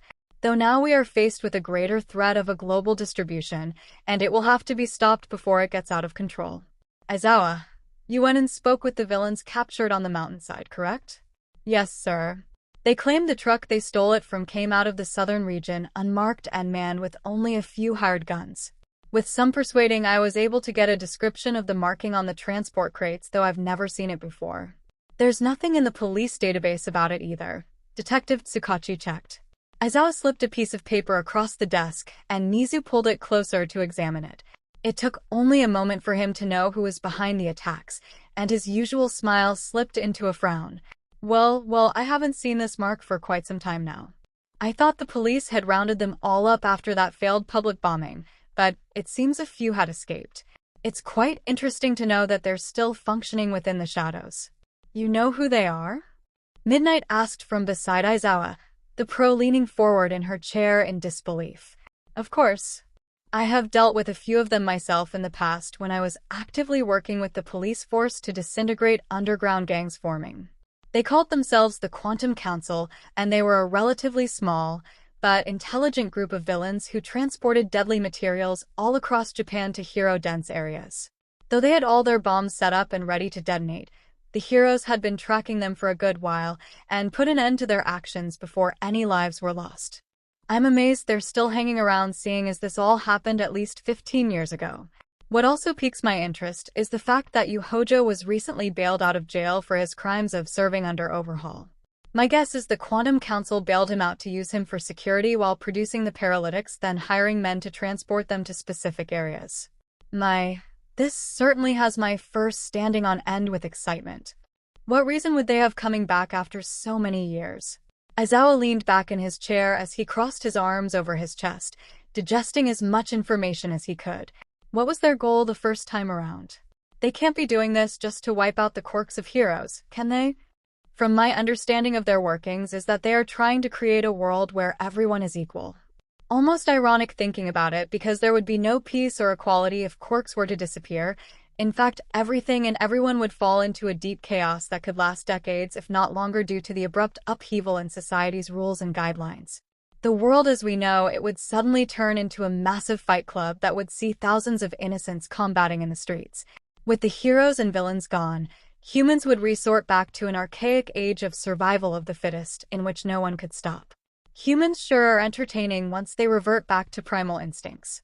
𝗍𝗂 tittered sadistically as his teacup trembled wildly, spilling the amber contents all over the table. Midnight handed him a handkerchief once he settled down, the principal quickly swiping up the mess before smoothing down some of his fur. So if their goal is to erase the quirks of heroes, then those machines must be part of their plan to cause widespread destruction before releasing the paralytic. I'll snoop around and see what I can find. 𝗵𝗃 is already digging for any information that he can at the moment, so I'll update him with what we've learned. If you'll excuse me. Hawks gave a short bow before exiting the room with 𝗍𝗂's permission. I have some contacts I can reach out to for more information as well, so I'll be departing if nothing else is needed, sir. Midnight waited for a nod of approval before following after Hawks, her chains clinking softly with each movement. Now that we have a bit more privacy, 𝗧𝗪, I'd like to discuss the matter of your student Ochaco Uraraka. 𝗍𝗂 set his cup down on the plate and looked at the teacher with his usual smile. Izocha uncrossed his arms to rest them on the table with fingers interlocked. He'd been waiting for the update a few days now since the investigation into the attack was still ongoing. 𝗍𝗂 had barely left his office since so many people were coming and going from the police to pro-heroes working closely with the school. For now it was up to him and All Might to keep an eye on her. There's no indication of her quirk returning, but physically she is healing. Her classmates were made aware of the situation and are doing their best to support Uraraka at this time, but I don't feel she's revealing everything on her mind. It would be best for her to be monitored closer in case any darker thoughts begin to manifest. 𝗧𝗪 had been perturbed ever since the conversation he'd heard at the warehouse. If what they said was true, then if Uraraka's quirk rapidly returned after adjusting to life without, then it could potentially overload her emotions and send her into a spiraling psychotic break. Late at night when he couldn't sleep, he'd scour the internet looking for cases of similar occurrences. The few he found didn't have happy endings for this type of paralytic. 𝗵𝗃's they knew was due to a quirk blocker, something that could only ever be undone by potentially rewinding his life force. But that was forcing 𝐒𝐻𝐢 to experiment on a student. It was too much to ask a small child who was still trying to control her powers to do. You're talking about the conversation you overheard at the warehouse. Yes, that would seem to be a problem if she were to suddenly have her quirk returned to her and she was unprepared. I looked into the person who died from having his quirk suddenly returned, and he appeared to have the ability to generate mild electrical sparks that emitted from his fingertips. It seems he suffered a mental breakdown once it returned, and as he had forgotten how to control it properly, ended up electrocuting himself while showering. Terrible fate that we must avoid with Uraraka, as she could begin floating and lose control mid-flight. Do you know where she is currently? The class took her out but didn't mention where they were going. Iida informed me the class was headed to the shopping center not too far from the school. She's not completely healed up yet, so she couldn't have gotten too far. Izocha rested his palms against the tabletop as he stared at the principal with a fixed gaze. I understand the need to keep an eye on her, but if she's constantly under lock and key, that may also have a negative effect on her mental health. I'll see if Recovery Girl can help her out a bit once she returns, but I should go check in with the class rep to make sure everything is under control. If need be, I can make it there in no time. Readjusting to society won't be easy for her to do, so as long as her classmates are with her, I won't worry as much. I'll contact Detective 𝗧𝗵𝗲 and see if he has any more information regarding the Quantum Council, then get back to you. You're dismissed, Izocha. I'm going to miss all of the pretty flowers. I hope spring gets here soon. Uraraka spoke cheerfully as she and Deku left the gardens after an eventful flower display, the teen leaning a little heavily on her cane. All of the running around had agitated her leg even more so, and now the walking stick was her best friend. Plus, it gave them both faster access through the event since she had a disability. Not that she liked all of the eyes glancing between her cane and face, the obvious youthfulness earning a few disgruntled looks from the older folks. Despite her protests to accept the short pathways through the indoor gardens, the staff insisted in order to prevent further injury. It was a bit embarrassing to be shown through hidden entrances to shorten the walking distance. It was interesting to see how detailed the descriptions of each flower were. I'll have to write them down in my notebook when we get back to campus. Deku responded with a nod, his fingers against his mouth, and Uraraka shook her head with a laugh. Of course that's what you were doing, Deku. I mean, the flowers were pretty, but their scientific names and origins were pretty interesting too. Deku replied quickly with a hand to the side of his neck, rubbing embarrassingly. Sorry, the nerdy side tends to come out without me noticing. It's alright, it just makes you you. It would be a bit weird if you weren't nerdy and into that sort of stuff. Uraraka grinned at him as they approached a crosswalk, the signal read. A few people whispered about her behind their hands, but she turned a blind eye to them. All that mattered right now was Deku, not the gossiping citizens. Can you imagine yourself as a jock or a band kid? It's too funny to think about. Yeah, now that you mention it, that does seem a little weird. Izuku agreed with a laugh as the crosswalk signal turned green. What do you say to some drinks? My treat since you played babysitter today, and there's a konbini right over there, just past that cafe. Uraraka pointed with her free hand while they crossed along with the other pedestrians. A few cast odd glances to her, yet she kept her focus on the boy beside her. Their judgmental stares immediately tracked to the cane supporting her, some elderly women even clicking their tongues with a head shake. I wouldn't want you to worry about that, Uraraka. Really, you don't have to. Too late, already doing it. Come on, Deku, let's get some drinks for your hard work today. Thank you. Deku insisted she take a break on a bench outside of the store while he took the money to get the drinks, practically forcing the brunette to listen as the store was crowded from the citizens getting off work. Ochaco settled heavily onto the wooden seat with a heavy breath out. Her leg was throbbing painfully from the amount of exercise they'd done walking around the large gardens, and the often uneven terrain didn't help much either.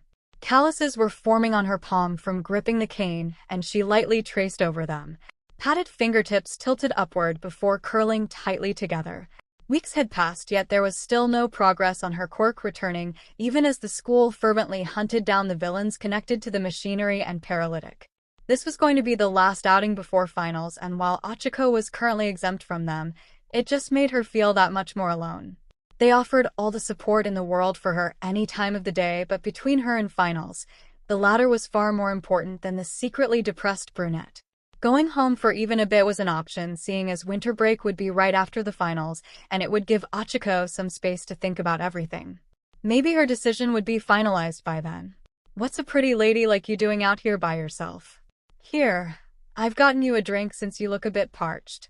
Ochaco glanced up to see a group of 3 teens hovering around her, a tall blonde one holding out an already open drink for her to have. Ill intentions radiated from their beings, and auburn eyes hardened. Deku was still in the store, and she was quirkless against them. Their physical power would overwhelm her in a second as well. No doubt they had slipped something into the drink, considering it was already opened. Despite her injury, she could use martial arts on them, but her full strength was still in the process of returning. I'm with a friend, thanks. Come now, we're all friends here, aren't we? Say, you look really familiar, like I've seen you somewhere before. The black-haired teen pointed out as he studied her face closer, hand cradling his chin. His breath stank of alcohol, and Ochaco pursed her lips before leaning back. This was going to turn bad in a second, and she had no way of retreating. Her martial arts skills weren't as useful, with only one good leg to pivot on, so the cane residing by her side was going to be her main weapon. Ain't you the one that got attacked on a trip or something with a school? What school was it again? The third teen asked while scratching his fiery red locks. Ochaco could tell right away he wasn't the brains of the group, most likely just the bronze. UA High School, where the future heroes of Japan train to protect the citizens in need. Ain't that right, Uravity? The blonde sneered with a cold look filling his blue eyes. A chill ran up her spine. Why had he suddenly done a 180? Did he know her for a specific reason? Seems even they can't train heroes correctly nowadays if they can't even fend off a few low-ranking villains. Say, why don't you show us that quirk of yours and maybe we'll leave you alone? Seems only fair after encouraging a bunch of low-level villains to start fighting back and endangering us weak civilians. That and for getting my brother arrested a few weeks ago when you were working with that pro. Ryuko agency, wasn't it? I have nothing to prove to you, so if you'll excuse me now. Uraraka grit her jaw as she stood, hand clenched tightly around the cane. This wasn't good. It was obvious this wasn't a friendly visit, but now he was clearly seeking revenge for his brother being locked away. A tight grip yanked her arm away from the walking stick, and it fell with a clatter. There went her last method of defense. Screaming was another option, though it would also cause a massive scene for the people around them. She would have to fight them off in order to escape, but they could obviously see she wasn't at 100%. The risk of getting further injured was high. The other problem was them dragging innocent people into the fray. You've got us now, Ochaco Uraraka, so we'll be leaving that useless stick behind. Come on, boys, we've got a fun night ahead of us.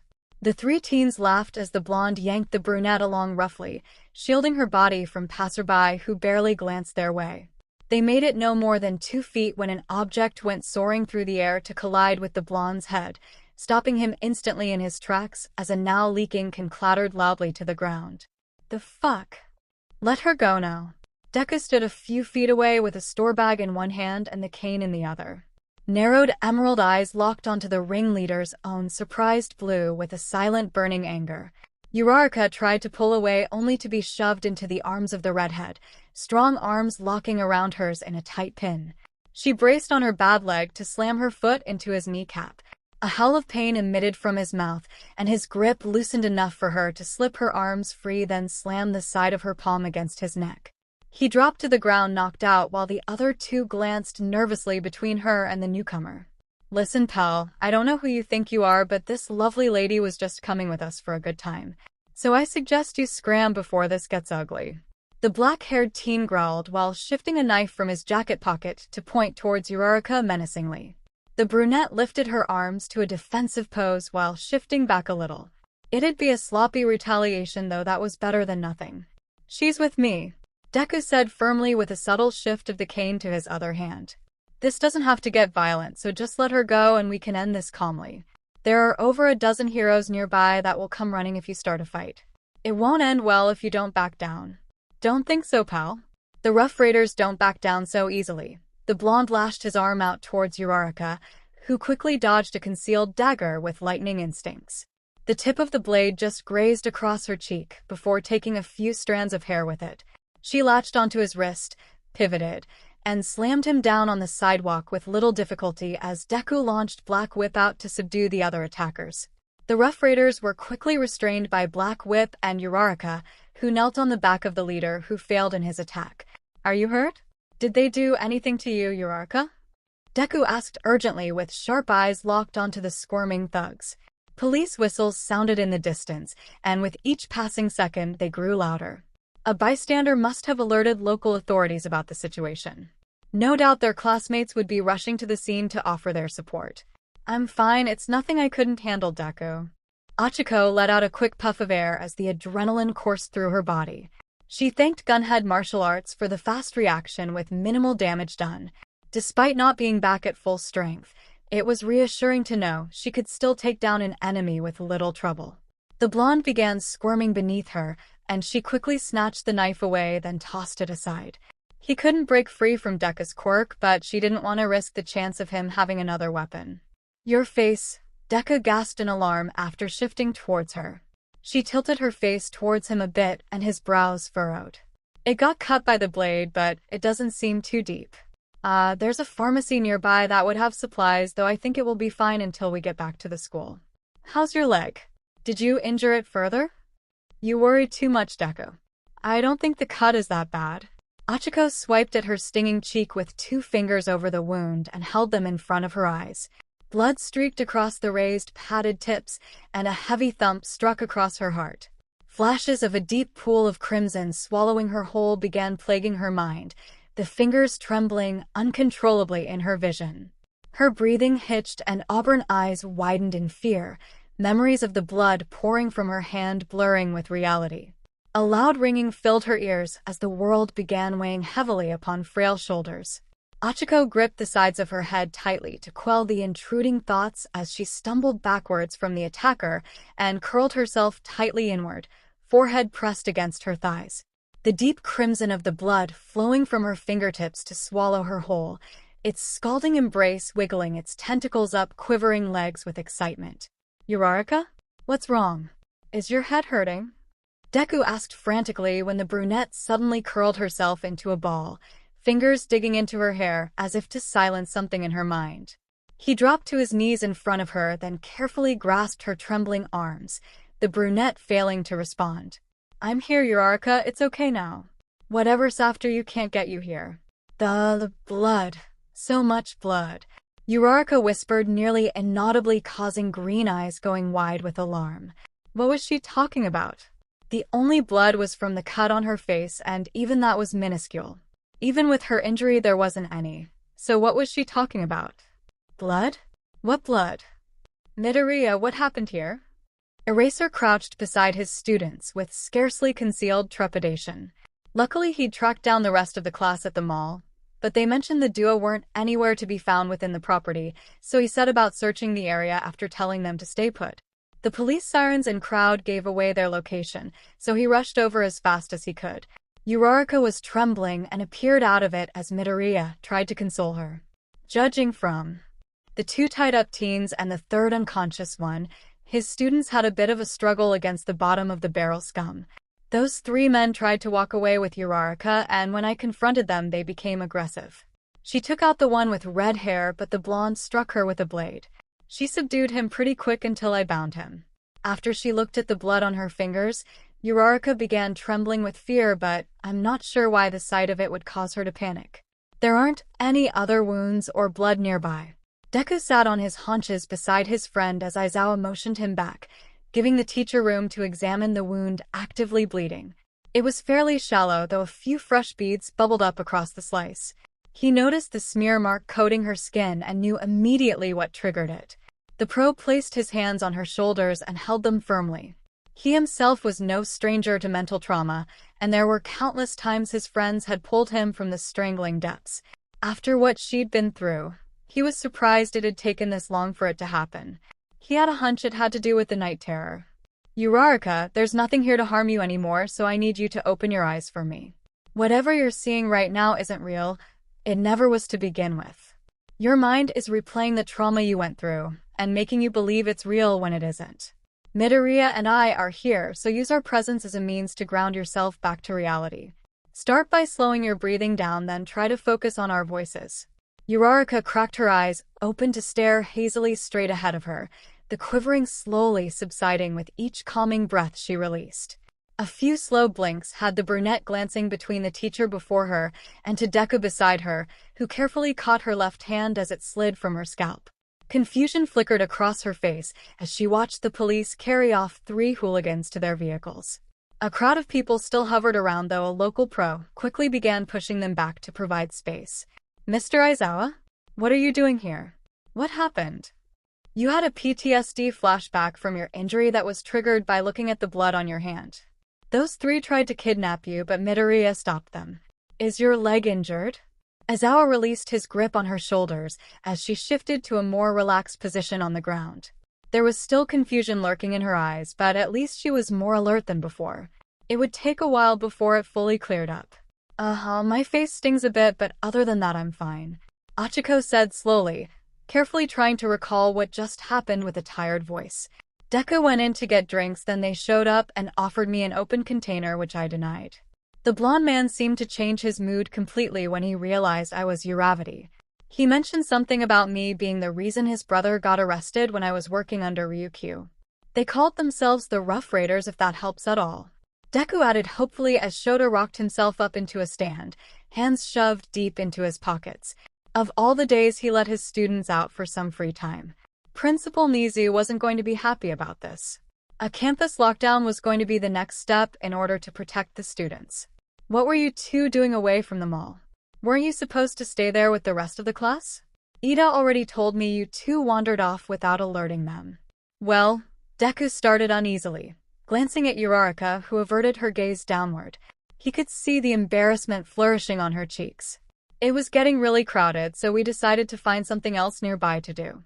We just came from the garden across the street to get drinks when this all happened. We were going to head back to the mall within the time frame given. I apologize. I should have alerted the others where we were going, but things didn't go as planned. I see. Get her to Recovery Girl when you all get back. No more running off on your own anymore. Got it? I'll stay here and clean up this mess left behind. The school will be alerted of your arrival back to campus. Of course. Uraraka, is it alright if I carry you? If it's easier, I can put you on my back. Your leg must be hurting pretty bad right now. Ochaco nodded and accepted the help to stand, taking a moment to regain her balance before Deku crouched down in front of her. It was a bit awkward at first trying to get settled on his back, but she soon found herself adjusted well once he stood. Her arms wrapped loosely around his neck while they began making their way back towards the mall.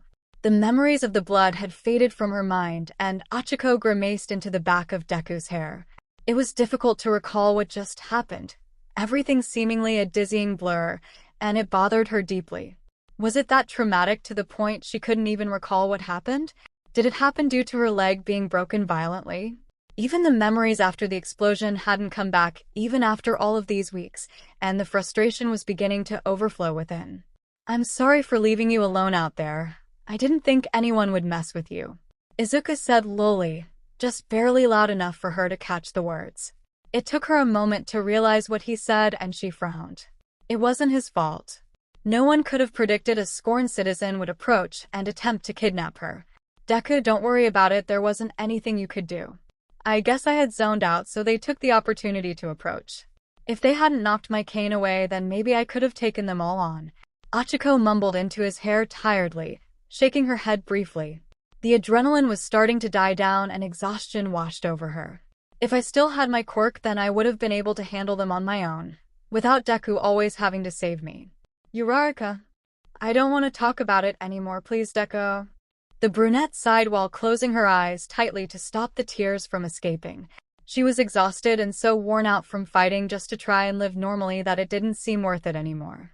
Was it even beneficial to continue trying to stay with them while only being a quirkless hindrance? "I understand," Deku replied quietly, the walk back to the mall now suddenly filled with an uneasy tension. The pain and exhaustion was ringing clear in his ear, but no matter how many times he tried to coax his friend into trusting him with the turmoiled emotions plaguing her, she always shut down and pretended to be okay. He wanted to help her so badly, yet Uraraka refused to open herself up, only causing the pit swallowing her up to drop down deeper and further out of reach of the hand willing to save her. What worried him the most was what she whispered during the panic attack. Blood. When he'd found her after the villain attack, there were a few cuts and scrapes, though the way she said it seemed like it was an extensive amount, enough to distort the perspective of reality into a living nightmare. The quirk residing within his body was powerful, a strong force to be reckoned with when facing against villains. Yet 𝗧𝗵𝗲 felt completely powerless and weak when faced with the one person he couldn't save no matter how hard he tried. The rest of class ran to them in a frenzy once they returned to mall grounds, their cries of worry and relief overwhelming them both. Uraraka tried her best to calm the girls down though soon. Enough fell quiet to let them fawn over her while the boys demanded Izuku to spill what happened after Aizawa told them to stay put.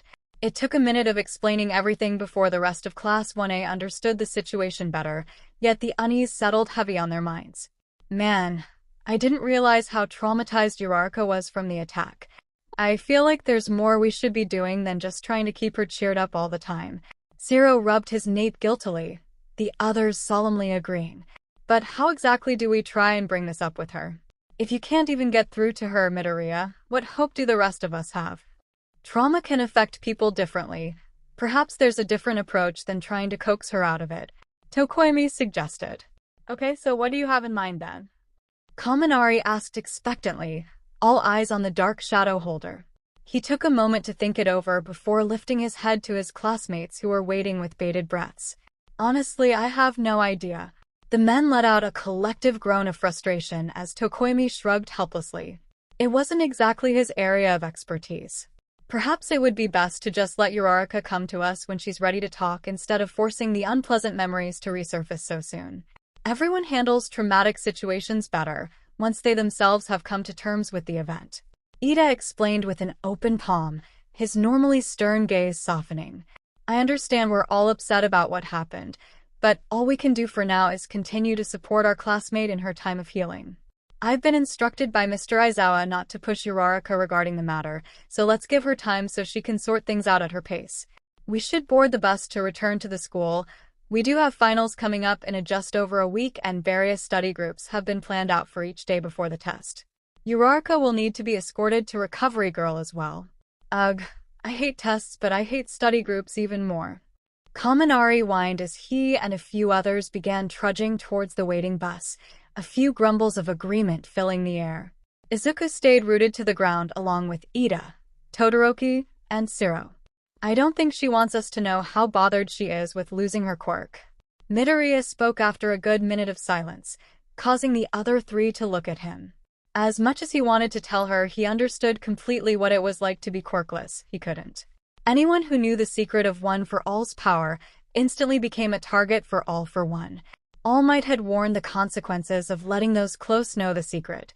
He confided in him one day that not even his best friend, 𝗵𝘃𝗀𝗄𝐻, knew his secret, and the two had been friends for decades. What do you mean, Midoriya? Todoroki asked. We're her friends, right? Shouldn't she be able to tell us anything that's on her mind? Zero asked while crossing his arms. It's not like we're going to criticize Uraraka for everything that's happened lately. None of us figured out ahead of time villains were going to attack the bus. We had our doubts about another camping experience, but there was assurance that everything would be fine.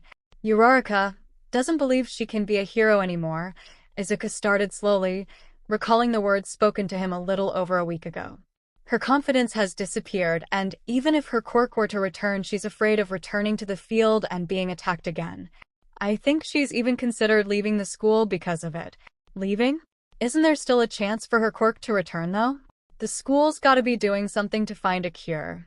Zero threw his hands up almost pleadingly. The school and the pros are still investigating the incident, but they've started tracking down villains according to my brother's agency. Ida supplied with a hand to his chin. He'd been withholding the information until the investigation was further along, but it was to the point that the rest of his classmates needed to know. Especially since Uraraka already confided in them about what happened. They still don't know much, but there's been rumors of a mass production of the paralytic that drivers were distributing to docks in order for them to be sent overseas. If something like that were to get out, then all of the heroes in the world would just become normal citizens, giving the villains an easy advantage to overpower them. Tensei will update me with what he knows, but I suspect the school is trying to keep all of the information under lock and key. I can ask 𝗵𝘃𝗀𝗻 if he knows anything else. Todoroki added in. I've been looking into any news articles regarding quirk blockers, but I've only found one public record that dates back to a few years ago. Izuku hesitated to finish the rest of the sentence, his throat already clenching tightly. The thought of it happening to Uraraka filled his gut with dread just thinking about it. Well, what happened? All three teens asked anxiously, closing in on the green-haired teen for an answer. The man who lost his quirk regained it after a few months. That's great news then. That means it can come back at any time for Uraraka? Zero let out a relieved breath and wiped the back of his hand across his forehead. So there was nothing to worry about after all. He wasn't done speaking, Zero, Todoroki said quietly, and the tape user dropped his arm slowly before turning back to a distressed Midoriya with furrowed brows. His quirk returned, but he'd forgotten how to control it, so he accidentally electrocuted himself while in the shower, killing him instantly. Izuku finished quickly with a grimace at how brutal it came out. The others flinched. If her quirk returns suddenly, then it could potentially cause her to float away uncontrollably. Isn't there something we can do to prevent that? I mean, we can't watch her all hours of the night in case she abruptly starts floating again. Get on the damn bus, you fucking idiots. We're waiting on you. Bakugo screeched from the bus steps, interrupting Zero violently. We've all got shit to do. Deku, you fucking nerd. Shut your mouth and hurry up. We should go before Bakugo decides to blow the entire bus up.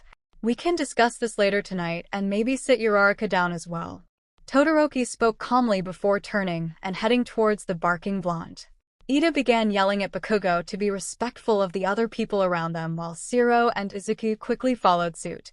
The bus hummed with low conversation as it rumbled back towards the school in the late afternoon. Uraraka kept her gaze locked out of the window as the other girls chatted quietly from all around her, mind 1,000 miles away from her pained body. They were surrounding her in a protective barrier, from whom she didn't know or care, as they headed back towards the school. Recovery Girl was going to chew her ear off, that she had no doubt about, but all she wanted to do was sleep. Every night was a fitful and more often than not fruitless attempt at the elusive slumber. The bags beneath her auburn eyes were growing darker by the day, to the point that not even the concealer Mina let her borrow could hide them any longer. Finals were coming up in about a week, so everyone would be busy studying while she sat around nursing her aching wounds. Once the testing finished, Then it was time for winter break, and the rest of her class would be going back to their homes for nearly 2 weeks to recuperate from the semester. Ochaco's parents offered to bring her home before that so she could recover in a more peaceful setting, though the brunette denied it, claiming her friends were supporting her and keeping her company, and she didn't want her parents spending what little money they had on bringing her home early.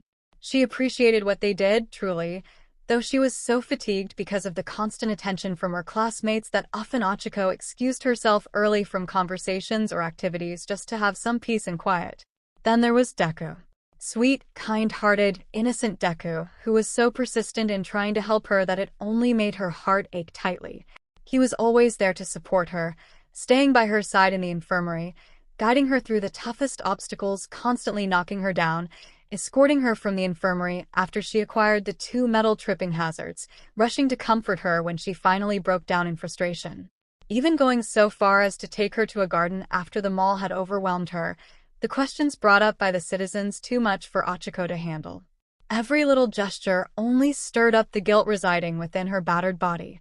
She knew it was because he was concerned about her well-being, not to mention he still had some guilt lurking within him from the accident, but it was diverting his full attention away from becoming the #1 hero in Japan. When he was carrying her back to the mall, she'd gotten a little frustrated with him blaming himself for the attack, yet it was completely out of either's control. She hadn't meant to snap, albeit Ochaco was sick of all of the pity, all of the concerned looks, the quiet conversations aimed at her. The only time she had peace and quiet was either in the infirmary or locked away in her safe space of a room. "Ochaco, we've made it back to the school. We can walk with you to the infirmary if you'd like." Sue's voice dragged Ochaco from her thoughts, and she blearily looked over to see her friend lightly grasping the cane in her hands. "That's all right, Sue. I can make it there myself. Thank you for the offer," Uraraka said softly while scooting to the edge of the seat before grabbing the wretched cane. Only a few students remained on the bus to wait for the brunette, and already the irritation was rising. She didn't want their pity nor their concern. They had other things to deal with than a crippled, traumatized classmate. She let the frustration go with a silent breath. It wasn't their fault, and she shouldn't blame them. They were concerned for her well-being. Once she got away from Recovery Girl and back into the dorms, she would apologize. "Are you sure?" Ghidorah started while standing until Sue stopped her with a hand grasping her arm, shaking her head slowly. Ghidorah reluctantly lowered her arm and pursed her lips in worry. Mina laid a gentle hand on her friend's shoulder, and the 3 silently watched Uraraka limp her way off the bus and towards the infirmary alone. "Ochaco doesn't want us to worry over her. It doesn't do either of us any good to constantly be draining ourselves emotionally and mentally. This is something she needs to handle herself, so we should back off. She has to learn how to handle her grief, to overcome the trauma she's experienced. All we're doing now is just pushing her further away from us. Isn't that the gist of it, Midoriya?" Sue turned to her green-haired classmate with a finger to her lips. She'd picked up the hints throughout the weeks, and today finally proved her theory right. Midoriya nodded solemnly from a few seats up as he stood. "Yeah. We're doing more harm than good right now by constantly hovering around her, trying to be supportive.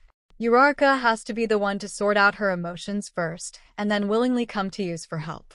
I've tried to get through to her every chance I could, but she's falling deeper into herself, and if we push any harder, I'm afraid she may try to leave UA completely." "Leave? She can't just leave after coming so far. There's still a chance her quirk will return, right? Ochaco's come too far to just give up now, especially after encouraging the rest of us to keep a positive attitude even through the toughest of times." Mina gripped her hair tightly as the tears welled in her eyes. "I can't imagine my life without Ochaco now, but what can we do to help? Leaving means she's giving up completely, and I'm not okay with that."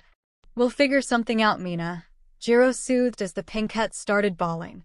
Sue readjusted her bag on her shoulders before heading towards the stairs with purposeful strides, the teen on a mission. Midoriya and Ghidorah shared a glance before following suit, a bawling Mina towing behind. All they could do now was wait for Uraraka to come to them for help. "Barely a week later and you've gone and injured yourself, Ochaco. Really now? I gave you simple instructions and you couldn't even follow those. Why on earth did you risk delaying your healing to fighting off some thugs? Were you trying to use kickboxing on them or something? Good grief. I'm never going to retire at this rate. You should have waited for someone to help instead of risking further injury to yourself." You're lucky your actions didn't result in more than a cut on your face. Recovery girl laid into Ochaco as she whizzed around the room for supplies and medicine, the brunette sitting solemnly on the infirmary bed with her head down. I can heal you up, but it's going to drain you pretty good, so I may as well have you stay overnight for observations. Any more slip-ups, and I'm going to keep you in here until you're completely healed, understand? Yes, Ochaco said quietly, and the old nurse let out a sigh. She was already punishing herself enough, but she needed to understand the severity of the situation. The more damage she took on while attempting to heal from a traumatic injury reduced the odds of a normal recovery time and success rate. Sure, she could fully heal the girl physically, but mentally and emotionally were two completely different monsters to try and tame. From the looks of it, she was suffering more from those two than any actual physical pain. You're being awfully quiet, Ochaco. Something on your mind? Ch-0 asked while plopping down on the stool resting beside the bed, then handing the girl a set of infirmary clothes to change into. She barely glanced at them before setting them beside her. Izocha already sent a message ahead of your arrival explaining what happened on your outing. Do you remember anything from your panic attack? I don't. Ochaco shook her head lightly, keeping her gaze averted to the tiled floor. She felt so bad for burdening everyone around her. It wasn't for the lack of trying to overcome the fears the teen was trying daily. It was the fact that as soon as she took one step forward, she'd fall three back. I see. You had 𝗵𝗃𝗧𝗏 pretty worried there, not so much as even a flinch from the girl before her, and Ch-0 felt an alarm going off, the old pro straightening in her seat. This wasn't like her at all. Normally she would show some emotion just hearing the name, yet she remained as still as a statue. The guilt must be eating at her. I know. Has your leg been giving you any trouble lately? No. Have your friends been supporting you through this difficult time? Yes. Recovery girl chewed on her lip thoughtfully as she studied the student before her. Monotoned, lack of emotion, averted gaze, shortest possible answers, darkening bags beneath her eyes. Just over a week ago, Uraraka was livelier since waking up and leaving the infirmary, but something seemed to shift within her in such a short amount of time. Izocha had expressed his thoughts about the possibility of a psychotic break if her quirk returned suddenly, yet there still weren't enough answers to fully validate the concern. The villains were currently being tracked through the chains, and without any better information, it had become a waiting game for the staff of UA.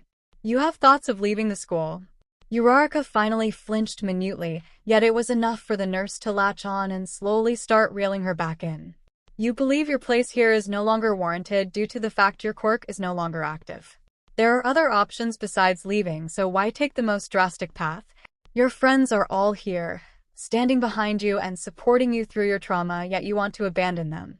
I have no place here, Uraraka mumbled out, and the nurse leaned forward to hear her better. Why do you believe that? My quirk is gone. I'm nothing more than a burden to them. They can continue on their path to becoming heroes, and all I do is hold them back. What is one of the first things a student at UA is taught? Ochaco looked up at her slowly, dulled expression shifting to one of uncertainty. Teamwork. In the classroom, outside of the school, in the practice fields, internships, during battles. You learn to trust one another to build a stronger relationship so that you can rely on those closest to you. If every hero went solo and ran around arrogantly thinking they could take on a strong opponent without help, then we'd have no heroes left in this world. Teamwork doesn't just pertain to school life, it grows you closer to your friends who offer support whenever you need it. Heroes aren't invincible. We're still normal human beings beneath that flashy costume. Even heroes need help from other heroes sometimes, though not just in the physical sense. I suggest you take the rest of the evening to figure out what you're doing wrong if you feel the need to push those who are standing behind you and supporting you the most away. Fighting this battle yourself is only going to end with you losing, Ochaco. Ochaco gaped at the nurse for a minute before shutting her mouth with a nod. Satisfied the message got across, Ch-0 stretched her lips to press against her temple to heal her leg. If she actually followed her instructions this time, then everything should be healed within another day or so, in time for the end of finals and winter break to start. The school was hesitant in letting the students leave the premises since the attack, but one by one the villains were being rounded up and thrown in jail. The trail was growing hotter with each new person captured, and Ch-0 felt there would be very little risk in letting them off of the property for at least a few days. After all, they were constantly stuck on campus, especially after any major villain attack, so no doubt they were becoming restless. She bid her good night to the student before leaving the infirmary for the evening, a satisfied huff escaping between her wrinkled lips. Coddling Uraraka would do nothing to break the depression weighing heavily over her, so the next best thing was a dose of harsh reality. Though her friends were trying to be gentle and soothing with their words, all it did was undoubtedly frustrate Uraraka to no ends, their attempts doing nothing more than pushing them away. They were a smart bunch, and the former pro had little uncertainty that the others had already figured it out.